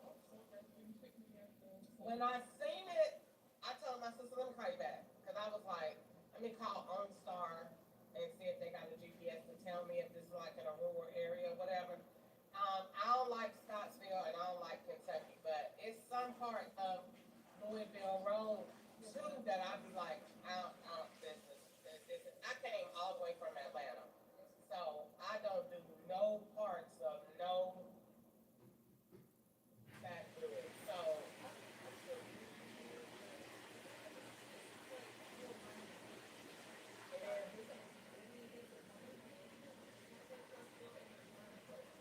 okay. So you can get out there and now if it's lights, I'm okay.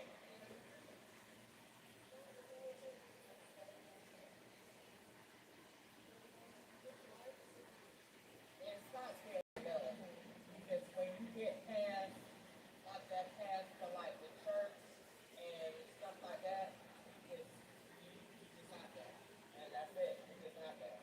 So you gotta know what you're doing and have gas and all that stuff when you go. Because if you don't, if you walk up anybody's yard, first of all, you're gonna be walking miles and miles to get to somebody. And that ain't nowhere still where you go just knock on somebody's door and be like, I need some help. You might get shot.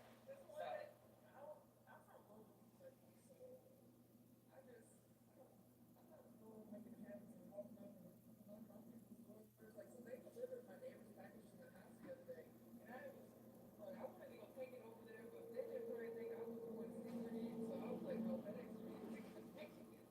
uh-huh. Well, at least you got neighbors. So I just took somebody to work and picking you up.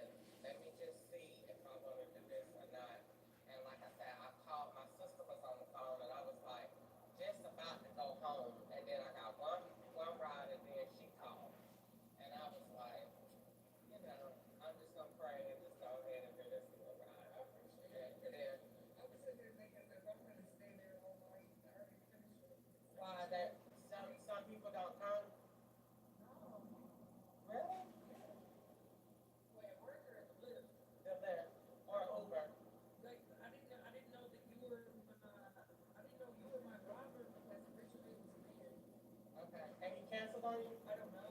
They just said that my ride was here and I looked at it was a different person, so I guess so. Oh, okay. Girl, I'm telling you, nobody don't want to take that ride. So I had looked and I was like, I don't think I'm doing it. But then I was like, you know what I'm saying? I could definitely use the extra little money. So I was like, I'm gonna go ahead and do it. But US 68, Bowling Green. I don't know if it gets too bad. I don't know. Figure it out. You stay off the road. Yes, off the road. I'm talking about you stay off the road, like in the boondocks. Oh no. I got like, This is the nicer country area, so there's lines on the road and everything. but is your house in the neighborhood? It's on the main road. So if I let you off on the main road, you could get home. Or you gotta walk. I'll have to walk a very long way. Oh, you stay that far off the road? It's like on the main road, but like that's very far away from the road. Really? Yes, ma'am. I don't know. I don't know then, cause I'm gonna tell you, right, I'm gonna tell you, I had a bad experience with, a man doing Instacart, and I said I wouldn't do that no more, cause once my car go off the road, I mean, I'm off the road, I said I wasn't gonna do it. No, but like, I'm basically, I don't pull in, okay, let me see how I can explain this. I don't pull in no driveway where I can't see. Oh, I got you. So I pulled, and the reason being is because I did an Instacart order, long story short, to this man's house. Did the Instacart to this man's house. When I got to the man's house, his driveway, his house, you can't see his house from the road. Oh, weird. You can, but his driveway was almost a mile. Oh no. So I it was like down there, drop me off at the end of the road. I was like, that's a long walk. no, I basically, okay, if this is your road Yes, ma'am. and your house is over there, I ain't gonna do it. Yes, ma'am. That's why I'm asking you.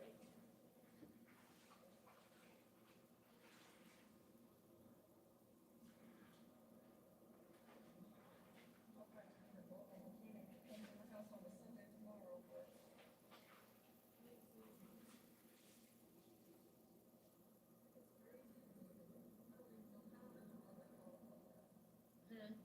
my ABS, when I Googled the picture, what caught on my car, my car today, it says it's the ABS system. Which is the, what is that, the braking system? I have no idea. I have no idea how they can even catch on fire. Take exit 30 toward Kentucky 3145 North, US 68, Bowling Green.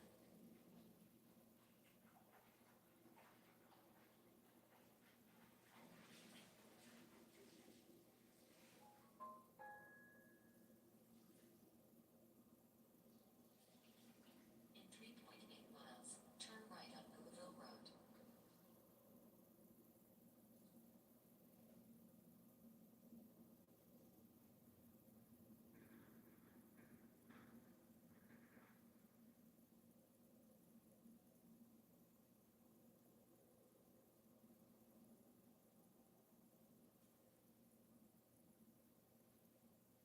So let me ask you this.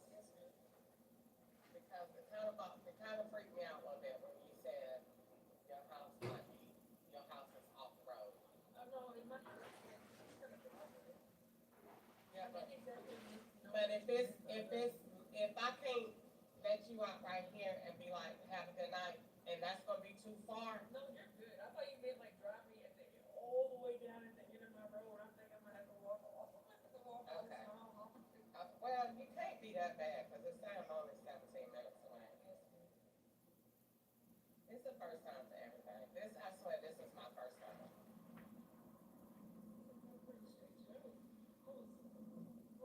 So how do you know, why are you getting off so early?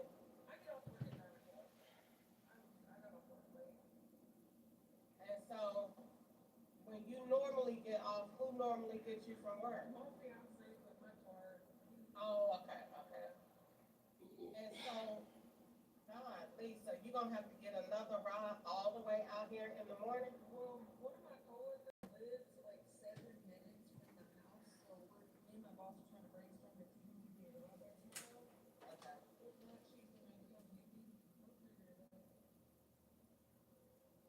Okay. Too short staffed, they might pick me up when they come up out there, but I just she was gonna come back and if she wanted to come she wanted to try to come back and get me, but she had a little daughter tonight. I don't know. I just felt really uncomfortable for her to work a double shift and then have to drive all the way back from work for her baby to take me at home. It just I told her I was trying to find a way to Okay.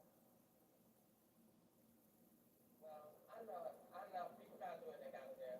When I took it, I was like, I ain't gonna cancel the ride because I don't want to put nobody like that. God will be with me, but I don't ever do this. Like, number one, because it's at night. I never took And so, this X-Motion Expressway before, so what is it? It seems like it's a quick one. it's telling me to go straight. So, what else was I say? When I tell you I don't ever, like, okay, I've been driving all day. I drove in Nashville and then I come and drive here. And so, You like in Nashville? Is it more like in the city? um, so it is like, it's a big city area. It's more routes Turn right that on you the get. road. And, they don't look like this. You can get some that are spread out, but for the most part, they don't look like this. So that's the thing. But to me, I didn't work at Scottsville because this to me is crazy for a woman to be doing this at night. So to be doing it now on a lift is like, no. You know what I'm saying? But I took it and I was like, I'm just gonna do it and help somebody out. But I swear, if I was wasn't on the phone, I would have been like, I would have looked more at the route, and then when I looked at it and accepted, I was like, that's far. I hope this ain't Smithfield Road. Okay. Turn right on the Scott, Mill Road. the way this looks, Scottsville look worse than this. I used to literally ride home. Jesus, how to get home. How to get home. How to get home. How They're to get home. expanding this road to, I think, a 2-lane highway on both sides now. Really? They got it started a In while back. 1.3 miles, turn left on Boiling I Springs used Road. to literally be saying, Jesus, help me get home, help me get home, help me get home, help me get home. That was me when I first started driving out here from Louisville to Bowling Green is the farthest I've ever drove. And working a full shift and then driving 2 hours, I would be so tired. It would be so dark on that highway. You wouldn't think it would be like overwhelming and dark on that highway in the middle of the night, but it does get dark like that. Okay, so I'm gonna turn down around and then 7 miles on that road.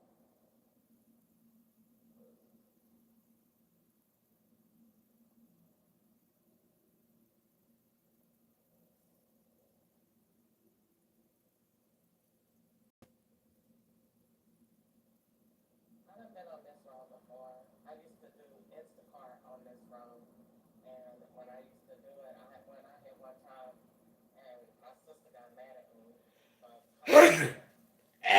called her and asked her to be on the phone while I did it. Yeah. And she used to be like, she was like, the next time you do that, I'm not gonna do it because I told you not. It's nothing worth you going out there at night. I don't care what the deal is. And so I just don't I told you I had a bad experience out here. A white man spit on me and called me the N-word. And that was it. That was a wrap. I don't like I'm on Hopefully you had it arrested. That's why I told you I don't go off the road like I'm not. After that I'm not.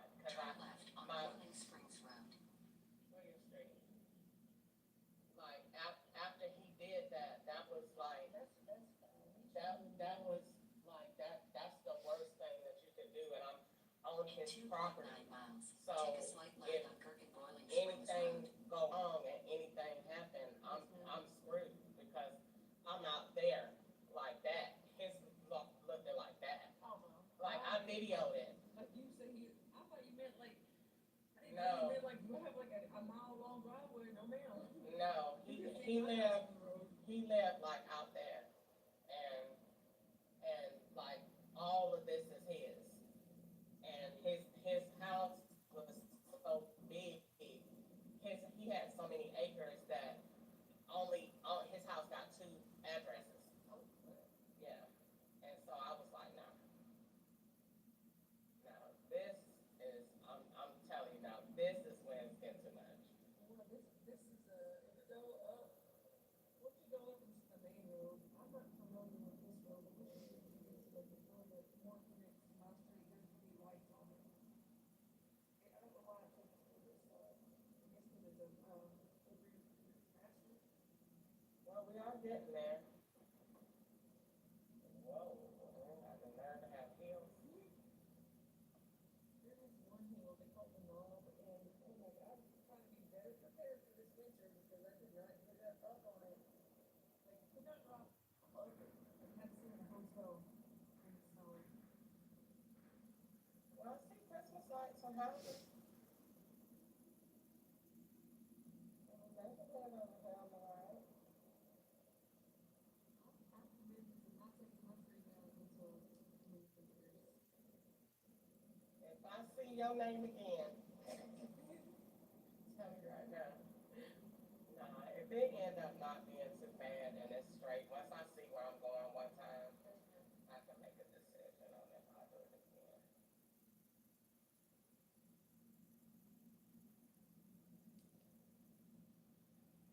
That's one thing about living on the road. I have transportation. Girl, I would have to see when I hear you need to move closer to the to I was living in Palm Springs, but I'm covered to care of family out here. okay. We started with two vehicles, and then one of the vehicles broke down, and now this one's acting up for no chance to get out of it. Just leaving my life is, but it, Okay, so now your road, you must be gonna go around some crazy road, cause this say only 15 miles an hour. it just you hit a curve right there. Oh, Lord.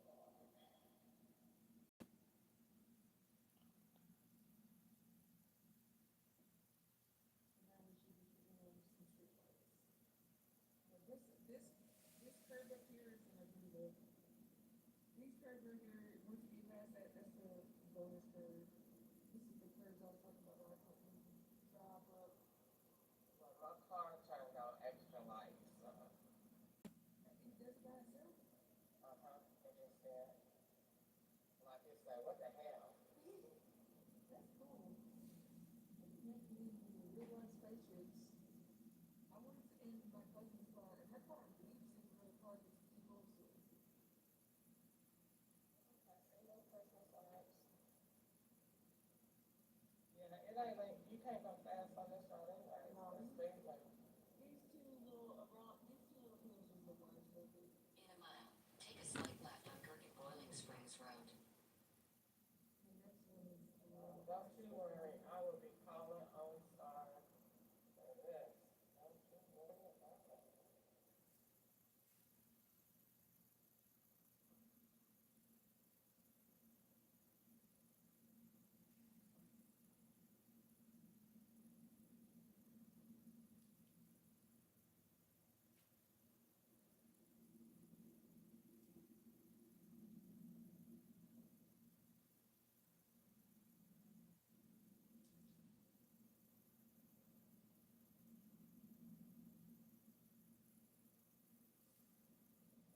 Okay, and you 4 more miles into this?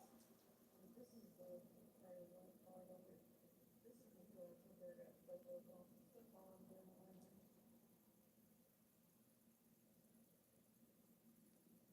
I could drive up it, and I slid right back down it, and then had to go right back to town to the hotel.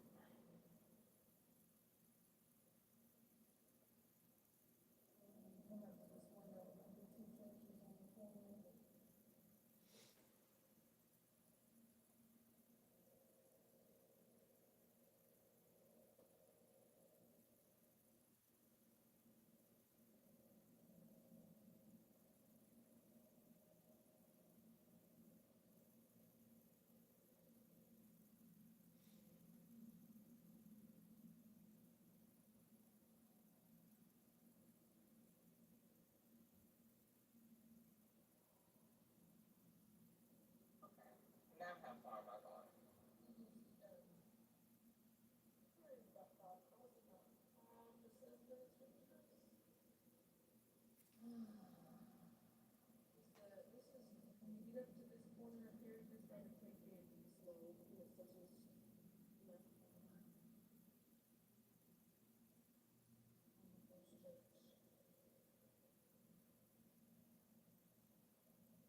a slight left on And it's Forest nobody Hills that Road. can get you from here.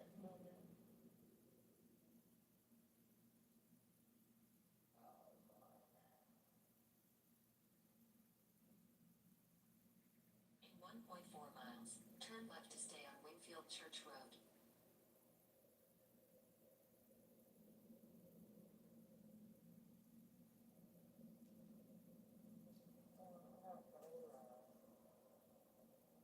Okay, now, for real. If your house don't look like that, I ain't going off the road.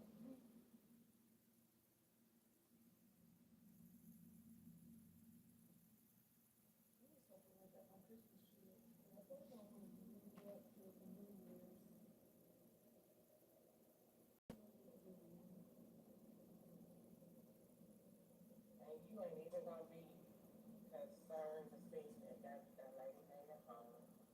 I don't think I will let me text you and do it. No, I got OnStar. I'm calling OnStar when I leave. And I can get home. They stay on the phone with you. They like they want me to be. Mm-hmm. That's what I pay for. Do I use the work like? I press them and they're right there. If I press that button, they're gonna say, you need fire, help, paramedics, whatever. Then if I press this blue button, it's gonna call them. And then they stay on the phone. If you're not like in a safe location or an area that you know, they stay on the phone and guide you out turn by turn. So,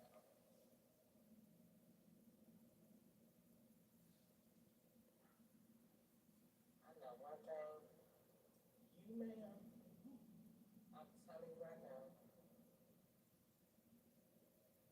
It's a lot prettier than when the sun was out. I wouldn't even live here, man. I would tell my boyfriend, I don't care what's going on. We not doing this. But you say you got somebody that don't live far. I mean, if you used to country life, then this ain't bad. But look at that. I can't see nothing in my rear view. Yeah, that's one thing. It's in dark. They got the street lights here out. There's nothing else out here. You sure you live here? I have looked at, there's actually a street, a store on my street too. And there's no other way for me to get back to Bowling Green. Okay, so that's what. This would be the fastest way. Turn left to stay on Wingfield Church Road.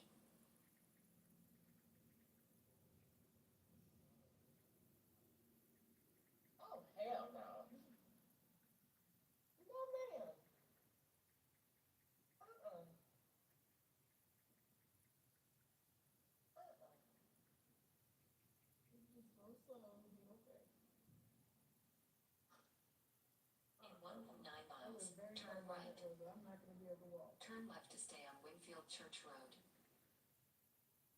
Oh, no. In 1.9 miles, turn right.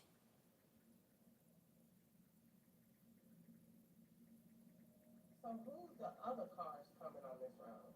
I guess people that live on the road. We got two other people coming, and one behind me. It's a pretty long road. It goes all, have you ever heard of Shanty Hollow, the park? If you follow this road all the way down, there's Shanty Hollow, waterfall park and everything. Ma'am, Yes, ma'am. ma'am. Ma'am, I am a girl from Atlanta. We don't do this.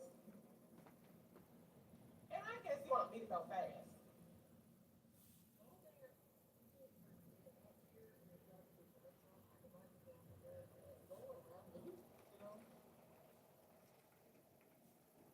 It say you got a mile and a half. Let me just get my own car. He driving with them bright lights behind me. I'm trying to focus on this road, make sure I ain't turning nowhere I should be. And he got his bright lights. Now he Make gone. access to this call being recorded and monitored for quality purposes. This girl got me in the middle of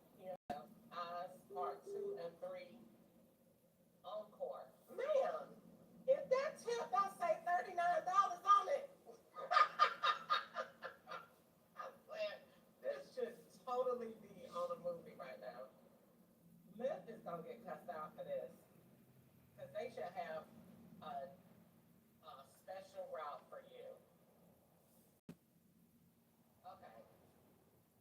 This is as far as I could go. Can't do it, man. And you still back there just as quiet? Then the drop-off will be on your right. Better than leave me on the side of the road. That pissed me off. Excuse And I me? will be contacting Lyft about you. You're extremely unprofessional. Unprofessional? I'm joking about a situation that I is. started recording about 10 minutes ago. It's okay. You had to put me on the road too many times, honey. It's okay. You make me nervous. You not look at where you got me at, and you talking about somebody nervous? This is not your profession. This is not your I profession. you want to get out right here? No, but you're getting reported. You can take me home. You can go ahead and get out. You can. Matter of fact, I can take you back. You can go ahead and. We can both be going back. We're both be That's going okay. back. Your consecutive call being recorded and monitored for quality purposes. So you're gonna hold me hostage in your car? Oh no! Oh God!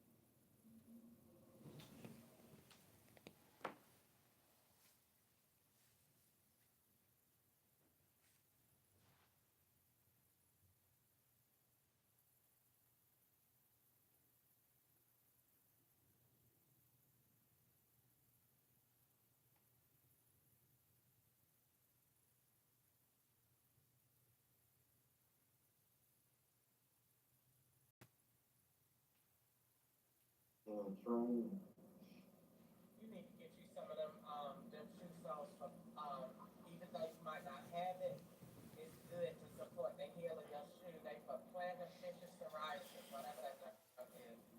But it's a cushion that go on the whole bottom part of your foot. Girl, when I used to work at Dollar General, I didn't feel nothing. It was like I was walking on air. So. But I normally, my foot normally feels like that, but I just because I wore the pair of Vapor Max last night with no sole in them. I took the sole out of those, and I was on them for too long, 20 hours. And I think it flared up my plantar fasciitis or whatever it is. That's what it is. I think it flared me up. Well, them things them is amazing. They sell them at Ross, and those things are so good. I left them up here one time, and I could not find that brand anymore. But I got some. No, but they all right. But I got it from Walmart. But them things is amazing. If you put them in your shoe, I mean, they feel so good. It's all gel, and they is so good. But yeah, I'm trying to I think I'm gonna go home. I'm I'm tired myself. I was so tired today. I've never been tired. I don't know what happened, what made me that tired, but I was very tired. So, I don't know what did I do there. Oh, thank you, did do it. It's there. In 1.9 miles, turn right on Bell Browning Street. Well, let me call you. Let me call you right back.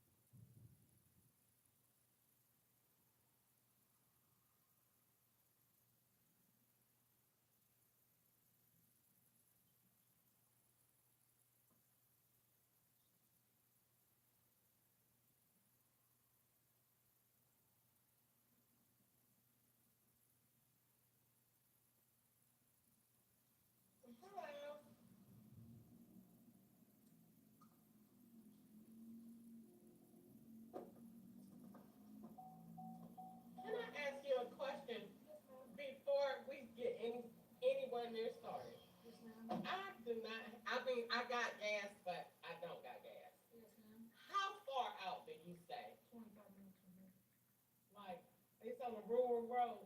On the, not like rocks or nothing, but I'm in the middle of nowhere. a little bit, Really? Like, how big of a bit? like a little bit out in the dark roads. Like, I'm gonna be scared by myself. It's not like that. The street lights. It's not like It's in Scottsville, no, Alberton. no. Where at? Which way? Edmonton, like right there on the line. I don't know where that's at.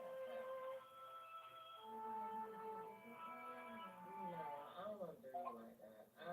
I'm trying to get my ratings up, and I don't want to. Hello, this is Crystal Ketchup. I'm calling about my account to.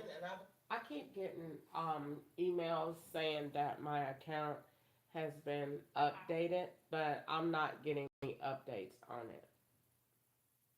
Okay, first of all, thank you so much for your chance. This is Monica from Left Line, and I'm really sorry to hear that your account is hold. And can you please give me just a minute to investigate as well to know what the reason that put your account on hold? Thank you. You're most welcome.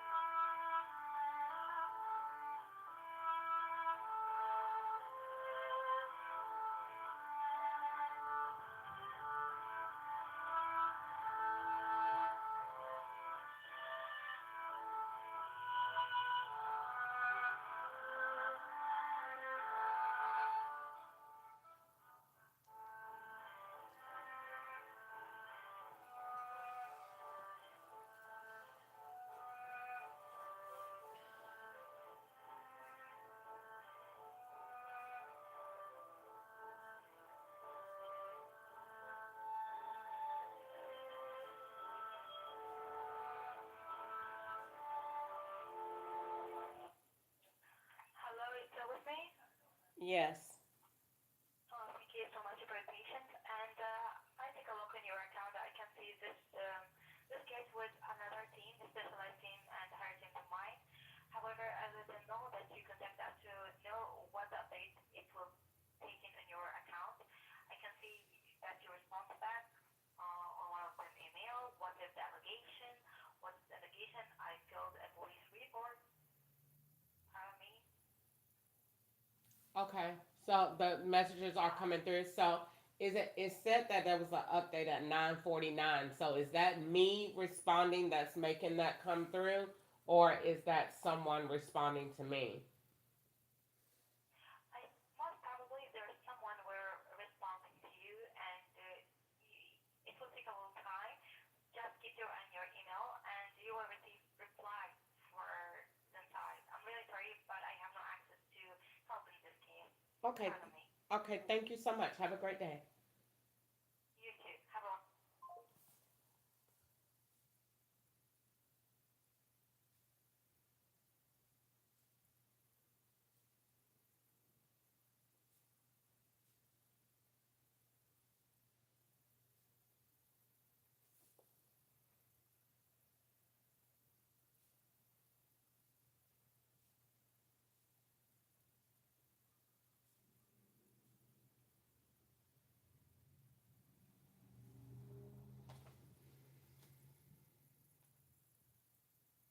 Like I don't think I should have took that. But so I mean I got 80 miles. Oh, we're good. Turn right, then turn left. I gotta come back. You talking about we good? Oh yeah, I drove home on 48 miles and still been able to drive back home. So- Right back to town. Okay. So let's see. It says I'll be there in 25 minutes. So, okay, which am I getting on the expressway? And then is it in Franklin or not that far? Not that way. I'm gonna go to the right. Okay. Yeah, that goes like Tennessee. said Franklin You know Inn? where Louisville Road is? We just out Louisville Road and off a little bit. It's like 10 minutes out there. The roads are just a little bit windy. Okay. All right. Well, let me sit up. But my best advice is just go slow, a little bit on first, because you never know where the deer's gonna jump or something. You know how it goes. All right. Well, I used to work in Scottsdale. Oh no, not like that. And girl, when I tell you, oh, we going this way. When I tell you I quit Scottsdale, when I was the only car on the road every night, I was like, no.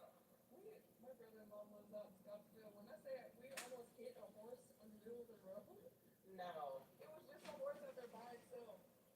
I have never, but this is when normally in Bowling Green, I ain't never took a route this long before. They're always like, I don't know, like 3, 4 miles, 4 miles like that, maybe tops.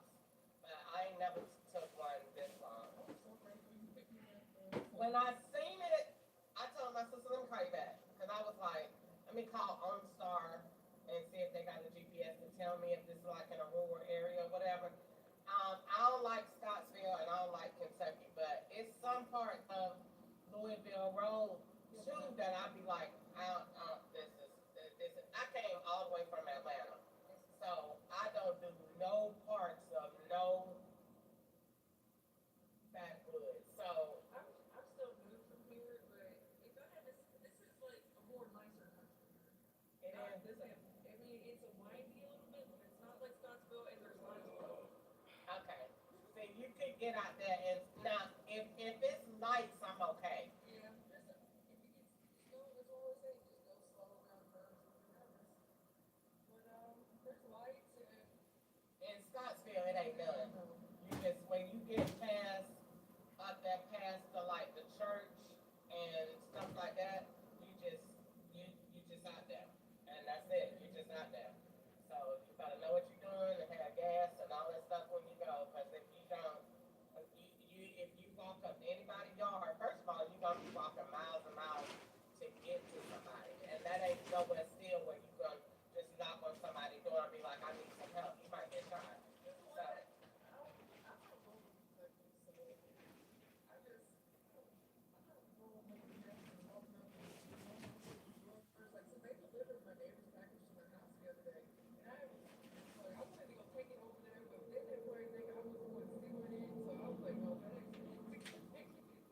Uh-huh. Well, at least you got neighbors. So I just took somebody to work and picking you up, and I just took somebody to work.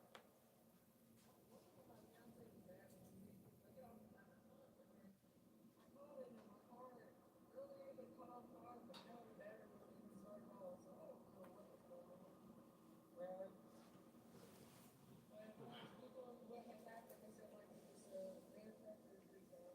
Oh, it's in the, you left the car at work? No, it's at home. He dropped me off. I'm just gonna start my car up and we're gonna turn it over. Oh, okay. And my ABS system is caught on fire today, so we were trying to see if we can get a mechanic.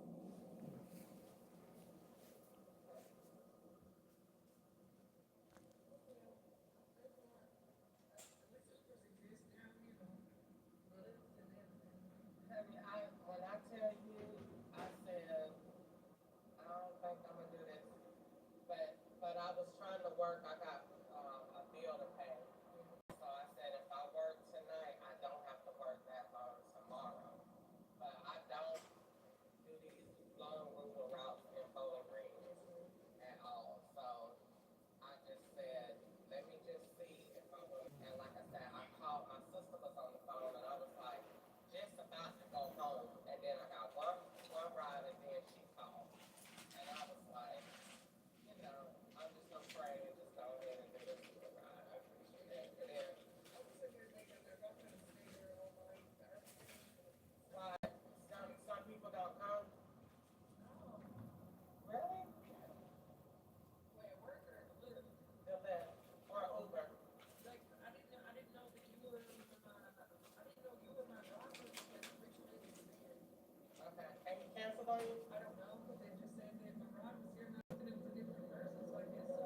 Oh, okay. Girl, I'm telling you, nobody don't want to take a ride. So I had looked and I was like, I don't think I'm gonna do it. But then I was like, you know what I'm saying? I could definitely use the extra little money. So I was like, I'm gonna go ahead and do it. But I don't know if it gets too bad. I don't know. Figure it out. You stay off the road. I'm talking about you stay off the road, like in the boondocks. Oh, no, no. I got like, This is the nicer country area, so there's lines on the road and everything. but is your house in the neighborhood? It's on the main road. So if I let you off on the main road, you could get home. Or you gotta walk all the way. Oh, I'll have to walk a very long way. Oh, you stay that far off the road? It's like, on the main road, but like, that's very far away from the road. Really? I don't know. I don't know then, cause I'm telling you, right, I'm gonna tell you, I had a bad experience with, a man doing Instacart, and I said I wouldn't do that no more, cause once my car go off the road, I mean, I'm off the road, I said I wasn't gonna do it. No, but like, I'm basically, I don't pull in, okay, let me see how I can explain this. I don't pull in no driveway where I can't see. Oh, I got you. So I pulled, and the reason being is because I did an Instacart order, long story short, to this man house.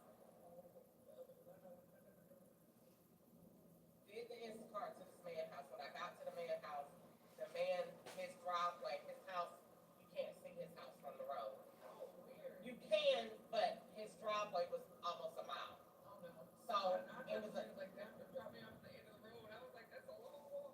no, I basically, okay, if this is your road Yes, ma'am. and your house is over there, I ain't gonna do it. Yes, ma'am. That's why I'm asking you.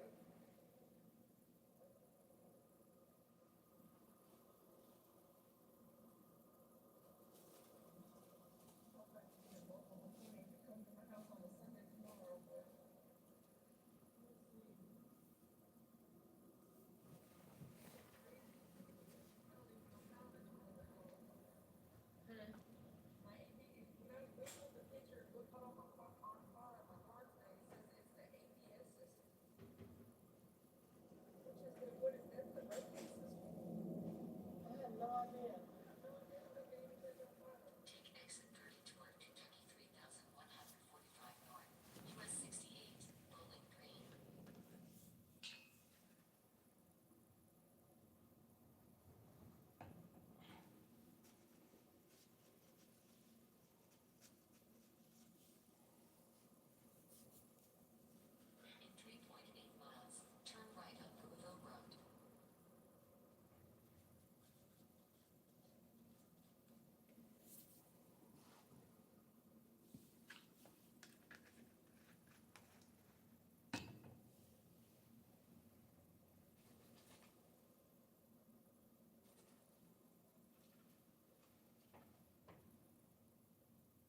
So let me ask you this, because it kind of freaked me out a little bit when you said your house might be, your house is off the road. Oh, no, and my house is like, I just got a driveway. Yeah, I didn't exactly make, no. but if I can't let you out right here and be like, have a night, and that's gonna be too far. No, you're good. I thought you meant like drive me and take it all the way down at the end of my road. I think I'm gonna have to walk off. I'm gonna have to walk all this Okay. mile off. Well, you can't be that bad, because it's saying I'm only 17 minutes away. It's the first time for everything. I swear, this is my first time.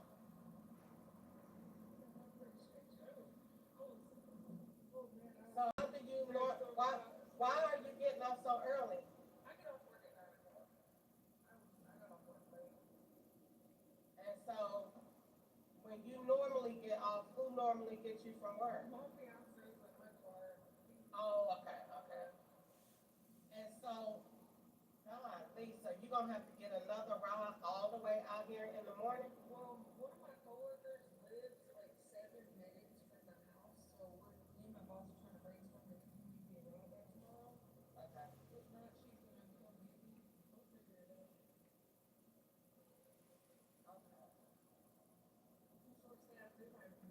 gonna have a doctor, but I just she was gonna come back, and if she wanted to come, she wanted to try to come back and get me because she has her little daughter too. I don't know. I just don't know for her to work a double shift and then have to drive all the way back to work and her baby to take care of. I told her I was trying to find a way. Okay. Well, I know people gotta do what they gotta do. When I took it, I was like, I ain't gonna cancel the ride because I don't want to be nobody like that. God will be with me, but I don't ever do this. Like, number one, because it's at night. I never took And so, this accidental expressway before, so but it seems like it's a quick one. it's telling me to go straight. So, what else am I saying? When I tell you I don't ever, like, okay, I've been driving all day. I drove in Nashville and then I come and drive here. And so,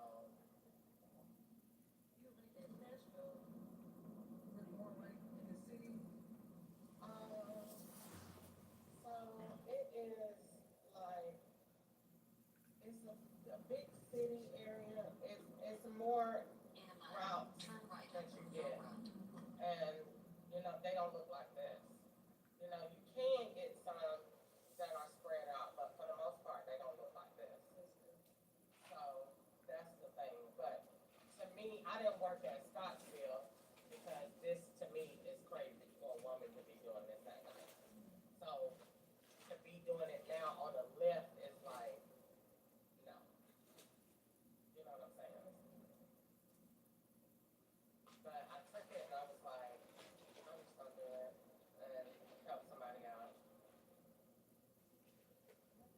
But I swear, if I wasn't on the phone, I would have been like, I would have looked more at the route. And then when I looked at it and accepted, I was like, that's hard. I hope this ain't Smithfield Road. Okay. Turn right on Scott, Louisville Road. the way this looks, Scottsdale look worse than this. I used to literally ride home. Jesus, how to get home. How to get home. How to get home. How They're to get home. expanding this road to, I think, a two-lane road on both sides now. Really? They got it started In along that. 1.3 miles, turn left on Boiling I Springs used Road. to literally be saying, Jesus, help me get home, help me get home, help me get home, help me get home. That would be when I first started driving out here from Louisville to Bowling Green is a part of this side of that road, and working a full shift and then driving 2 hours. Oh, so tired. It would be so dark on that highway. You wouldn't think it would be like overwhelmingly dark on that highway more like it doesn't work like that. Okay, so I'm gonna turn down the road and then 7 miles on that road.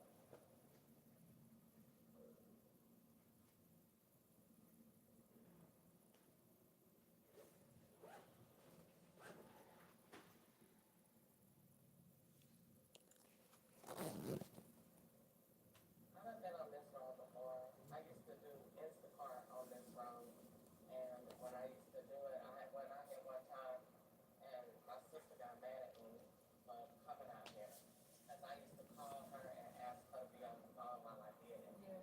and she would be like, the next time you do that, I'm not gonna do it because I told you not. It's definitely worth you going out there at night. I don't care what the bill is, and so. Are you worried about like the ears and stuff? I just don't I told you I had a bad experience out here. A white man spit on me and called me the N-word. Oh my goodness.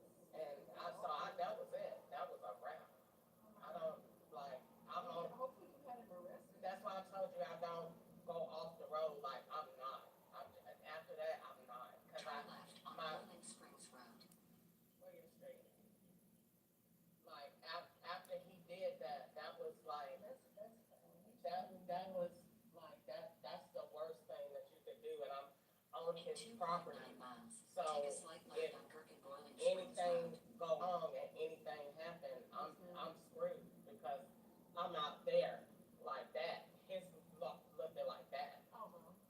videoed it. Like you say you, I thought you meant like, I didn't know No. you meant like you have like a mile long driveway. No ma'am. No, You can see he my house lived on the road. he lived like out there, and like all of this is his, and his house was so big. He had so many acres that only his house got two addresses. Oh, what? Yeah, and so I was like, no, no, this is I'm telling you now, this is when it's getting too much. Well, this is if you go up, once you go up into the main road, I'm not familiar with this road, but this should be the case, but the road that more connects to my street, there's be lights on it. And I don't know why I took this for this, it's because of Ashley. Well, we are getting there. Whoa, I deserve to have heels.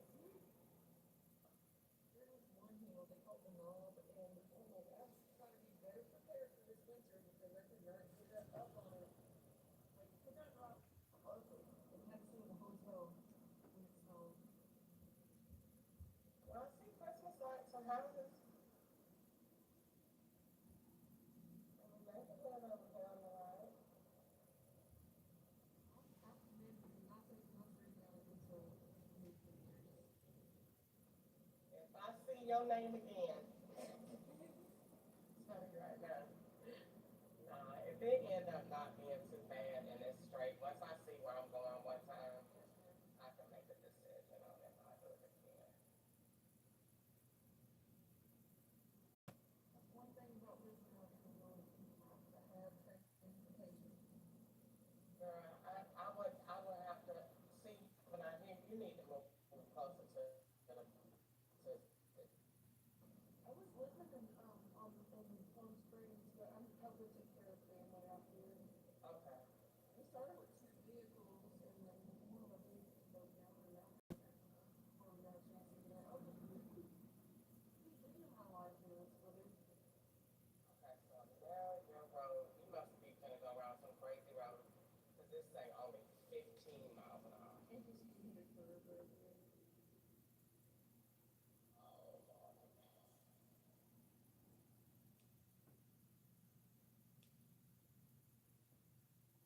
And now we should be getting on some street lights.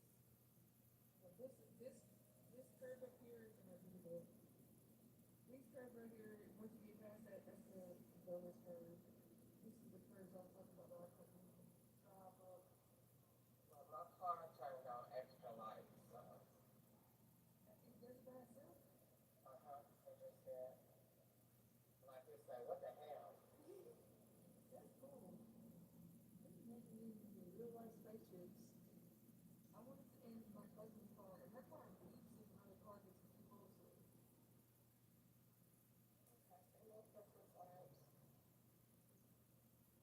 Yeah, it ain't like, you can't go fast on this road anyway, it's No, the speed limit. these two little villages look like this. In a mile, take a slight left on Gherkin Boiling Springs Road. And that's Don't you worry, I will be calling OnStar for this. Don't you worry about that.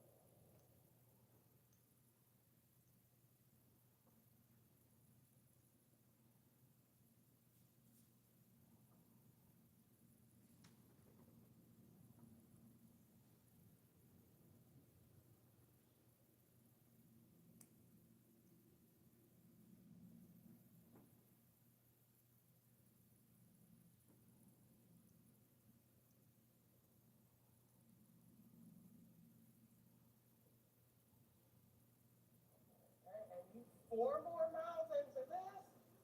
this is the right of way all over. This is the hill I told you I got stuck on during the winter.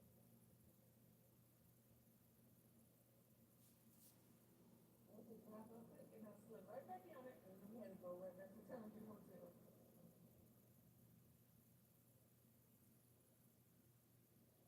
Went up to this one that was under two churches in the corner.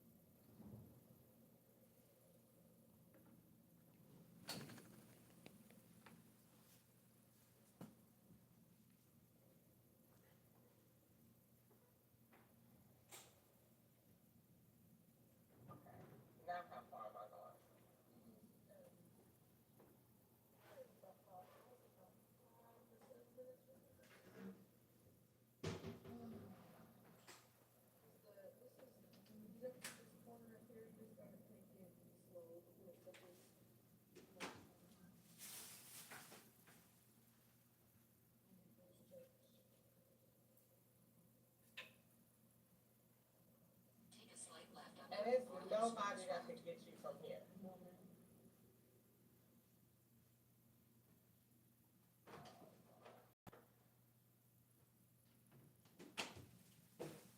In 1.4 miles, turn left to stay on Wingfield Church Road.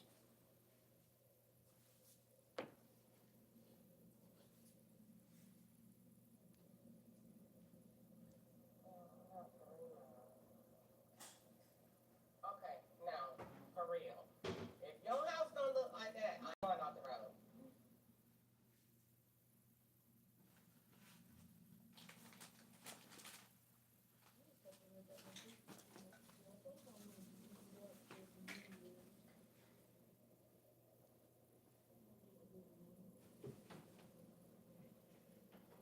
And you ain't even gonna be concerned to see if that's the lady made at home. I don't think I will let you text you yet.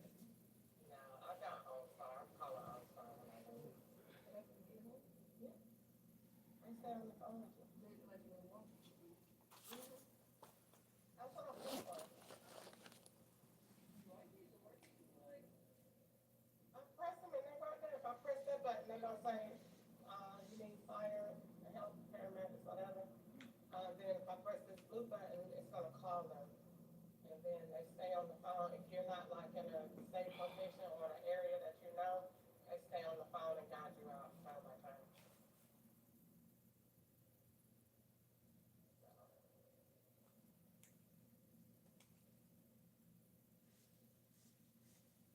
I know one thing, you ma'am, I'm telling you right now, it's a lot prettier than the service out. I wouldn't even live here, man.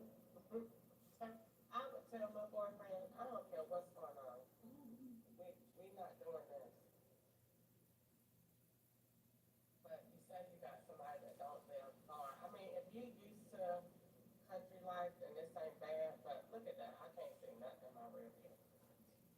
Yeah, that's one day. But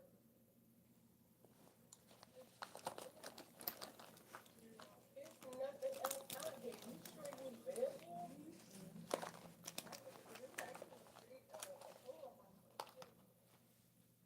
And there's no other way for me to get back to Bowling Green. I guess what that's what. Turn left to stay on Wingfield Church Road.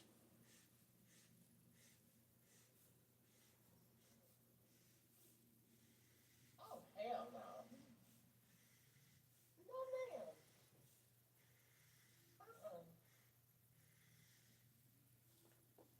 Uh-uh. In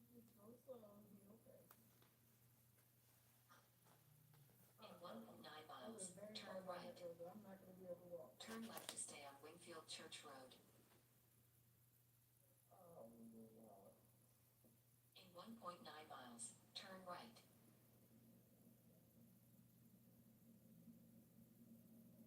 So who's the other cars coming on this road? I guess people that live on the road. We got two other people coming and one behind me. It's a pretty long road.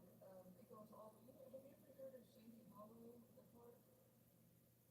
No. If you follow this road all the way down, there's Shanky Hollow, like the little waterfall park. Ma'am. Ma'am. Yes, ma'am. Ma'am. Ma'am, I am a girl from Atlanta. We don't do this. And I guess you want me to go fast. Oh, there. People forget out here and they got the lights on. I cannot get down with that. Just go around me, you know? It say you got a mile and a half. Let me just get my own style. He driving with them bright lights behind me. I'm trying to focus on this road to make sure I ain't turning nowhere I shouldn't be.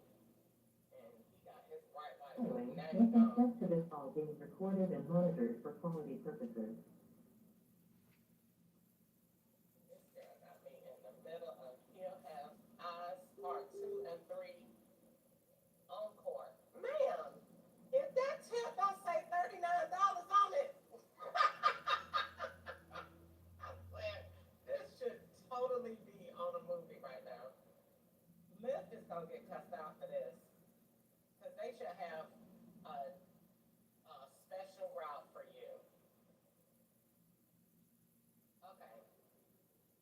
This as far as I can go.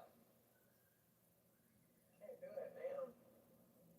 And you still got there just as Turn right, quiet. and the drop off will You be on would the have come right. back there and leave me on the side of the road. You'll piss me off. Excuse And I me. will be contacting Lyft about you. You're extremely unprofessional.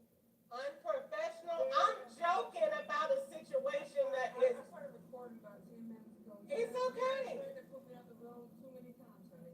It's okay. You make me nervous. You not look at where you got me at, and you talking about somebody nervous. This is not your profession. It's not your I tell profession. you, want to get out right here? No, but you're getting recorded. You can take me home. You can go ahead and get out. You can. Matter of fact, I can take you back. You can go ahead and. We can both be going back. We'll both be Make going your back. thanks. This executive call being recorded and monitored for quality purposes. So you're gonna hold me hostage in your car? Oh no. Oh God.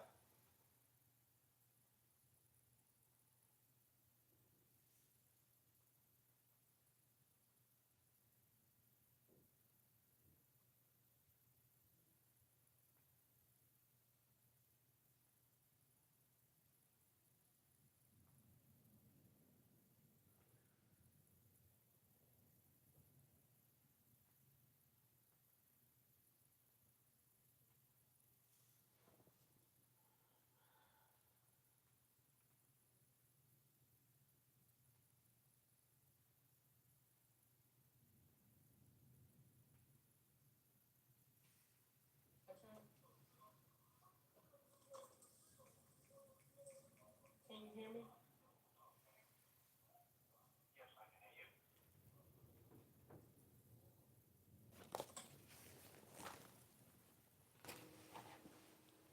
Hello? Yes, I'm here. Okay, so how can I help today? I got a message inside of my app to give you a call.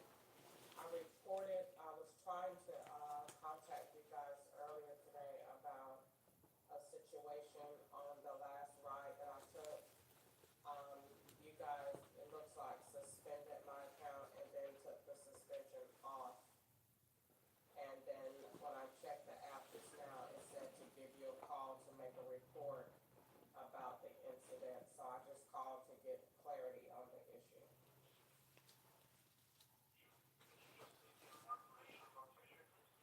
The ride was for Alex at 10 p.m. approximately from Waffle House to Bowling Green, Kentucky. The address changed from the address that was given to me when I accepted the ride. When I accepted the ride for Bowling Green, Kentucky. The ride was to somewhere in Edmonton, Kentucky, which is a very, very rural area. There are no lights, no anything there.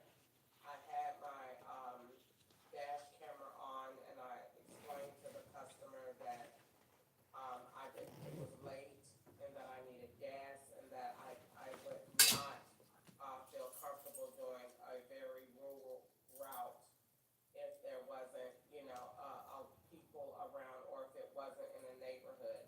She assured me that it was a well-lit neighborhood, that it was not woods, and that it was, she said it was rural, but she said that it was totally with streets in a neighborhood. It was not that at all. It was not. Throughout the process of the ride, I found another driver on the road. We're in the middle of nowhere. There is no one around. We're going further away from the town. And another driver proceeded to come up to the back of the car, tailgating me, and had his bright lights on and was revving up the engine. And at this time, the customer had come out of her seatbelt. I did not feel safe.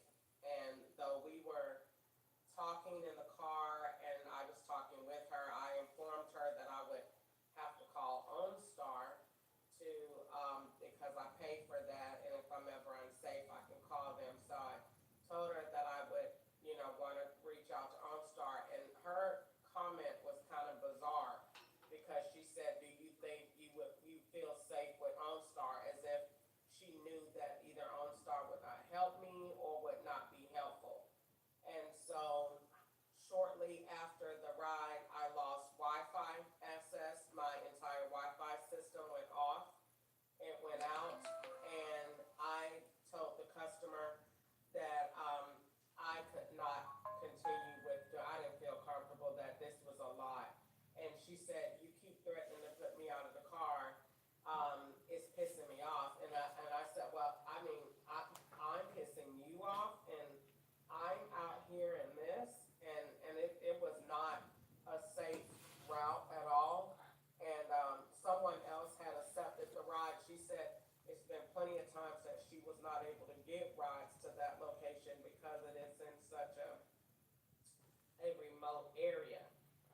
So she told me I was unprofessional. I had everything recorded. I've never ever gotten a complaint at all. I have 5 stars on my account. I like doing my job. I just not feel comfortable, especially with the other driver or whoever it was on the road, um, out there with that type of behavior.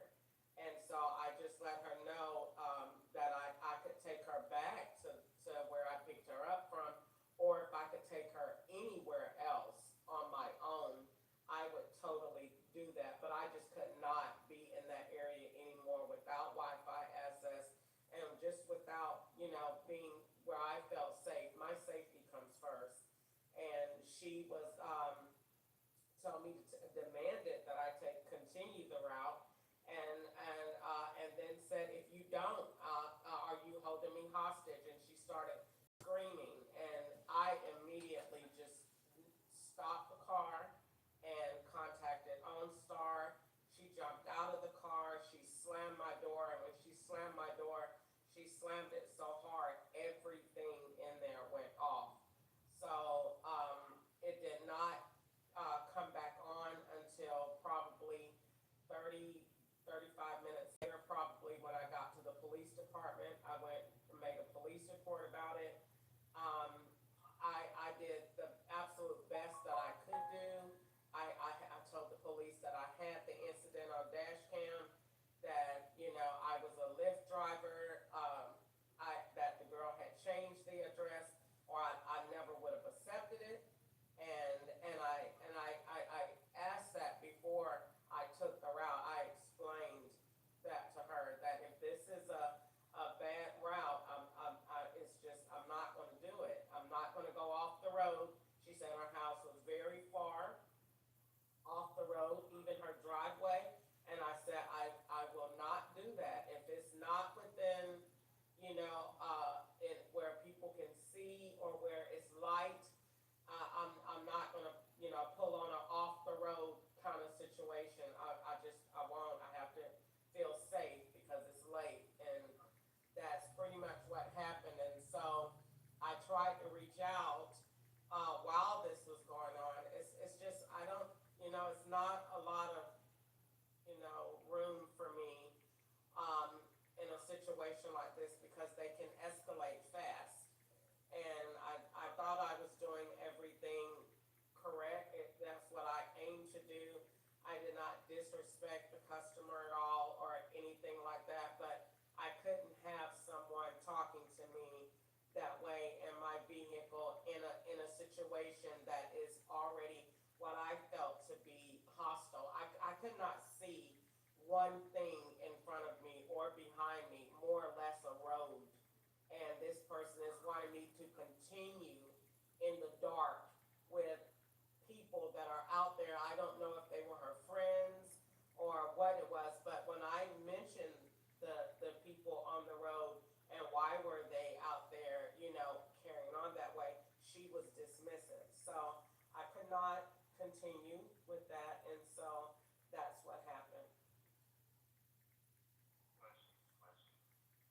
Okay, so I can only imagine how you felt during this ride, and I'm very, very sorry about things with this ride. I think just have to apologize.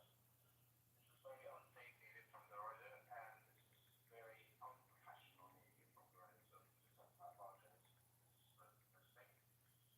And be rest assured that we understand the situation that you were in, and we understand everything that you were into. So, um, we will take the necessary action about what you mentioned now. Everything will be certified about your account. And I really understand this is a bad behavior that happening during the day, because sometimes the fact that myself in like this situation, sometimes that's happening during our daily ride. So I understand that from your records too, that you're the best driver. So um, I'm very, very sorry about what you think. This that's my apology. So your cash out. Okay. Thank you. I appreciate it. Rest assured that we are always here for you. We are always here for your safety. We care about your safety and satisfaction during your ride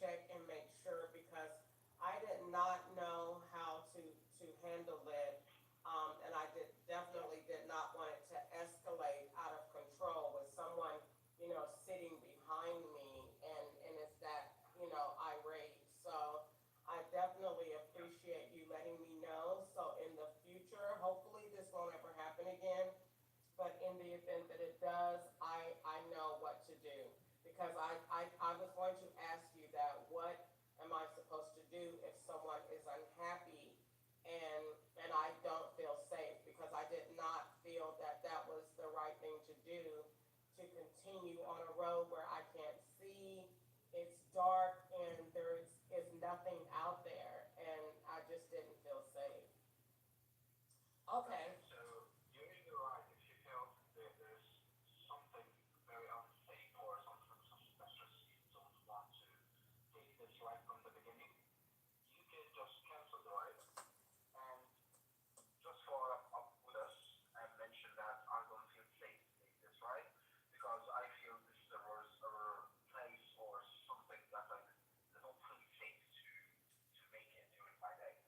We will understand that and we will just 100% confirm that with you and everything will be satisfied. If you took the ride and during your ride you felt unsafe, you can just cancel the ride immediately and drop off the rider in a safe place and then contacting us and we will take the necessary action. So Crystal, in all the situations, if there's something that you felt unsafe or something that's just a small thing that you know um, a little bit weird or suspicious, you have to just contacting us directly or cancel the ride and be in a safe place because this is the most important thing for us, just your safety and making sure that you're in a safe place and everything is fine. Okay. Okay, sounds good. Thank you so much, and you have a great night. You too, please, Crystal. Have a lovely, wonderful day. Bye bye. Thank you.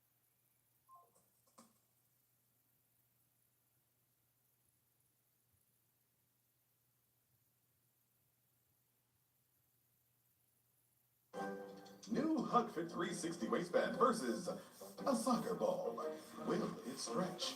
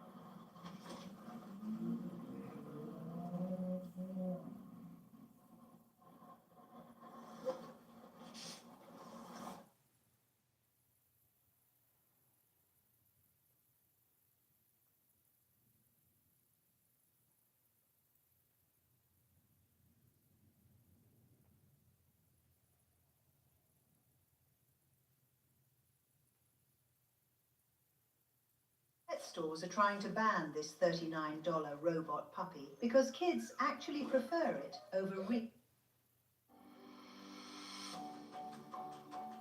Welcome to the house. We are so glad you joined us today. Choosing to tune into this sermon was not by accident, and I believe God has a word just for you. That's right. God is always using the people of this house to speak his word. So whether you're watching from across the street or maybe you are across the world, you are not just a viewer. You are our family. We believe that worship doesn't have walls, and experiencing the goodness of God's Spirit doesn't always require a commute. So, are you ready to join us as we fellowship and unite in spirit and in truth? I want your hearts to be open because we are going to encounter God together. Amen. We see you, we love you, and we believe this word is going to change your life.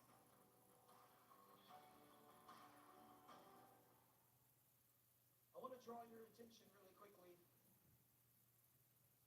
to the passages that we began to deal with last week. They are both in the Gospel according to St. Luke. Beginning, we'll start and we'll kind of work backwards. We'll go to Luke 17 and 21, and then we'll go to Luke chapter 1, and we'll read verses 31 through 38.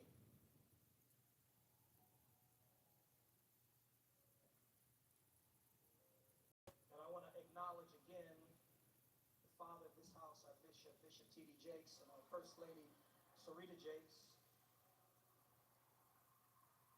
And that is extremely important when you study scripture.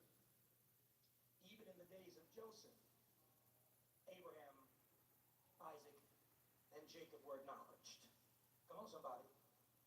You do yourself a disservice when you fail to esteem, revere, honor, and recognize the fathers of kingdom movements. Hello, somebody. And those who rule well are worthy of double honor. Hello, somebody.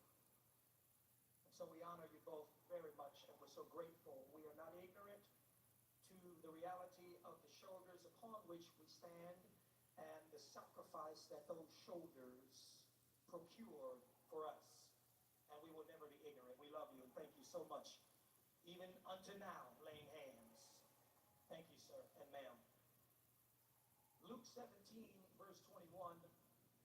Now, when Jesus was asked by the Pharisees when the kingdom of God would come, he answered them and said, the kingdom of God does not come with observation. In other words, if you're looking for it, you're not going to find it. You're looking around, you're looking up under the card, up under in the kitchen, no, you're not going to find it. It doesn't come like that.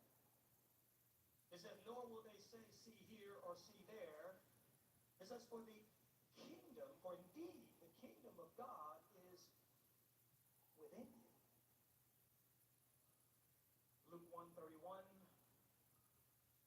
through 38, and behold, you will conceive, the angel speaking to Mary, and behold, you will conceive in your womb and bring forth a son, and you shall call his name Jesus. And he will be great, and he will be called the Son of the Highest.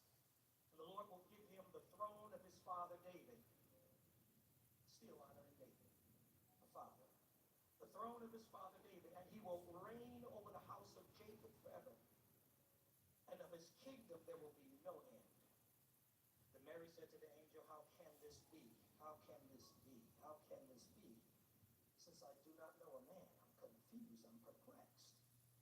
And the angel answered and said to her, the Holy Spirit will come upon you, and the power of the highest will overshadow you. Therefore also, that Holy One who is to be born will be called the Son of God. Now, in case you don't believe me, now indeed Elizabeth, your relative, has also conceived the son in her old age. And this is now the 6th month of her who is called barren. For with God nothing will be impossible. Then Mary said, behold, the maidservant of the Lord, let it be to me according to your word. And the angel departed from her. Lord, we honor, revere, respect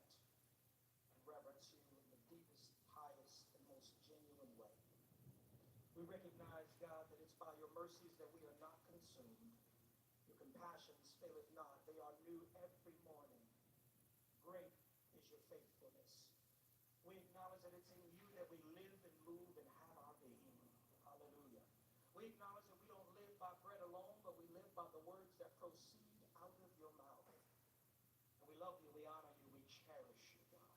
And we desire your word more than our necessary food, as Job once said. Now, God, may the words of my mouth and the meditation of my heart be acceptable in your sight, O God, my strength and my redeemer. And I thank you, God, for the spirit of wisdom and revelation and insight and knowledge and prophecy and access to the hidden treasures. The secret of the Lord is with those who fear him. Lord, reveal secrets. Manifest keys to the kingdom that we might open doors that no man can shut and shut doors that no man can open. We love you, God. May we be transformed. Carry us up a little higher. In Jesus' name. Amen. Amen. God bless you. Please greet somebody in the most kind way possible as you take your seat. Yes, sir, I will. Yes, sir, I will. Last week, we began a conversation, scripture entitled The Empire Within You. And that word has been sitting in my spirit for a long time. It's born out of my conviction about what you carry and my passion and I will see everything that God has placed on the inside of you come to fruition. I will see it, and I will preach it, and I will speak it, and I will prophesy it until I see it manifest. And so last week, we looked at that. Our goal was to deal with a few things. Our goal was to answer a few questions. What is it? When you talk about the empire within, of course, we're talking about the kingdom. And I'll offer some distinction between the kingdom and empire. In fact, let me just go ahead and do it now. What's the difference between a kingdom and an empire? The kingdom is singular. There's only one kingdom. That's singular. Empires are plural. Let me unpack it. The kingdom of God is God's sovereign reign. It's his sovereign rule. It's his sovereign authority and his will over all creation. That is the kingdom of God.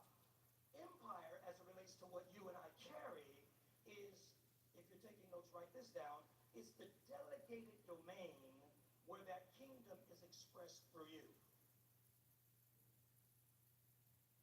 You see the difference? The kingdom, there's only one kingdom. But all of us, and we'll unpack it later, all of us have been given authority and a territory whereby we function and operate within the confines, by the power of the kingdom, within the confines of the lines that have been laid out for us.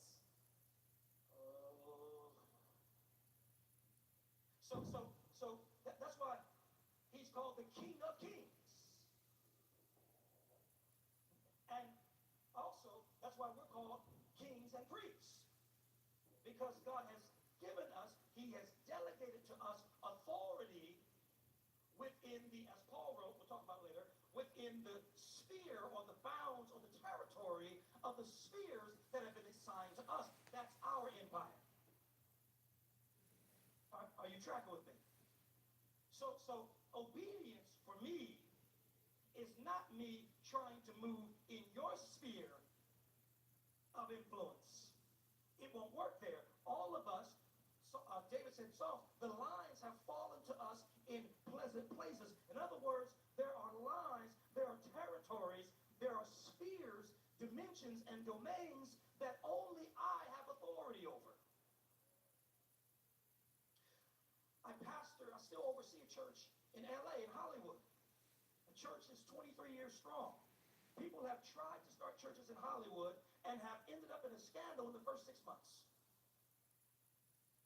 Or literally had to close up and shut down. There are a number of reasons why that can happen, but one reason is it might be a glamorous thing. Oh, I want to pastor celebrities.